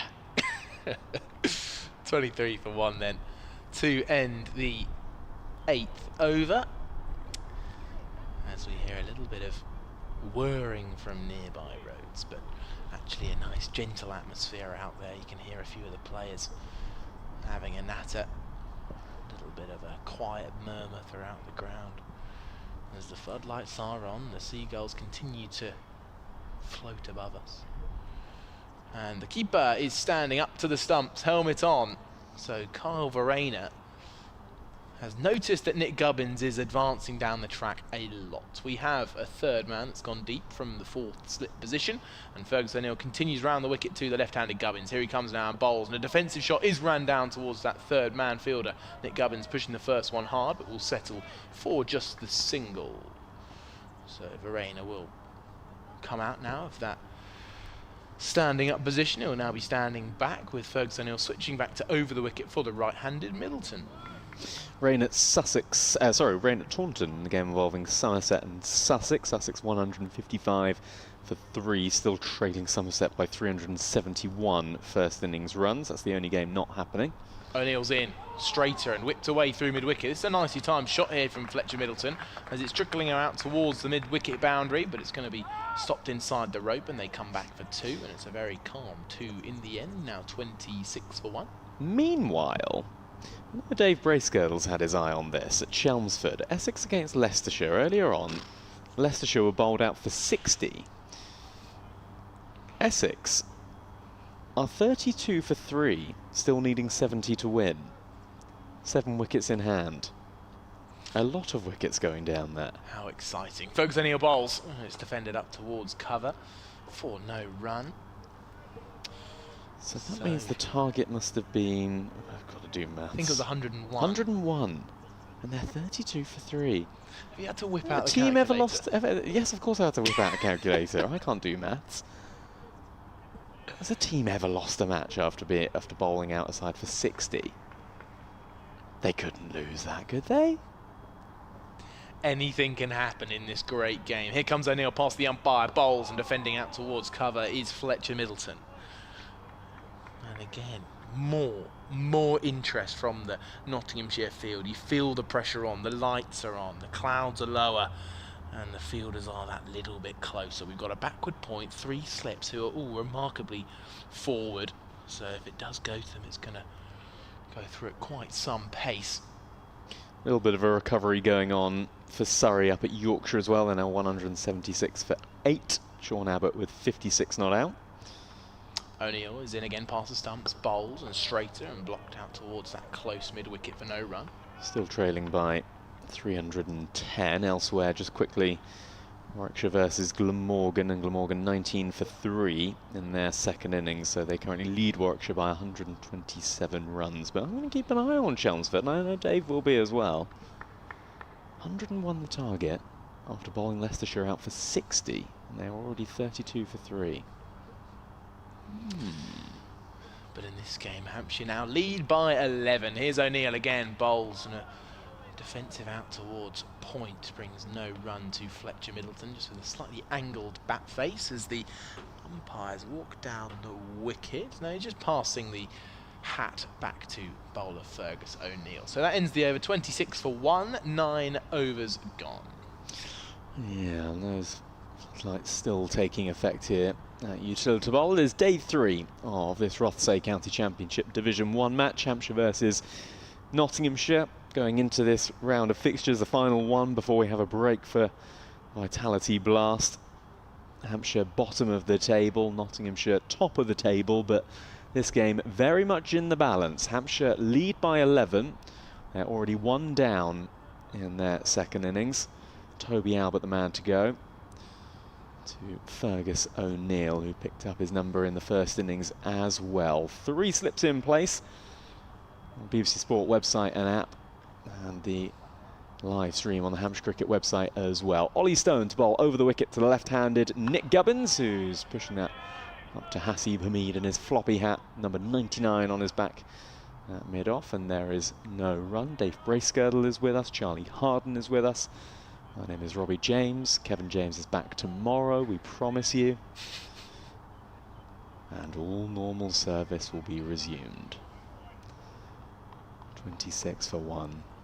Everyone seems to have vacated the nursery ground to our left-hand side, which means I'm going to guess that those 3 games, the disability sides, done and dusted for the day. All eyes on the main ground, and Ollie Stone passing umpire Wharf, and Gubbins pushes this up to mid-on. Josh Tongue does the fielding, and there is no run.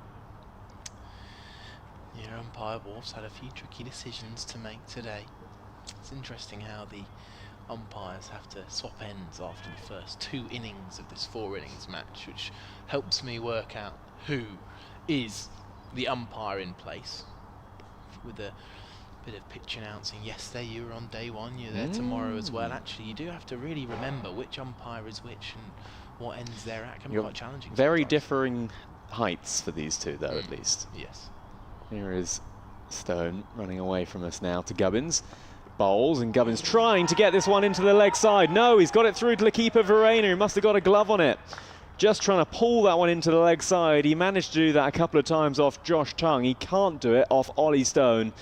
And he's got something on that. The ball's gone through to Verena. Yeah, glove through to Verena. And Ollie Stone gets Nick Gubbins for 11.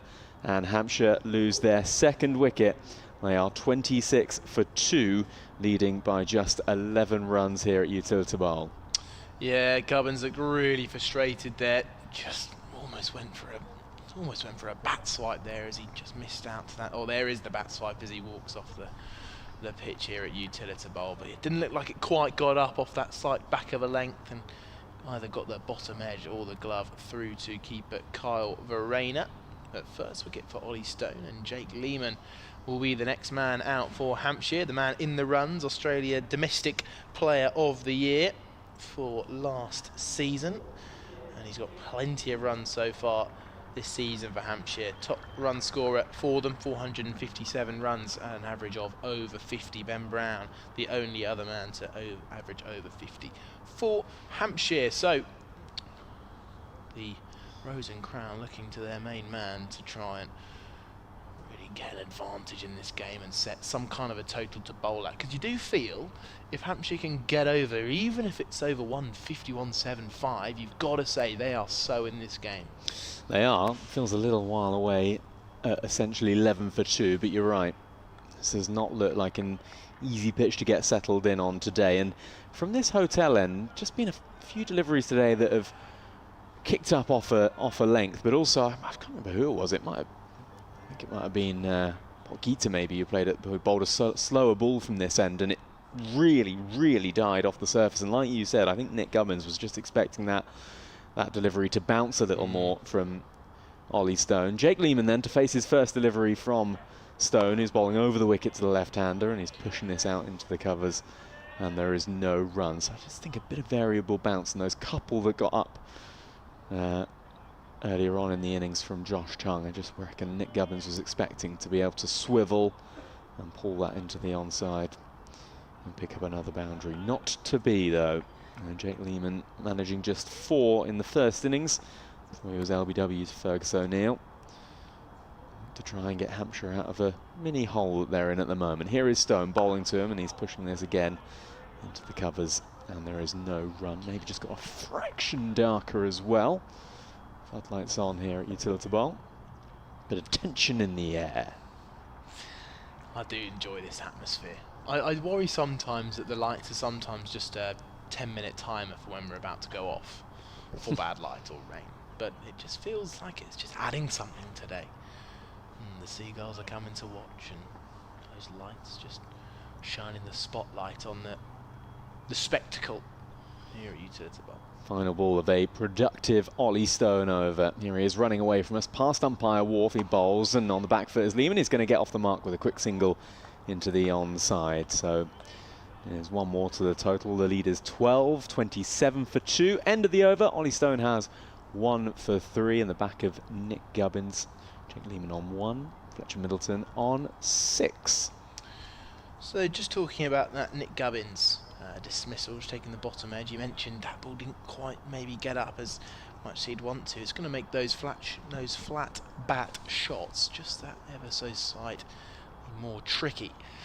And we saw a couple of dismissals in similar fashion. Ben Slater pulling off Sonny Baker out towards Gita at deep backward square. We also saw a brilliant catch from Brad Wheel as it was Lyndon James who was pulling out, and again another short delivery from Sonny Baker out towards fine leg. Brilliant catch from Brad Wheel out there, but just showing that these flat batted shots are not going to be too easy to put away and could be a potential avenue for attack for the Nottinghamshire bowlers in this innings. Here comes O'Neill bowling, and driving is Jake Lehman out towards cover, and it's well fielded, so it will be no run.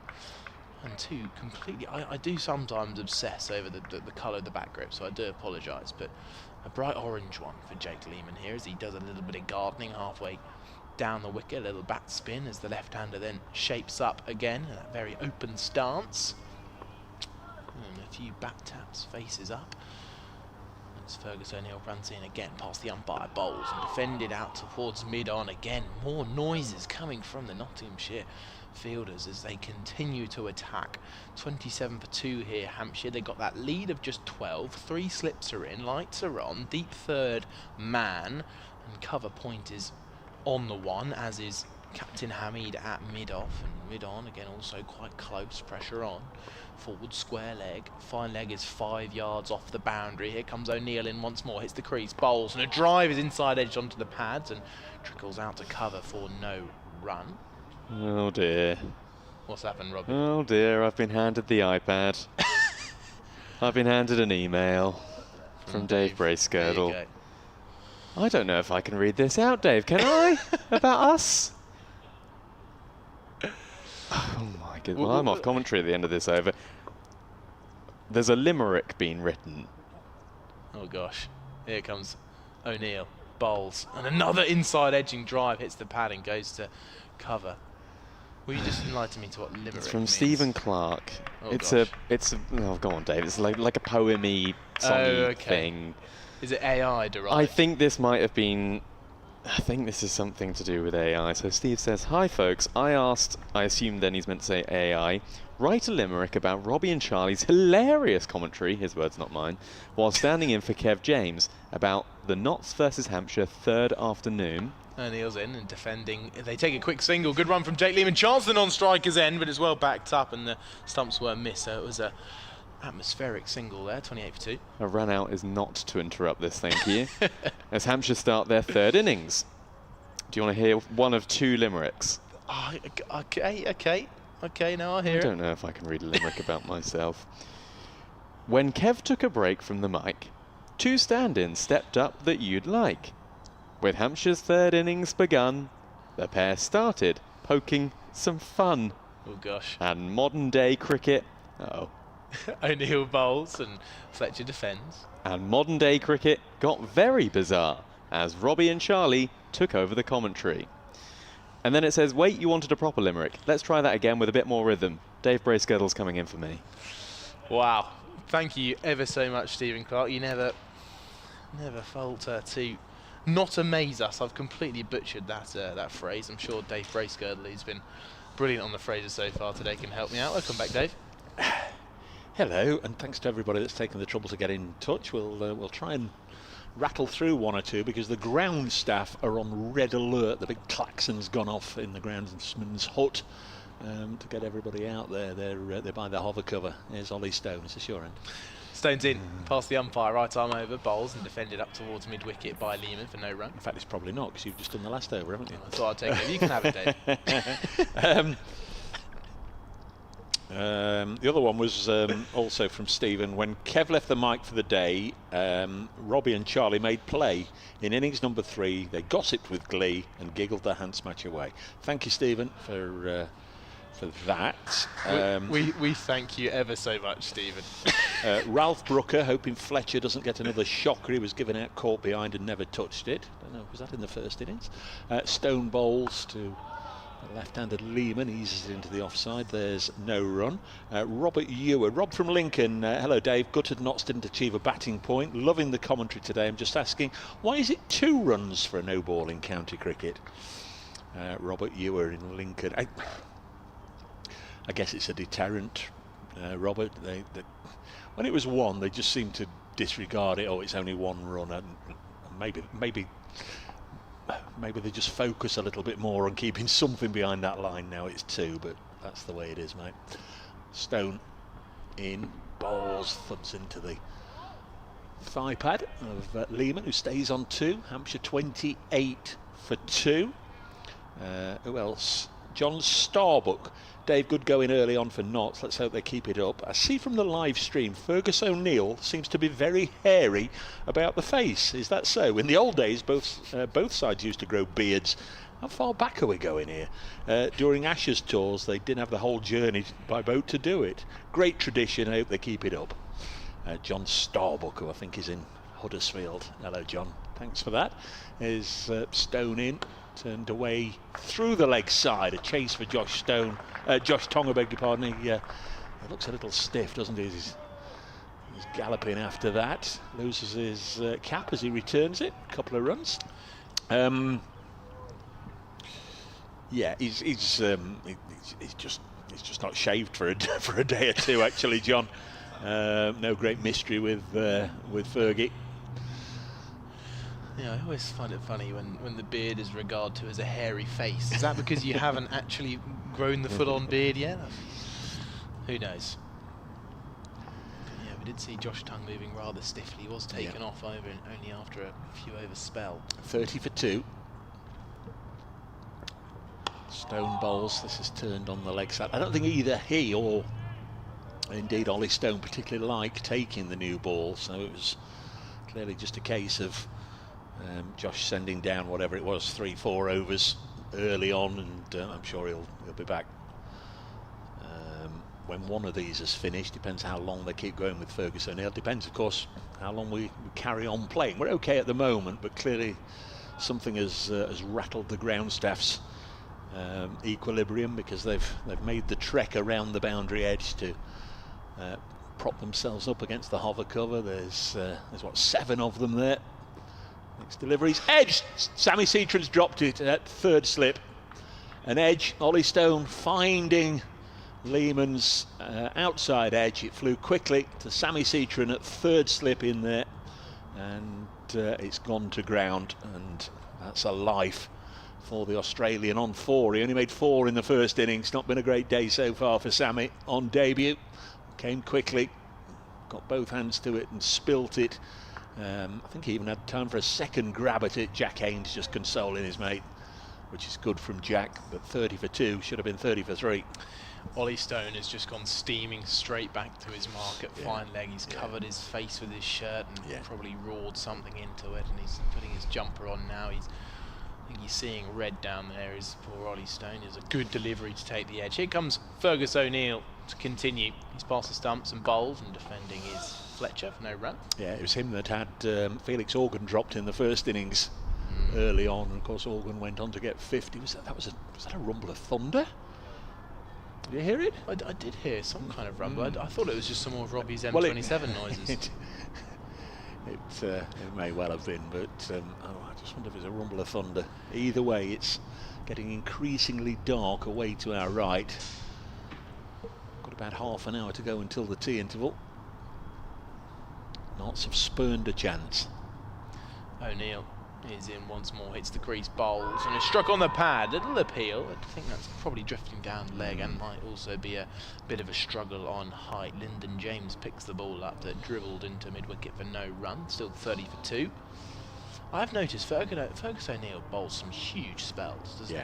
He just keeps on going, and I think with an attack with Ollie Stone and Josh Tongue, he provides such a good balance. Also, not in just the way that he bowls, but also the longevity he has just to keep hammering away throughout the day. So he's got 4 balls left in this over. Bowls and a push outside off. Is it an edge? It's gone. Fletcher Middleton has to trudge off. He falls for 6, and Fergus O'Neill again gets another breakthrough. And after a chance went down in the last over, this time it's well taken behind the stumps by Kyle Verreynne, and Fletcher Middleton goes for 6, and 30 for 3 now Hampshire, who are looking to set that second innings lead, but they are struggling to do so. 3 down, 30 runs. Yeah, he's hurt knots in the past, Fletcher Middleton. Remember a couple of battling half centuries here to get Hampshire over the line 3 or 4 years or so ago, but in this match gone cheaply twice, 0 and 6. Again, 1 or 2 arms being put around Sammy Citron out there. He'll be pleased when Lehman goes. That would have that would have just sort of wiped that out, wiped the memory of the drop out. Had it been Lehman, it wasn't. Notts will take them any way they come. Hampshire lead by 15, but they've only got 7 wickets left. And you know what? We're halfway through the day, and we've had 10 wickets go down.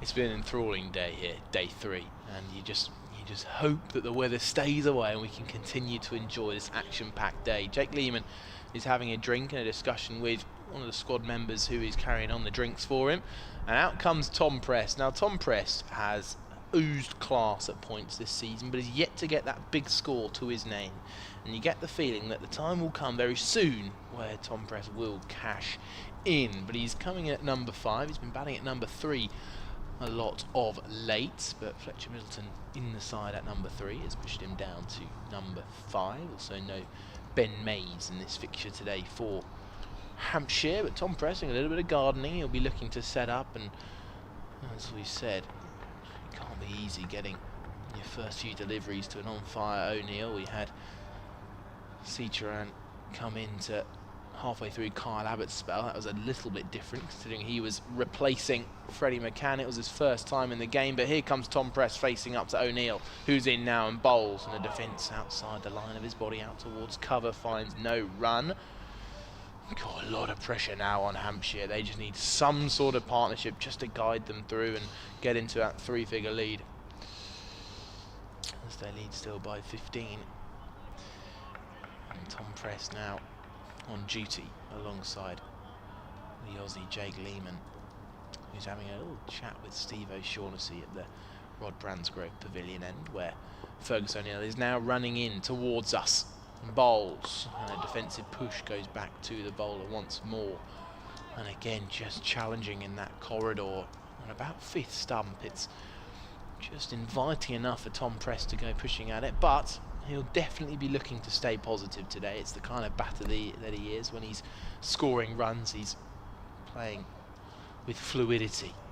It's glorious drives away through the covers, does Prest, and he'll be looking to bring the attack back to Nottinghamshire and try and get on top of this bowling attack in good bowling conditions. Here comes O'Neill once more, bowls, defence out towards covers, going to bring a single. So Tom Press gets off the mark. It's fielded by Clark at backward of point, who moves in front of square to do the fielding, and that ends the over from Fergus O'Neill. Another good one, 1 wicket falls, just the 1 run, and it's 31 for 3.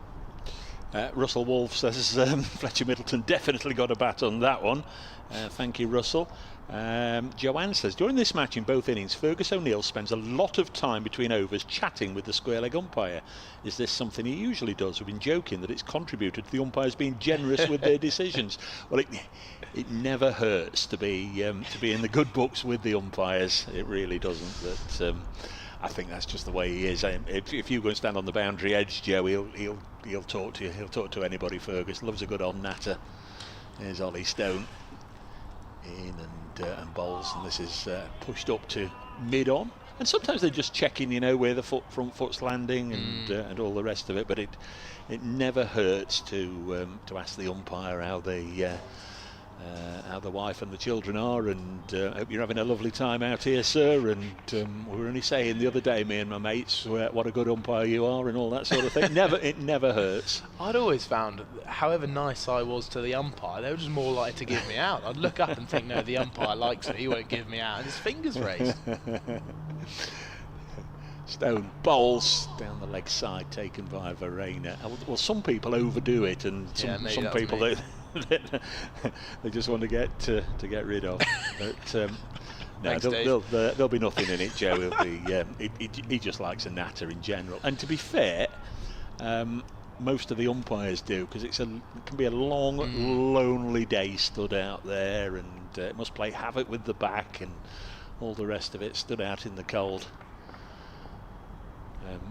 Steve O'Shaughnessy's always got a fairly wry comment about most aspects of the game to share with you, as Tom Prest eases this back to the bowler. 2 wickets for O'Neill, 1 for Stone. Hampshire will be eager to find a partnership from somewhere. At the moment they're effectively 16 for 3, 31 for 3.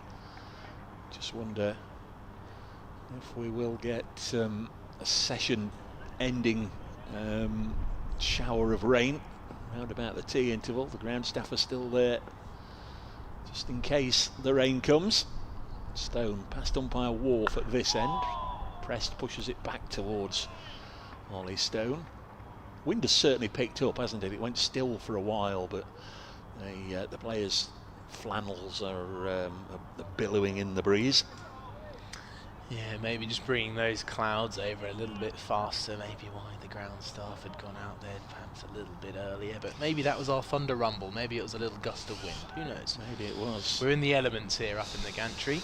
People joining us all the time. We're on Sports Extra 2, where Hampshire in their second innings are 31 for 3 here. An extraordinary day's cricket so far. Ollie Stone in, press playing away from his body, but good bit of timing there from the recently arrived right-hander. Only had a single to his name before that shot, which finds the boards on the point boundary. Moves on to 5, 35 for 3. We've had 10 wickets go down today. Nottinghamshire began the day 124 for 3. They had a little spell round about midday where they lost 3 wickets for only 2 runs, and in the end could only muscle a first innings advantage of just 15. Hampshire have wiped that out, but the personal loss of 3 wickets already. One taken by Stone, who bowls to Prest. He drives it into the offside, and there's no run. Could have been even worse because Jake Lehman's out there on 4, and in Ollie Stone's previous over he was put down at third slip by Sammy Citron, who's on his first-class debut, brought into this game after Freddie McCann was hit on the thumb yesterday by Sonny Baker.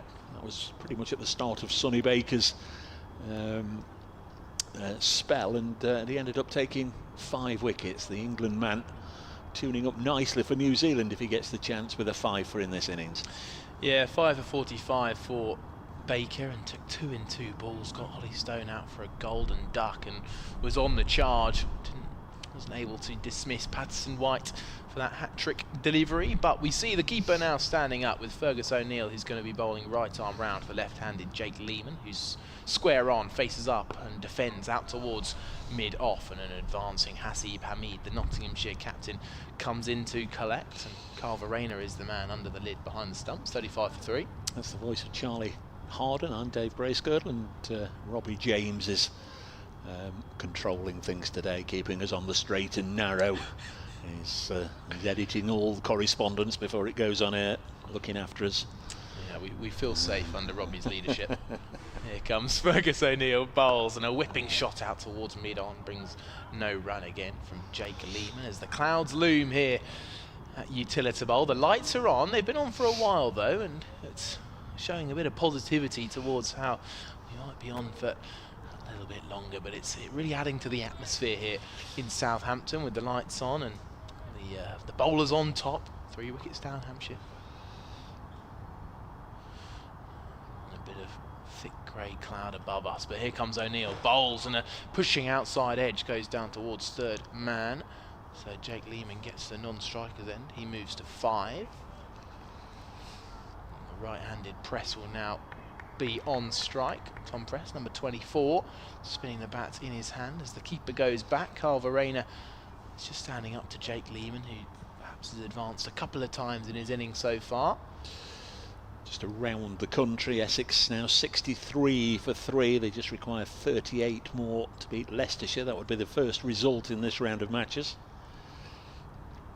Here comes O'Neill, past the umpire, right arm over, this time edged, and it has dropped short of third slip. Sam Citron would have been looking forward to maybe getting his hands on that one and keeping hold of it this time, but a bit of nibble away there from O'Neill. It just took the outside edge and dropped down towards first slip. Maybe it might have took the pad. It didn't maybe look like it came through with quite as much speed. The last break I was reading about Beckenham actually. It's been a lovely sunny day down there at Beckenham in Kent, but they've had no play because the rain got under the covers in the night. O'Neill bowls once more and struck on the pad. Looks a little bit high this one. He gave up on that appeal pretty quickly there, O'Neill. That's always hugely frustrating, an out ground, and people will be there you know, wondering why there's no play, but wet patches on the wicket. Let's hope they get that sorted out. Surrey are now 9 down at Headingley. Yorkshire 486, Surrey 187 for 9. Trail Yorkshire by 299. Yeah, things happening everywhere here on the county circuit. Here comes O'Neill once more, bowls, and defending this time it is Tom Prest out towards mid-on. So that ends the over. We've had 15 overs so far in this third innings of this Rothesay County Championship Division 1 match, and Hampshire have a lead of 21. They're 3 wickets down. The non-out batters are Jake Lehman on 5 off 17, and Tom Prest also on 5 but off 12 balls. Still some very decent players to come. Ben Brown, the Hampshire skipper, listed to come in next at 6. The South African all-rounder Delano Pogita, who was on debut, was very stodgy the way he went about his cricket in the first innings, but hung around for a long old time, didn't he, on debut. I'm not sure if Steve O'Shaughnessy at the far end is either rearranging the stumps or just checking with his light meter. I'm not sure, but either way, oh, hang on, he's going to call Alex Wharf towards him. Ground staff are getting ready. I think there might be some rain in the air here. Look at the ground staff. I think the hover cover will be started up in the next few seconds, and that might just be the end of this session. We'll confirm in a moment. 36 for 3. They all look ready to go, don't they? It's almost like they're waiting for the starter's gun at the start of the Olympic sprint, and yet they're pointing towards the pavilion. At 20 to 4, there is the old noisy hover cover. It is the the normal time for a tea break, 20 to 4, but we were expecting this session to go on until 4 o'clock. The worrying thing is that certainly yesterday, once the rain came around about this time, that was it, and we didn't get any more play. We should have 48 overs remaining in the day if we get the chance to get back out there. A lot of cricket still to be played. On the first day we lost over 40 overs. Yesterday 50, so we've pretty much lost a full day's play. We've crammed an awful lot of cricket in today, 10 wickets, but that is, let's just turn the effects microphone off, Charlie. I can't even hear myself talking, let alone ask you anything. But 10 wickets have gone down, but this game has certainly become very advanced. Hampshire 214 in their first innings. Nottinghamshire 229 all out, a lead of 15 for Notts. Hampshire wiped that out. They've got a lead of 21, but they've lost 3 wickets. Just quickly before the rain comes and we're right in the full eye of the storm here. What do you make of what you've seen?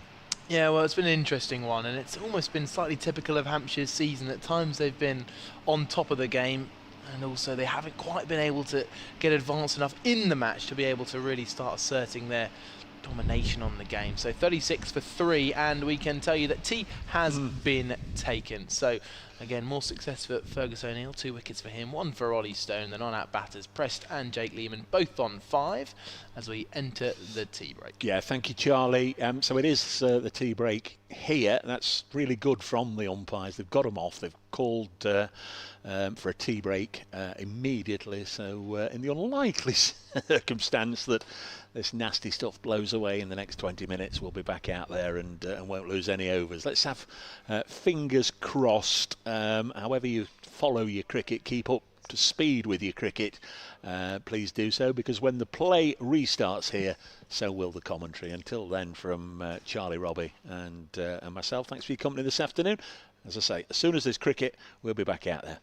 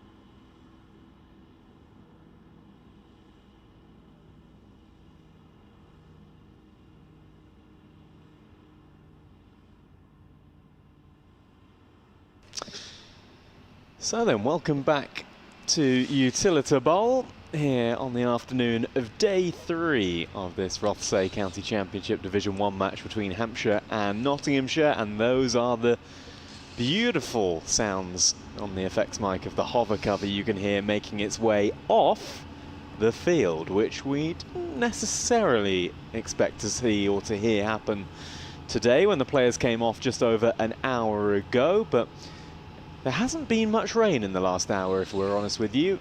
The covers were fully on the pitch and on the square and the run-ups, but we didn't have a whole load of rain, and we now have some much brighter cloud up above. And towards our right-hand side and the Telegraph Woods in front of us behind the Rob Bransgrove Pavilion, things don't look too bad. It's still pretty cloudy, the lights are still on, but we are going to get some cricket restarting at 4:40, so just a couple of minutes or so from now. Umpires making their way back out. Nottinghamshire, led by Hasib Hamid, are out there, and the two not-out batters for Hampshire, who are Jake Lehman and Tom Prest, are making their way out there as well. So we have lost 10 overs today to our allocation of 104, so 94 overs the total scheduled for the day. That means that there are a whopping 38 overs still to be bowled today. I do not know how many of them we will get in, but whatever we do get in will be pretty important for both sides, because Hampshire are 36 for 3 in their second innings after bowling Nottinghamshire out for 229 earlier on. That meant that the deficit was 15. Hampshire adding those 36 runs in their second innings mean that they lead by 21 runs, but they are 3 wickets down. My name is Robbie James. Kevin James back tomorrow, a reminder of course, and Dave Bracegirdle is alongside me. Like I said, Dave, I don't know how much cricket we're going to get, but whatever we do get will be pretty important, because this game is poised nicely. Yes, welcome back everybody. A real bonus having some more cricket. If we do get those 38 overs in, we'll not only be playing under floodlights, we'll be playing under moonlight, because that's certainly going to take 2.5 hours. Another chance for this game just to advance forward one way or another. Hampshire will be dearly hoping for a partnership here. Lehman is on strike. He's already been dropped, and Ollie Stone was the unlucky bat. He bowls now, and Lehman at least ensures that this session, however long it lasts, will have a run in it as he drops it on the leg side. So 37 for 3 Hampshire. Remember, they were 15 behind on first innings. Do the Rachel Rileys yourself whenever you want. Take 15 from 37, and the lead is 22. Yeah, and that was an odd hour. Well, I tell you what, we're trying to eat into those 38 overs because we started a minute early. So we're buying a couple of balls. So yeah. It's 4:39 on our watch. But I told you there were canny umpires, this pair. Stone in, bowls. This one just shapes back into press, but it cuts it away into the offside. And they're rattling along here. Runner ball at the moment. 2 balls, 2 singles. Whilst we were dormant, Essex have duly wrapped up a victory over Leicestershire by 7 wickets. I don't think anybody expected 15 wickets to go down on the day at Chelmsford, but that's what happened. Leicestershire were rolled over for 60. Essex only needed just over 100, and they've got their 3 down. So Essex right now sit top of the table, 80 points from 6 matches.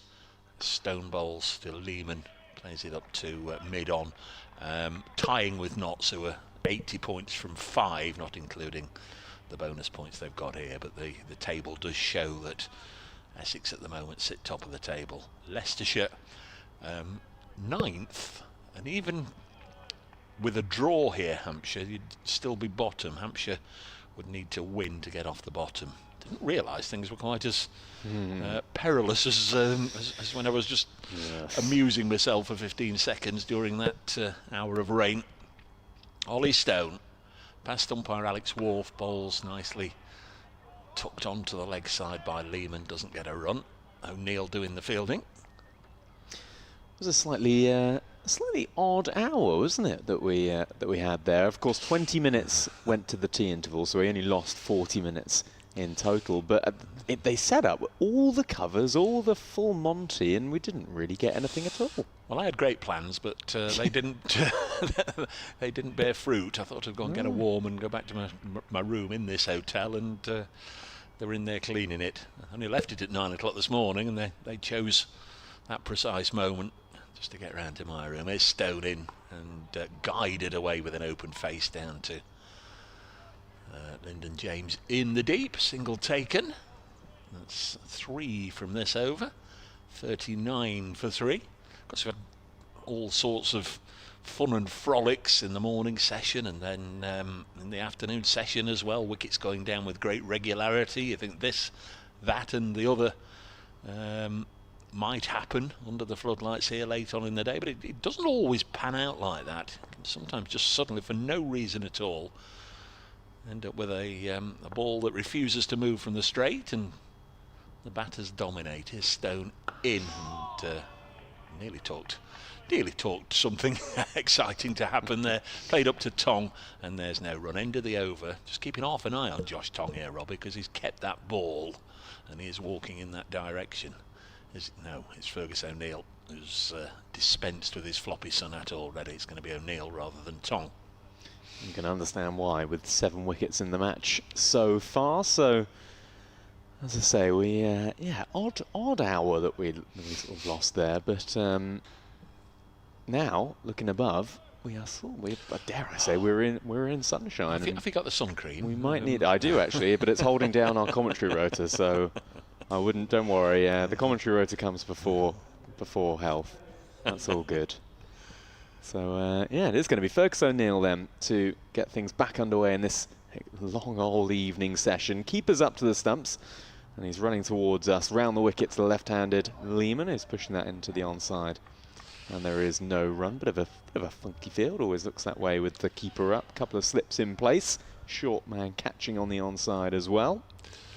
Couple of fielders out on the leg side. Always think it's hard for first slip when yes, it's a quick or certainly a medium fast bowler bowling and the keeper's standing up, because you don't have a great view of a thin nick that flies past the keeper. Here's O'Neill bowling round the wicket to Lehman, who's forward, pushing it straight back to him. Picks it up with his. I thought he was wearing a long sleeve shirt. He's not, is he? He's got one of the. What do you call them? Elasticated sleeves or some such. Yeah, undervest. That's undervest. That'll do. An undervest. Short sleeve t-shirt, undervest. Very rare you see someone open the bowling with long sleeves on. I can think of a few of the cricket fashion police that would like a word or two about that. It's like a keeper keeping in a short sleeve shirt. Here is O'Neill once again round the wicket to Lehman, pushing that up to mid-on. There's no run. Yeah, of course. Back in the day, really, and I'm going a long way back, they didn't have short sleeve shirts, did they? They just rolled them up and got on with it. Which I think was a great look. Yeah, Fred Truman rolling the sleeves up. Baggy shirts, cotton. Buttons down the front. Oh, glorious. I was looking back at golf outfits for about 3 hours the other day of the 80s. They were great. Here is O'Neill again, round the wicket to Lehman. Oh, just half a shout for LBW, but that was always going down the leg side.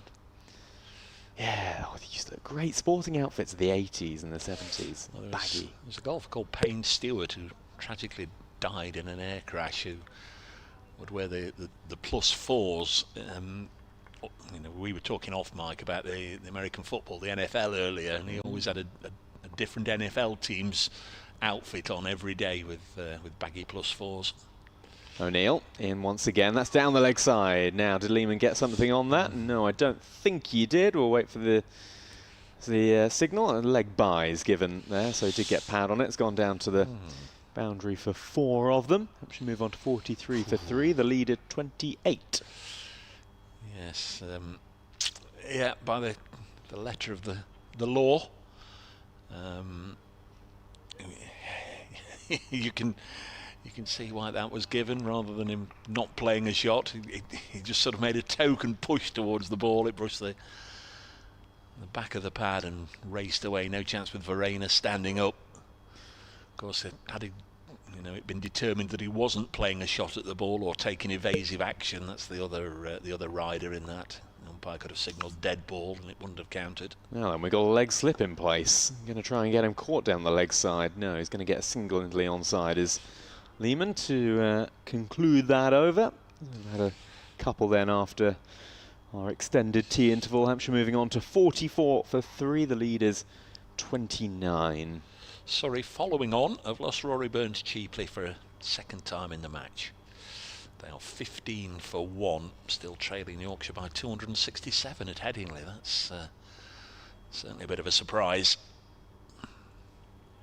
They won't think that in the frozen north. No, they will not. But Live and Bairstow with centuries for Yorkshire, putting a good score on the board. There's Ollie Stone to Lehman. Casual flick away by the Australian. Behind square on the leg side for a single. If you want to get in touch, you can do. We're on the emails, aren't we, Dave? We are if I turn it on. bracecricket@icloud.com. That's Sport on X if you fancy it as well. But bracecricket@icloud.com. Last time I was here, we had the limericks. Very good stuff. Big thank you to Steve for that. I should have said, but that was a lovely contribution. Although I'm hesitant because I think he just used AI to do it, didn't he? But anyway, thanks for asking AI to do it anyway. Stone past Alex Wharf, the umpire, short of a length, gets up sort of chest height really. Tom Prest solidly behind it, plays it down on the leg side. There's no run. It wasn't a venomous Ollie Stone bouncer. He just was sort of testing out the middle of the wicket, middle of the strip. 45 for 3. Hampshire effectively 30 for 3 then if you ignore the 15 runs that separated the two sides on first innings. 35 overs in theory remain after this one. Stone in once more, bowls. Prest looked okay in the first innings. Obviously at the start he didn't last too long. He pushes this into the offside. Don't know if was that on day one. It was on day one where Notts went up and celebrated. There was a celeb appeal and all the rest of it. They were absolutely convinced he'd nicked one behind, and Tom Prest stood there and the umpire clearly said not out, and Notts looked disgruntled, and then the next ball was a little wider and he had a right old waft at it and nicked the next one through to the keeper.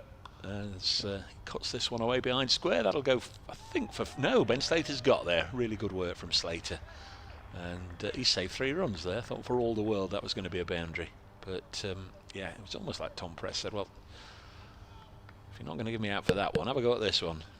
No getting out to that last shot. He absolutely nailed that. It's a lovely sound off the bat as well. Good bit of fielding. Yeah, it was. 46 for 3. Don't think Notts have quite been on it thus far in the little spell we've had since returning. Stone bowls and Lehman defends up to the Notts skipper, Asiba Mead at mid-off, and there's no run. What would I know? The obvious answer is as few as possible. Like to chase as few as possible. You knew what was coming. You've been in this game a while, haven't you, Dave Bracegirdle? Go on, you could humour me, please. Well, we don't know because we don't know what the weather's going to do tomorrow. That's going to be the deciding factor in this game.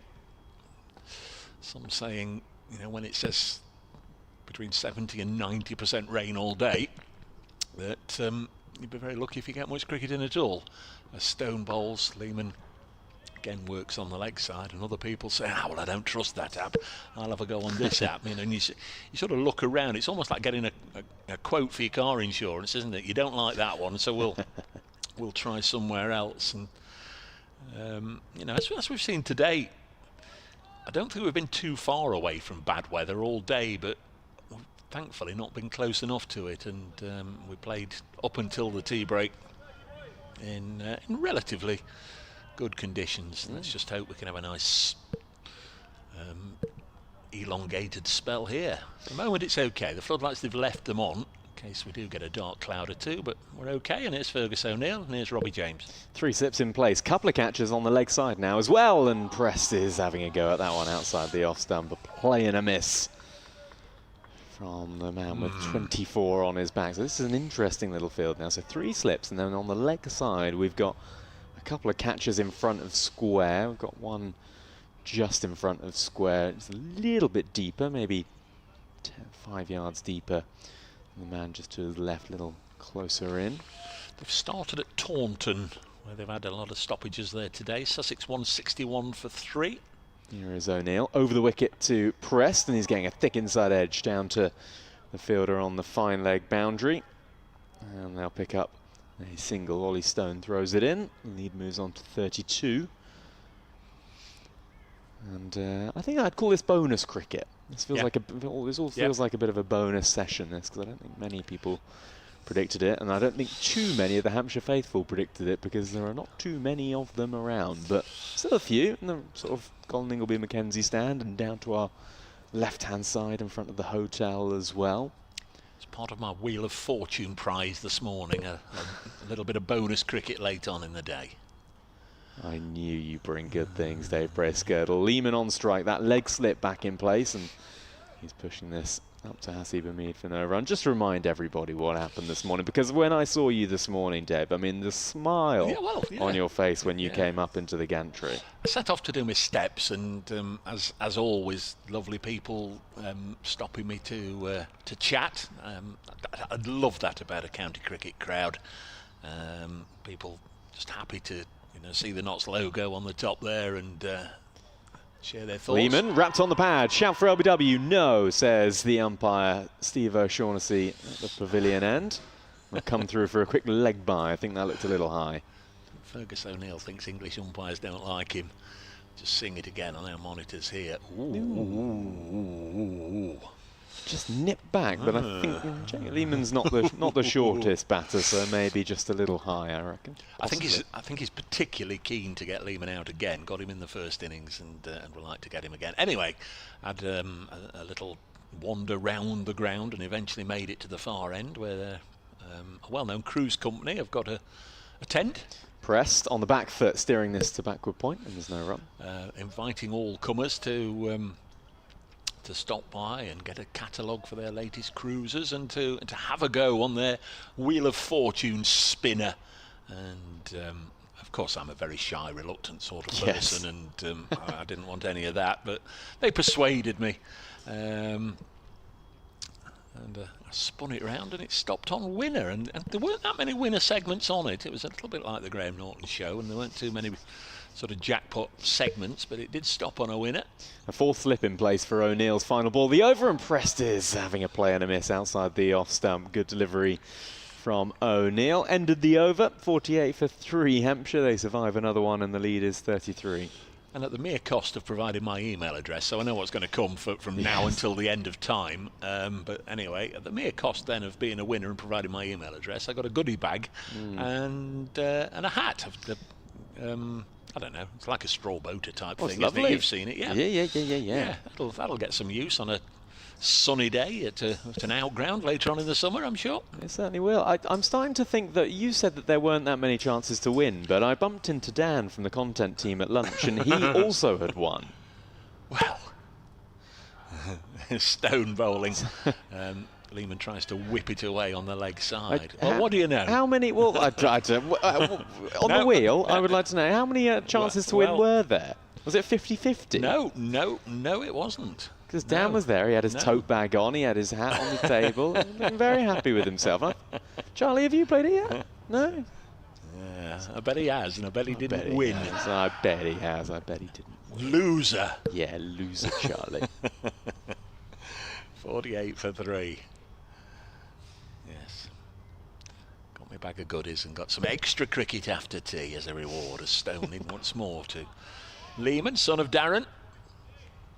This is forced up to, well, I say it's forced up to Hamid at mid-off. It wasn't, it stopped. Hamid had to come and intercept the ball, pick it up, start polishing it. So used to seeing Liam Patterson-White in the sort of run-saving positions either side of the wicket, working on the ball, polishing it, and with him being at first slip, that tends to be something that's been lost from the game. Somebody else has to do the work more often than not. Ollie Stone wearing 9. Bowls now, and Lehman forces it again up to Hamid. This time it does reach him. Stone made his Nottinghamshire debut in this fixture 2 years ago on this ground. First match of the season. Both before and since he's had any number of injury problems, but Good to see him fitting well and bowling quickly. Certainly looked $1 million a couple of weeks ago at Leicester as he got 8 wickets in the match. Stumps flying here, there and everywhere.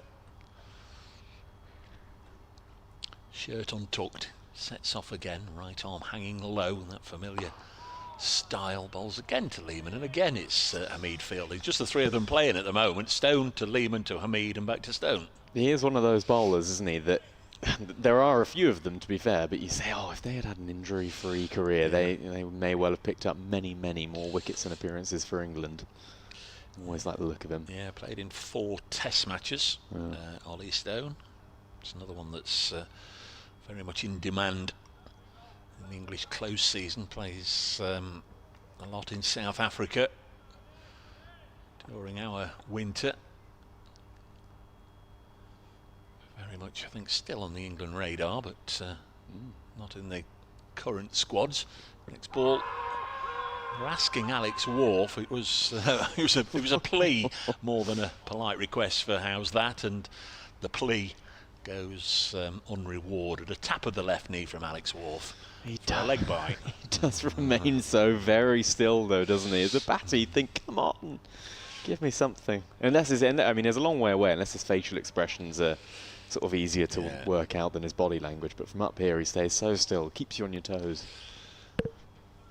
It's been a decent little passage, this, for Hampshire. They've only added 13 since the restart, but mentioned in Stone's previous over, there's not been too much happening yet.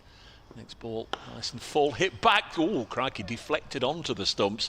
That would have been the cruelest of cruel ways for Lehmann to get out, but smart from the Australian. He hadn't gone too far and grounded his bat before the ball deflected off Stone's fingers. He did well because he actually saved a boundary there, Ollie Stone, and it ran back onto the sticks, but Lehmann was watching it and able to ground his bat. End of the over, 49 for 3. Still got 33 overs remaining. We've had 5 relatively calm overs since an unexpected twist in the overhead conditions. Don't think any of us were expecting to be back out there playing today, but certainly not as early as we were. O'Neill to begin another over to Lehmann on the back foot. There's no run in bright sunshine. Lehmann facing up to O'Neill now as well. Mentioned Alex Wharf in that previous over. I've always had a soft spot for poor old Alex Wharf because when I was younger, I had a good old-fashioned pack of top trumps. Love a game of top trumps. And I had the cricket version. Here is O'Neill running towards us, bowling to Lehmann. Oh, it's full and straight to Lehmann. He's squirting it out to Hasib Hamid, and there is no run. And in that time you had your Petersons, you had your Flintoffs, you had your Andersons and your Goffs, and you had Alex Wharf. And at that time, I think he'd only played 1 game for England, and I don't think it had gone particularly well. I can't remember the stats or the numbers, but his poor old rating on the top trumps was horrific. Here's O'Neill into Lehmann, who's forward in defence, and there's no run.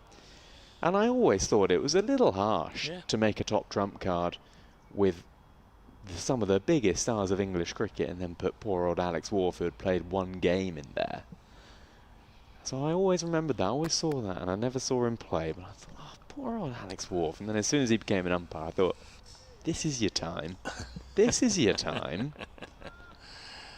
I wonder if he ever saw those top trumps. Something much missed. Cricket cards. Yeah. County champion. Panini stickers for the county championship. Other stickers are available, of you course. Will have to explain that. Or maybe they're not. Well, you know, these stickers, World Cup stickers and Premier League stickers. Oh, okay, and yeah. Panini. Panini make them, don't they? O'Neill changing the angle, going round the wicket to Lehmann this time. There's no run. They're the sticker manufacturer, the Italian company. Yeah, they do all your World Cup stickers and your Premier League and your EFL and heaven knows what else. But you can still get what you used to be able to get county championship ones, or you still can? Well, not since, as far as I'm aware, not since the 90s. Oh. But there was a time.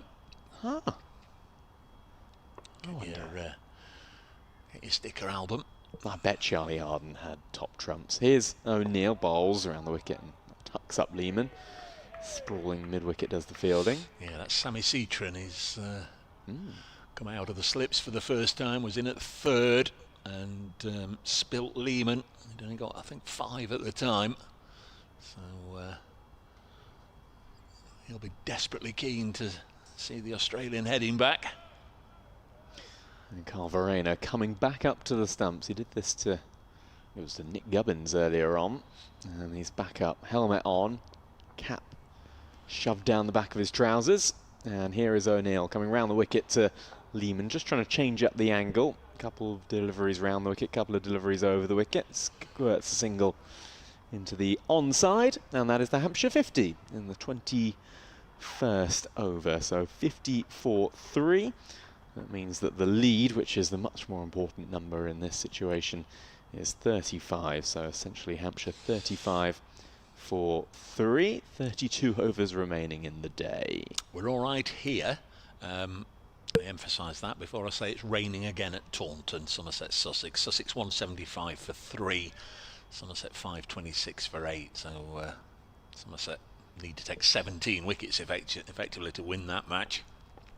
Dropped down to 6th in the table, didn't they, after that narrow defeat against Glamorgan last week. Stone bowls. And this is off a thickish outside edge. Goes through the gully region. Man positioned down there in the deep, Lyndon James. They take a single. 51 for 3. The hosts here. We can probably count the number of spectators, should we had the presence of mind to do it, in the Shane Warne stand. We'll have a go.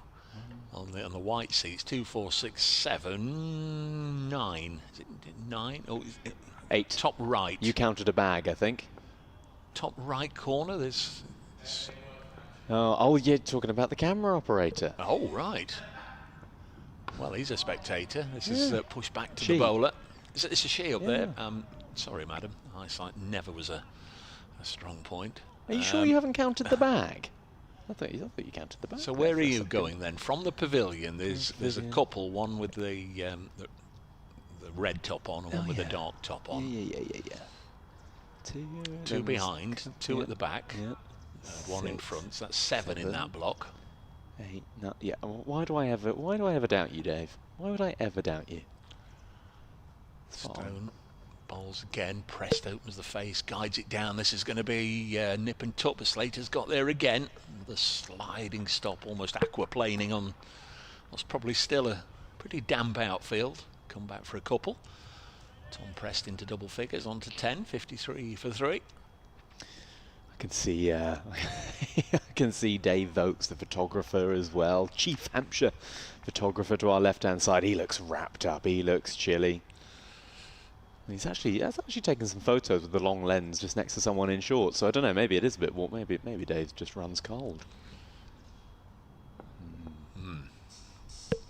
Stone bowls again, pressed, little push square of the wicket on the offside. Fergus O'Neill in the floppy sun hat does the fielding. 1 more to the total. 54 for 3. Josh Tong loosening up. Wouldn't be averse to Josh having a little bit of a go just to get everybody's adrenaline pumping. Certainly no shortage of effort here from Stone and O'Neill, but things not quite happening since the hour off the pitch as they were before it. Of course, the ball's getting a little softer. We're now into the 22nd over, but a little bit of the devilment seems to have gone. Lehman on 12. Now on 16 as he caresses this through the offside for 4 more. And of course, I did just mention the slightly moist outfield. Dylan Pennington is actually wandering around the boundary edge and he goes and fetches it back. Oh dear, Dylan. Oh dear. Went to throw it back to Asiba Mead and the underarm throw didn't quite work, did it? I think that might tell you everything we need to know about the condition of the ball. Little moist. Yep. Slipped out. Went about 3 yards. 58 for 3. The lead is 43. Hampshire will certainly have designs on making sure in this innings they take any possibility of a not swing out of the equation, and that one did take off from short of a length. Effort ball from Ollie Stone. That got big on Lehman very, very quickly, and he did well not to nick it with the shoulder of the bat on its way through to Verena. End of the over. 58 for 3, pressed 11. Lehman is on 16. Partnership now worth 28. Earlier, Toby Albert out for 5 for the second time in a game. Nick Gubbins made 11. Fletcher Middleton followed his first innings duck with a score of 6, and I think it is going to be Josh Tong from the pavilion end. It's pretty remarkable that in the 3 Hampshire wickets to have fallen, 2 of them are carbon copies of the first innings. So Toby Albert twice in this game has been LBW to Fergus O'Neill, and then Fletcher Middleton twice in this game has been caught behind off Fergus O'Neill. So Hampshire batters, symmetrical dismissals, which they won't want to see back, I wouldn't have thought. Anyway, bowling change at the Rod Brownsgrove Pavilion end. Good name for an indie group. Symmetrical dismissals. Oh, I like Coming to a village hall near you sometime soon. His tongue to begin a new spell, bowling to Preston. That tucks him up and he pushes it into the onside. So O'Neill out of the attack. Figures of 2 for 19 for now from 11 overs. Few tickets remaining for their West End gig later on tonight. Yeah. They're playing at the LBW tonight. Sold out. Oh no, a few tickets remaining. Symmetrical dismissals. Symmetrical. Charlie Harden, write that one down. Write that one down. That can be part of our brainstorm tonight. There we go. Symmetrical dismissals. Featuring Dave Brayscott. You're having a production meeting at the end of the day, are you? Yeah, we are now. Discuss new band names. 3 slips go down, and here is Tongue bowling over the wicket, back of a length to Prest, who's up on his tippy toes. And there is no run. Nice and neat bit of work from the fielder mid-on. Who is that in the floppy hat? The 2 floppy hatters are the captain and Fergus O'Neill. That's Fergus O'Neill, is it? Yeah, it is. Flicked it up with his boot. Does a little bit of work on it. 3 slips in place. There's still a man fairly short on the onside catching. Fielders out on the boundary are a very wide third and a fine leg. Here is Tongue running towards us. Ooh, that gets a little straighter on Tom Prest. Pushes it up to mid-off and there is no run. Still looks pretty settled above us at the moment and over Telegraph Woods where most of the weather's come from today. In fact, actually, there's a little bit of blue sky I can see above us at the moment. Just about the best weather of the day at the moment. It probably won't last for long, but right now it's lovely. Will they save a little bit of a few pennies and turn off those floodlights, I wonder? Would they be brave enough to do so? I very much doubt it. Here is Tongue towards us once more, and again that squares up Prest. I don't think it's a penny saving idea, or indeed will they be brave enough. I think it's just a thing the umpires aren't big fans of once you've used the lights, turning them off, and you might need to turn them on again and all the rest of it. In fairness to the batters, can sometimes just take a moment or two to readjust if you just flick them off, or conversely flick them on again just as dramatically. So once they're on, they tend to leave them on for a session. Tongue past the umpire, bowls, and Prest pushes this into the onside and there's no run. And these ones as well, these floodlights that we got here at Utilita Bowl are rather old, and from memory, they say that once they're turned off, you can't turn them back on for, I want to say, someone will pick me up on it, 45 minutes, I think you can't turn them back on till, so I don't think they'll be getting switched off anytime soon. You were out at the toss as I was, and they did say the one to our right, the right-hand end as we are, was not working properly. It's got the top 3 rows are gone. Here is Tongue bowling to Prest, tucks him up again, fews and ahs. At end of the over, nothing doing in the end. Hampshire survive another one. 43 is the lead. It's a maiden over from Josh Tongue. 4 overs, 3 maidens, 0 for 8. I'm going to make way, and Charlie Harden will come in here. Thank you, Robbie. More from Robbie James in the fullness of time. This has been, I would imagine, a frustrating half an hour or so for Nottinghamshire, for the coaching staff, for the skipper. Not too much has veered off the straight and narrow. Not been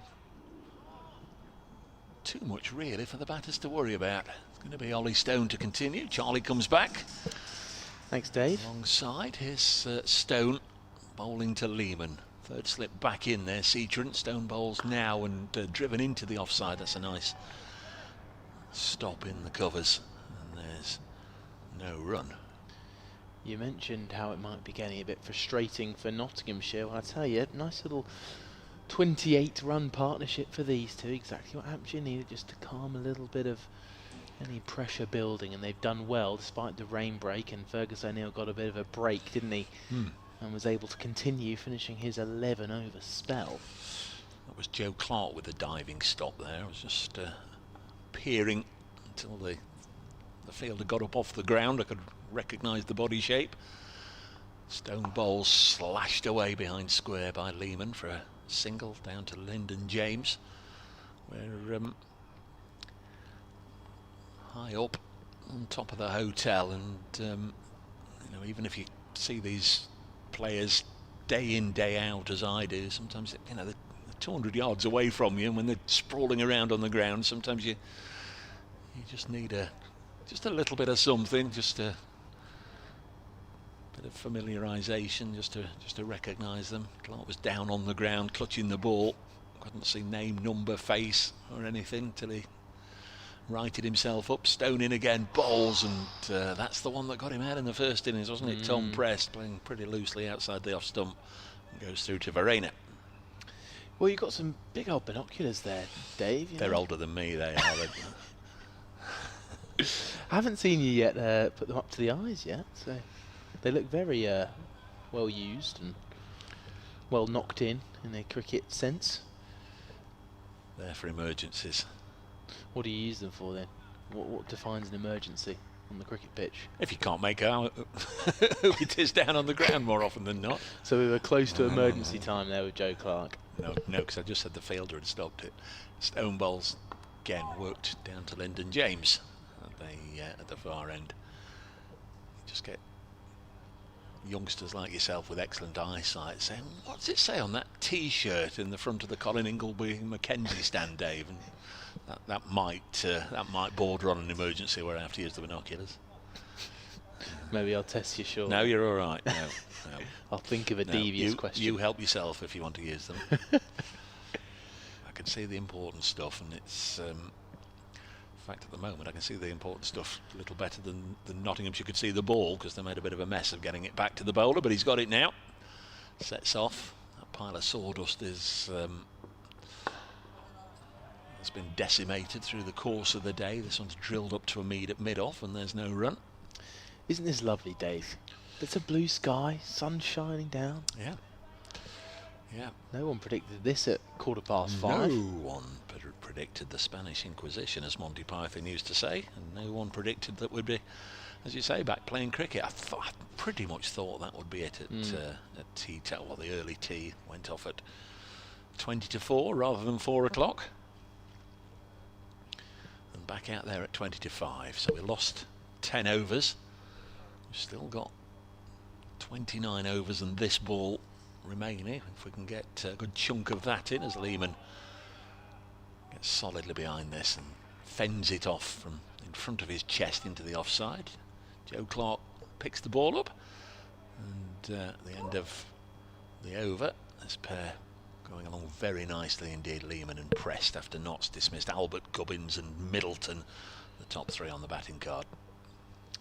Yeah, and Lehman, we know very well, is in the runs as of late, Hampshire's top run scorer, but on the other hand, Tom Prest, who's at times, even in the first innings, showing signs of his class that he can show. If he's able to kick on, he'll definitely be able to score big at some point this summer. He looks like he's able to do it, but we're yet just to see the end result. Josh Tongue is going to be bowling at him from the Rod Bransgrove Pavilion end, so it's not going to be easy on this slightly green tinged wicket. 3 slips are in, fine leg, deep backward point, 5 yards off the boundary. Here comes Josh Tongue, bowls and edged, and is that carried? I don't think it has. It's a third slip. It's Sam Seatrant in there. I reckon he's just almost played with soft enough hands that it hasn't quite carried, and he was pushing on the front foot. It's just probably landed maybe half a foot in front of Sam Seatrant. I was so pleased it wasn't a drop, to be honest, because he's had a first day of being a first-class cricketer to forget so far a 7-ball duck, and he did drop Lehman, and the Australian was on 5. So Tongue is in again past the umpire. Bowles driving back to the bowler Tom Press for no run. Tell me, you just mentioned the fielding, gave it its full name in all its glory. There's only, here we go, the emergency binoculars. Here come the binoculars. It must be important. Well, I would have thought that is the best view in the ground, and there's only one person sat up there. Would that be a camera operator? What, right in the top corner of the Colin Ingleby Mackenzie? No, so behind the arm and the top of the pavilion is Josh Tongue in again to Prest. Defensively pushes into the offside. Yeah, I don't think that is a camera operator. You'll have to enlighten me with the binoculars. What are you seeing? No, one person sat there. Don't know who it is, but like I say, I would have thought that is the place to sit, but clearly not. So is that restricted to its members? Vice President? Well, I'm sure there's other members in the ground. Yeah, there's plenty of members just at the long-on area in the Colin Ingleby Mackenzie. His Tongue is halfway through his run. Here he comes. It's the crease. Bowls, and a good length is skewed out towards cover along the ground. No run. Just feel like something's on the brink of giving here one way or another. Either Prest is going to play a couple of good shots and get them away to the fence, or Tongue's going to get him, because it seems as if the intensity level is just ramped up a little bit, and it seems like Tom Prest, even defensively, is going hard at the ball. You can, generally there's a bit of a thud as it comes off the bat when Tongue's bowling. Here he is, and it's turned into the leg side by Press for no run. Yeah, a little bit of pressure, a little bit of something. He's giving it his all here, Josh Tongue, isn't he? Well, as he always does, but I suspect they all sense that this has been a frustrating half an hour and we need a breakthrough now, and here you go, Josh, get yourself on there and get us a wicket. And there's a lot more noise in the field. Notts aren't necessarily the noisiest of sides in the county championship, but they're all getting behind him and applauding and clapping and geeing each other up. Well, with this added bit of emphasis from Tongue, deep square legs gone back. Here he is, right arm over, a drive to cover, brings no run. That ends a maiden over from Josh Tongue. Brilliant start to his spell, and the score is 60 for 3 from 25 overs. Lead now 45. Yeah, that, as I was just saying, just seemed to be a case of you've scored a few runs here, fellas, but now we're going to have a little spell. In fact, Lyndon James is coming on as well, so a double change. Trevor Hillary, Dave, there's 15 of us in the Derek Shackleton suite, and how many Satsumas are left? Trevor, thank you, Trevor. That's one that Charlie can answer. There's still some in your bag. How many's in that bag over there? Well, you see, before I say, we did have a slightly lengthy rain delay, didn't we? We did have one. Yeah, there's one left. Robbie's been and checked for you, Trevor. Which is the Derek Shackleton suite, gents, whilst Lyndon James is getting himself ready? You see, I want to say, I'm going to go out on a limb here. Well, that's Robbie. and I think it's in the pavilion. Where is it in the pavilion, Robbie? Ground floor in the middle. Here's another member of the James family. Here comes Lyndon James, right arm round, and it's defended back to the bowler by Jake Lehman for no run. Chris Hutchings, Dave, I was very proud that as a 10-year-old I completed the Panini Cricket 83 album. Had all the countries and the World Cup bits in it too. Kind regards, Chris Hutchings. Thank you, Chris. There we are. There we are. Yeah, you'd buy them, wouldn't you? You'd be down the newsagent, a pack of stickers. £10 for 5 stickers or whatever it'd be these days. I think they were about 10p a pack back then. Lyndon James has passed the umpire again. He's in and bowls, and defending is Jake Lehman. Nothing better than a full to the brim pack of those either stickers or cards in various sports. I had all the Football World Cup 1970. I mean, Pelé was the one. Everybody wanted a Pelé. You didn't buy them, did you? Did you? Well, yeah, you buy it. Your pocket money, or I had a paper round. Yeah, an Evening Post paper round. So I spent my hard-earned on panini stickers then. James is in, brings the edge, but down towards the backward point. He's in the ring, actually. But everybody at school would have them, and you'd meet up in the quad at lunchtime and break and swap your stickers. That's the way you did it. So what I meant, I understand you buy your little packs, don't you? But if let's say you are missing just Pele, and you've gone through plenty of packs, you got doubles, you got triples of others. Did you ever go out and buy? I think it's always a little bit cheating. I'll mention in a second. All right, here comes Lyndon James past the umpire again. Hits the crease, bowls, and a cut shot out towards deep point brings a single. In right at the back, there was like a flappy page, half a flappy page, with about, I don't know, 20 boxes, and so they were sort of making you get down to requiring 20, and once you'd sort of got to that stage, you could fill in the box and sort of buy the last 20 that you needed, just put in the numbers that you needed, and then send it off with your postal order back in the day for about £2. You remember postal orders, you lads? Postal orders. Lyndon James over the wicket now to Prest, and it's down the leg side. It's just hit the thigh pad. It's dribbling out towards square leg for a single. The keeper does the fielding. That was a thing. It was like checks for kids. You go to the post office and you'd hand over your £2. They can have a £2 postal order, please, and you'd write on it, pay panini stickers, the sum of £2, like a cheque. Yeah. And you'd stick it in your envelope, send it off to panini stickers, and back would come your missing stickers. Wow. Different orders. Times. I worried to haven't even Ask your heard of granddad that. about postal orders. In comes Lyndon James. It's down the leg side again, and it's turned out towards deep square by Jake Lehman. Was that a little sigh of happiness remembering the postal orders, or just another bit of frustration from Nottinghamshire? As that ends the over 63 for 3. Or a bit of both. Bit of both, definitely. Definitely a bit of both. Folks, once we're talking about postal orders and the halcyon days of panini stickers, that we're just veering away from the main subject, and I guess that will please the Hampshire followers, because all day it's been a case of wicket, and obviously whilst the home county were bowling, everybody thought that was that was great, and then those 3 went down straight away. But this has just been a period of relative calmness, hasn't it? Although I don't think we can use that phrase when Josh Tong's about to bowl. Yeah, and the lights do remain on despite beaming sunshine. I think it's that little part that Robbie discussed about the time it takes to switch them back on, so I reckon we'll leave them on just in case anything else looms over. bracecricket@icloud.com if you've got anything to pass on. As Tong comes in, bowls to Lehman, wears 33, the same number as Joe Clark, gets a single, pushing this onto the offside, and there's no run. We'll keep an eye on what's happening elsewhere late on this third day up and down the country. The one result, Essex defeated Leicestershire by 7 wickets. Back on at Taunton, where Sussex are 187 for 3. Somerset made over 500. Playing at Edgbaston, Glamorgan 116 for 4 in their second innings. Lead Warwickshire by 224.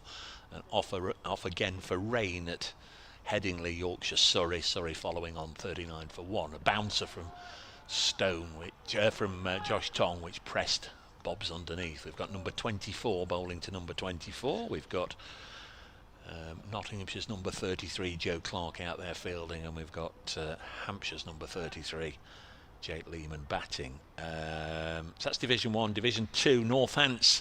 Speaking of Mr. Lehman, Junior, or Mr. Lehman Senior, his side of 58 for 3, requiring 191 more to beat Gloucestershire. That's at Bristol. Tong bowls. Prest eases into the offside, no run. No play today on day 3 between Kent and Durham at Beckenham.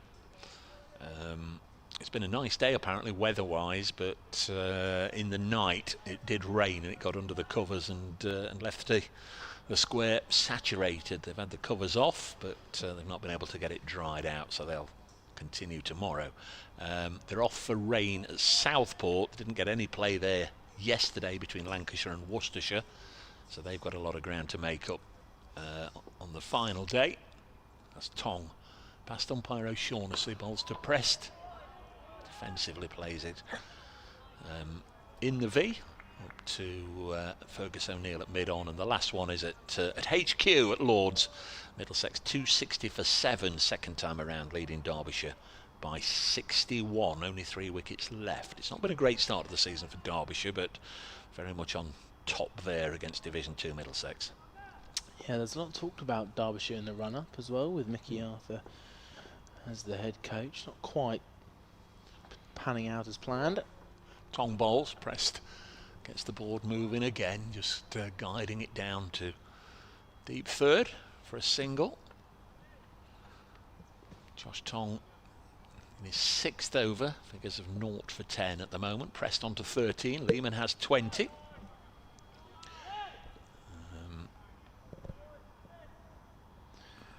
And it's almost becoming too bright to open my eyes at the minute out here now. Dave, you just chuckled at an email. Yeah, Trevor Walsh on stickers. Got need is put as the hashtag, and he says, if you know, you know. That was it. Yeah, well, I've got that and I've got that, but I need that. Next ball defended by Lehman. In fact, the ball's just died at his feet, and Jake Lehman doesn't ask Nottinghamshire if he can pick the ball up. He just leaves it. That's the end of the over. And it remains 65 for 3. So you've never been in an era where collecting stickers for any sort of album is a thing? So I collected cards from a relatively famous card football brand, and we used to fill out these folders and used to get a little film per team in the Premier League of football. And then we'd fill them out. You get the 100 clubs at the very end, the special cards, the man of the matches. God, shinies? Do you have shinies? What I'd do for a shiny man of the match, Dave. Lyndon James bowling. This might have just on the last end, down the leg side and through to the keeper. Yeah, that was my ball there. Thanks, Dave, for covering up. Okay, crack on. Well, you just look so in the flow of it. I can't get in the way of you, Dave. But no, Lyndon James is continuing from the hotel end. Just looked to my right and wished I hadn't. Oh, yes. A looming thick cloud. Maybe it'll miss us. Here comes Lyndon James past the umpire, right arm over, and it's turned away towards mid-wicket by Tom Prest. He'll pick up a single, fielded by Hasib Hamid. Josh Tong's going through all sorts of wardrobe malfunctions at... well, he was mid-off to Prest, he's mid-on to Lehman. Trousers dropped down around the ankles and sorting something out that needed sorting out. He's still messing around and looked over at the wrong time there. You've got to be comfy when you're bowling. You've got to be comfy. You can't have any obstructions or things just preventing the arm coming over or whatever. Well, here's Lyndon James around the wicket now, and Lehman goes back and blocks into the offside. No run. Not that dropping the trousers would, of course, interfere with the arm coming over, but whatever it was, let's hope he sorted it out. Yeah, let's hope so. And not sure we'll be asking him after play, although that's your job, isn't it, with the Nottinghamshire players? Maybe you could ask him if he's around. Nigel King, postal orders are still going, Dave. Thank you, Nigel. Didn't know. Lyndon James approaches the wicket and bowls, and Lehman turns it off his hip into mid-wicket. They might look for 2 here. They're pushing the first one hard. They're going to get 2. Tom Prest led the way and requested the second run. He got it. Outlaw Chris is with us. Hello, Chris. Chris Morley. So we keep going on about the James family. He just sends his best to Pete and Julie, Lyndon's folks, who are down there just watching now. Chris, they're here. All the best to you and yours. As Lyndon James sets off again, he runs in, hits the crease, bowls, and is that a miscut? It is. Lehman is on his knees as Verena takes a very good catch behind the stumps. 68 for 3. Nigel King sent me a link. We'll assume it's safe. What are postal orders? Postal orders are a way to send money to someone as a gift or payment. They look and work a lot like cheques. You don't need a bank account to use them. You can send from as little as 50p up to £250. Changes in round the wicket, bowls, and an inside edge drive up to mid-on. So sorry, you can just send a piece of paper. Well, you buy it from the post office. It's Like an official exactly like a document. If I didn't want to send, like it says for people who might not have a bank account, so a youngster, I don't know, because youngsters have bank accounts nowadays, but when I was a youngster, wouldn't have a bank account, and if I wanted to send off to something, I would send off for football programs, or I would send off if I knew the Test and County Cricket Board had released a brochure or something. I would go to the post office and buy a postal order for that amount and use it pretty much as a cheque. Oh. Tong bowls from the far end to Press, turns it on the leg side, there's no run. So it's just used like a cheque. You know what a cheque is? Yeah. Right. Have you got a cheque? No, seriously. I'm getting quite scared here. Yeah. Have you got a cheque? Have you got a chequebook? I use the only time I've sent a cheque, I've used someone who did have a chequebook. Yeah. Yeah. So you know the basic principle, but that's interesting. That's sort of how you did it. You know, in this day and age, everything's sort of bank card or punch your numbers in or what have you. You know, you can even go and buy your coffee, just wave your watch, can't you? Your smartwatch at the cashier. But it was a different world. Here comes Josh Tong from the far end. Oh, bounce, another sharp one, and Press bobs underneath. Robert Oldroyd, Dave, when I was age 5 after the war, my Auntie Martha from Horbury sent me a £half-crown postal order for my birthday, and every year until she died in 1965. There are a lot of popping corks on the live stream commentary. It'd be nice to think you have bottles of Burgundy. It seems unlikely in these straitened times. Good to hear you when the cricket's not at Trent Bridge. Best wishes to all, Robert Oldroyd. Thank you, Robert, for the postal order memories. It's not us popping champagne corks or indeed Burgundy corks up here. We've got the makings for tea. The water's deflected down the leg side, and he's going to get a boundary. Tending to the serious stuff, a boundary for Prest, just tickled down the leg side. He's been right on it. These couple of overs is coming back, Josh Tong from the far end, but that one just drifted down the leg side. So there we are. I think we've done postal orders just about to death, but something I've not even thought about for years and years and years. And we used to have postal orders.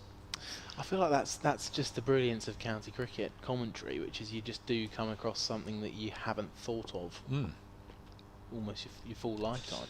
72 for 3.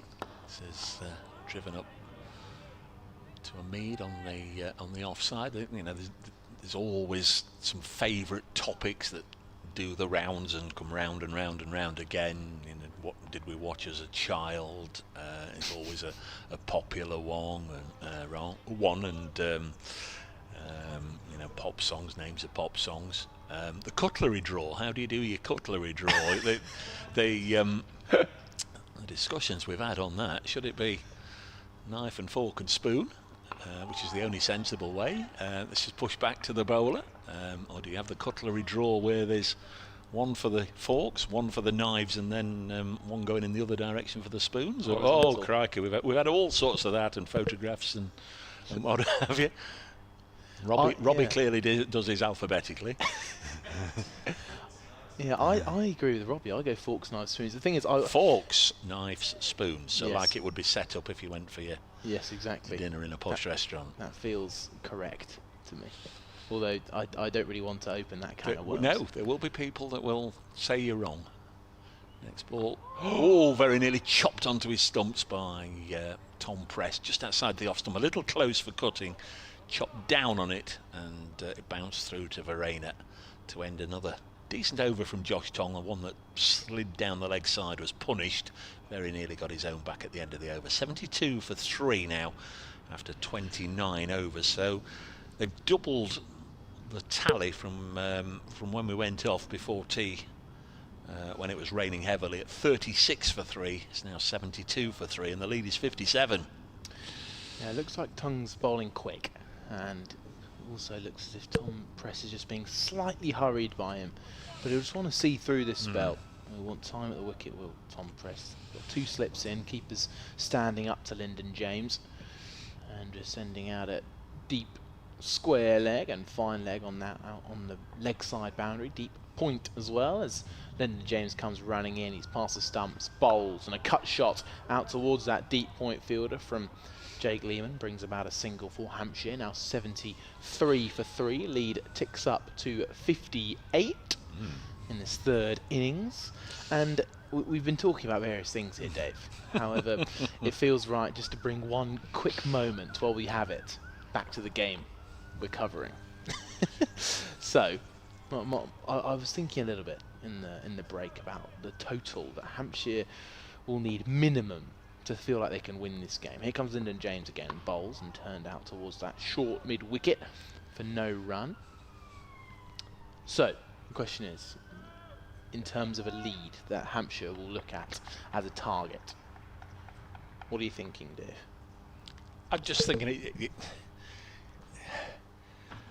they'll want to get as many as they can today. I mean, it would be a different matter, as I say, if we had a forecast that it's going to be lovely, bright and sunny all day tomorrow, or we wake up tomorrow morning and it's that.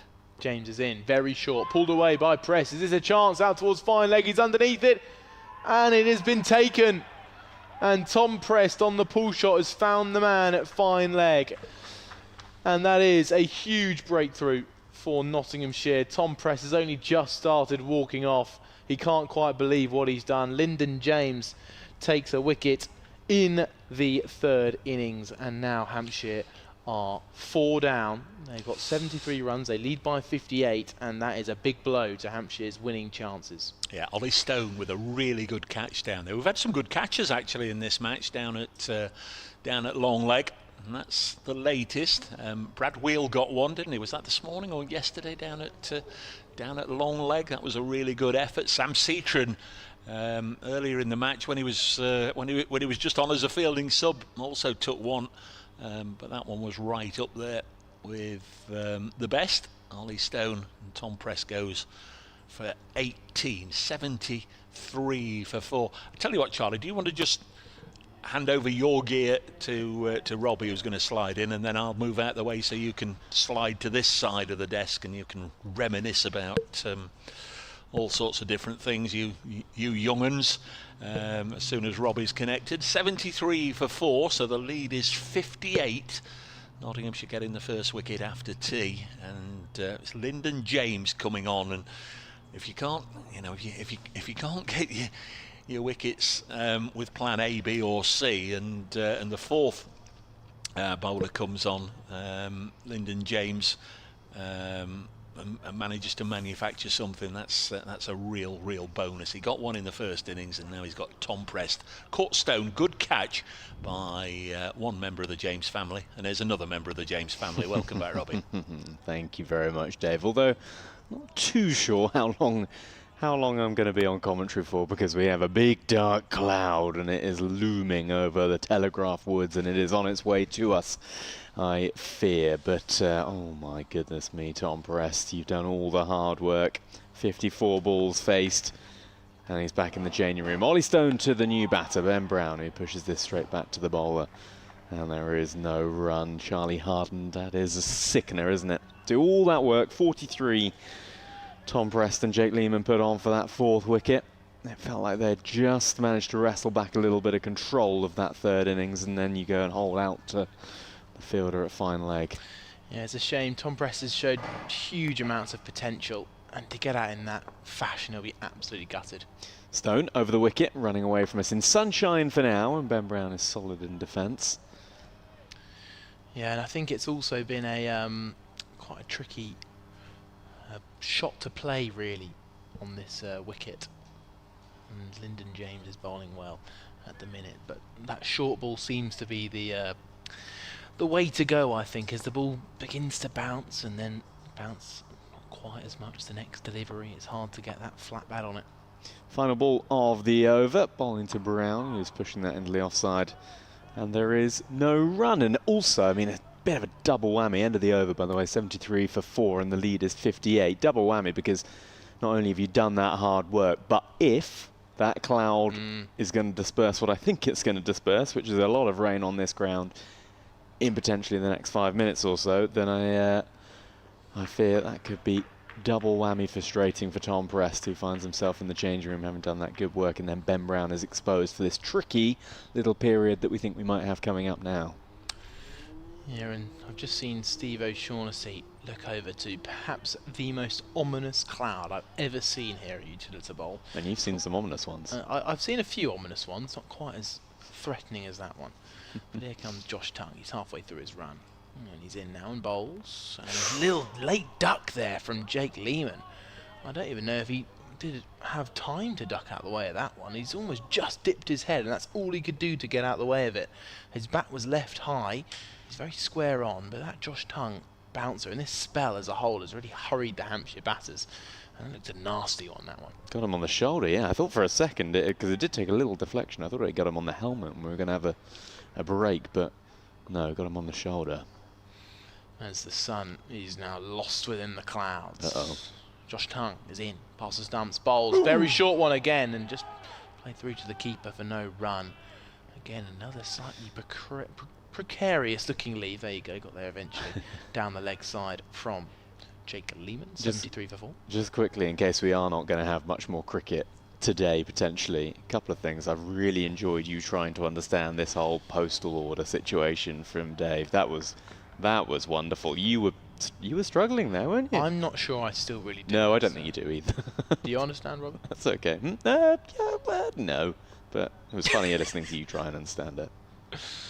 Well, Josh Tongue is in again. Hits the crease. Bowls down the leg side through to Carver Rayner for no run. And as umpire Alex Wharf storms towards the stumps because we have noticed a real deterioration in light as he takes off his glasses, and I think he's moved to the other side actually. I thought we were going for a little light meter there, but no, Josh Tongue will continue. And you know, when the clouds begin to cover and Josh Tongue is bowling lightning, and you've got a leg gully in, a fine leg, a deep forward square leg, and God, you know it's trouble. The ground staff are by the covers, and there's a big old rumble there. I don't know if that's an aeroplane to the right hand side. It's just taken off from Southampton Airport. I thought it was just adding to the atmosphere there, Robbie, and then you've ruined it. Sorry, Charlie, sorry. Well, we'll it's alright, there's still atmosphere, still tension. Okay, we'll pretend that that noise of the aeroplane is a little thunder rumble, who knows. Oh. Adds a bit of drama. But the umpire is, I think, taking a light reading again, whether it's at the bottom of the stumps or the top. Josh Tongue was looking to continue. We've got a little break in play. We're going to... Oh, here comes Josh Tongue. I was about to read a quick email, but here he comes. And it's tapped into the leg side. Hasib Hamid's going to have a chance for a run out of the striker's end. Ben Brown was clearly gone. He didn't even bother running his bat in. And Hasib Hamid had almost all three stumps to aim at. It was just played into the leg side by Jake Lehman. Pick up and throw, and Hasib Hamid has just missed the leg side of the stumps by millimetres. That was almighty close, just before a potential rain delay. And that decision gets made. Blimey, Ben Brown can count himself lucky. Now, email from Chris Hutchings. Hi Dave, following on from my previous email, thoroughly recommend the book, Picture Attached. So we've been sent a picture of the Panini football stickers as a real throwback. And I tell you, as Josh Tongue is in to Ben Brown, it's short and it's edged just past third slip. Sam Citroen is now in pursuit. And it's going to be fielded after just 2 runs to Ben Brown. He moves off the mark, 76 for 4. But a brilliant picture there, thanks Chris. That's sent to bracecricket at iCloud.com. On the topic of those cards, it all started, didn't it? Because I mentioned that in the top trumps I had in sort of 05 or whenever it was, you had your Petersons, your Flintoffs, your Goffs, and your Alex Wharfs. And I always thought that he was done dirty because he had some horrible figures and facts in his. And I managed to find it. I'll give them to you after this ball, and they are poor old Alex Wharf. Well, there's always that one card in the pack, isn't there? Well, this was that was Alex Wharf. Yeah. Oh no! Do we have to bring this Why up? did you? Well, yeah, I've got to read it now. Come on, it's just a bit of fun. He's got his moment now. We need his unbelievable umpiring stats. Here comes Josh Tongue, good length, defended back to the bowler for no run. End of the over, 76 for 4. So it's got a wonderful photo of him sort of crouched down, giving an appeal. It's got a little Glamorgan Dragons logo on it. I found it because you can buy it, I think, off somewhere, and it's a signed version. So here are the stats. Total caps 13, ODI batting average 9.5, Test match bowling average not applicable, total catches 1, total international runs 19, highest score 9. You're not winning any. I mean, it's a tough. The question is, you've got to name your stat you're gonna battle on, don't you? What do I go for? I mean, you've probably got to go on 19 international runs there, I think. Do you go on that, or do you go on do you go on average and hope that you'll find another number 11? Anyway, who cares? Lyndon James going to bowl from this hotel end round the wicket, and pushing forward is Lehmann. There is no run. Is it my over or is it your over? My over? It's your over, Robbie. Don't you worry. Don't you worry. But yes, Borrowed Alex Wolf. Anyway, he's standing now. Little does he know that we're chuntering about him up here in the hotel country. Even in these situations, sometimes there's one category like personality or something that can really boost the stats. Well, he would have won with that one. Whole load of personality on him. There we go, outside the off stump from Lyndon James, and that's left by Lehmann. That cloud is getting ever closer, and I think it might be almost over us now. The ground staff just moving into position as if they were about to do some kind of Eurovision choreography stint. Not Eurovision again. Oh yeah. A little bit of synchronised swimming in the rain. I can see here, Notts are trying to get round as quick as possible. Lyndon James back to his mark. Big moment in the game, this potentially. Lehmann's forward, pushing it into the offside, and there is no run. Can Nottinghamshire, if we're going to get a delay, unless for some reason it doesn't rain on us, which it might not, if we're going to get a delay, can Nottinghamshire prize out another one? Can they get a 5th wicket? Hampshire 61 ahead at this moment in time. Yeah, you've got to say they're smelling a potential victory here, Nottinghamshire. Top of the table. Lyndon James, number 8 on his back, bowling round the wicket. There's a slip and a gully in place. Keeper up to the stumps, and on the back foot is Lehmann, steering this into the offside. Going to pick up some runs, might get 4 of them. No, the fielder on the deep point boundary runs around to their left-hand side. That is Ollie Stone does the fielding. They'll come back for a couple, and Lehmann moves on to 26. 78 for 4, the lead's 63. We've had a couple of messages to Brace Cricket on X. Nick Shaw says, I've run the Hackney half marathon this morning in under 2 hours. Now at home cooking a chicken dinner with a glass of something and the cricket on the live stream. Doesn't get much better than this. Thanks, Nick. Lyndon James bowling over the wicket this time to Lehmann, who's pushing it up to mid-on. There's no run. Craig Hughes says, come on boys, turn the screw now. I trust that's in supporting Nottinghamshire to Brace Cricket. Thanks for that, Craig. And finally, T says, can't call this one, mate. Thinking is the bloomin' weather that will affect. I think we might possibly get a rain-affected draw, but all results on the cards. Final ball of the over from James. That's Fuller, driven for 4. Lovely shot that from Lehmann. That's going to run out to the deep cover boundary. Asif Hamid gives chase, but it is 4 more to the total. Jake Lehmann looking pretty decent for his 30 so far, and 82 for 4 ends the over. The lead is 67. Should say as well, actually, thank you to Simon Jones off of Hampshire Cricket Board, who got in touch earlier on X and sent me through a link to the games that took place on the nursery ground today for the disability side. Isle of Wight defeated Hampshire by 47 runs. That is the half a cover. I'll come to that in a second. Just finish this off. Hampshire then lost to Bucks by 35 runs. And then they took on Sussex. I haven't managed to get a result of that game. But anyhow, unfortunately, the players making their way on the main pitch off the field because it is that rain that's in the air. In fact, it's coming down now. I can see it. And that hover cover is making its way on fairly swiftly from the west side of the ground to our right-hand side as 6 or 7 of the ground staff traipsing on with it.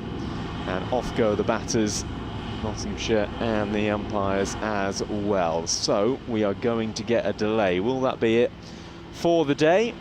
We will have to wait and see, but that is certainly going to be us done for now. I mean, the cloud over Telegraph Woods doesn't look as menacing as some of the clouds that we have seen in the last 10 minutes or so that have gone around us, but equally it doesn't exactly look bright. So who knows? We'll have to wait and see. But anyhow, Hampshire have found themselves in a precarious position. They're 67 runs ahead and 82 for 4 in total. So in that evening session they lost just the 1 wicket and they added 52 runs. So 52 for 1 in that evening session here at Utilita Bowl. That 1 wicket to fall was Tom Prest, who was caught down on the fine leg boundary off the bowling of Lyndon James for 18, breaking that partnership of 43 for the 4th wicket. So at the moment, Jake Lehman is there on 30. Ben Brown has just arrived and he is on 2. Hampshire 82 for 4. The lead is 67.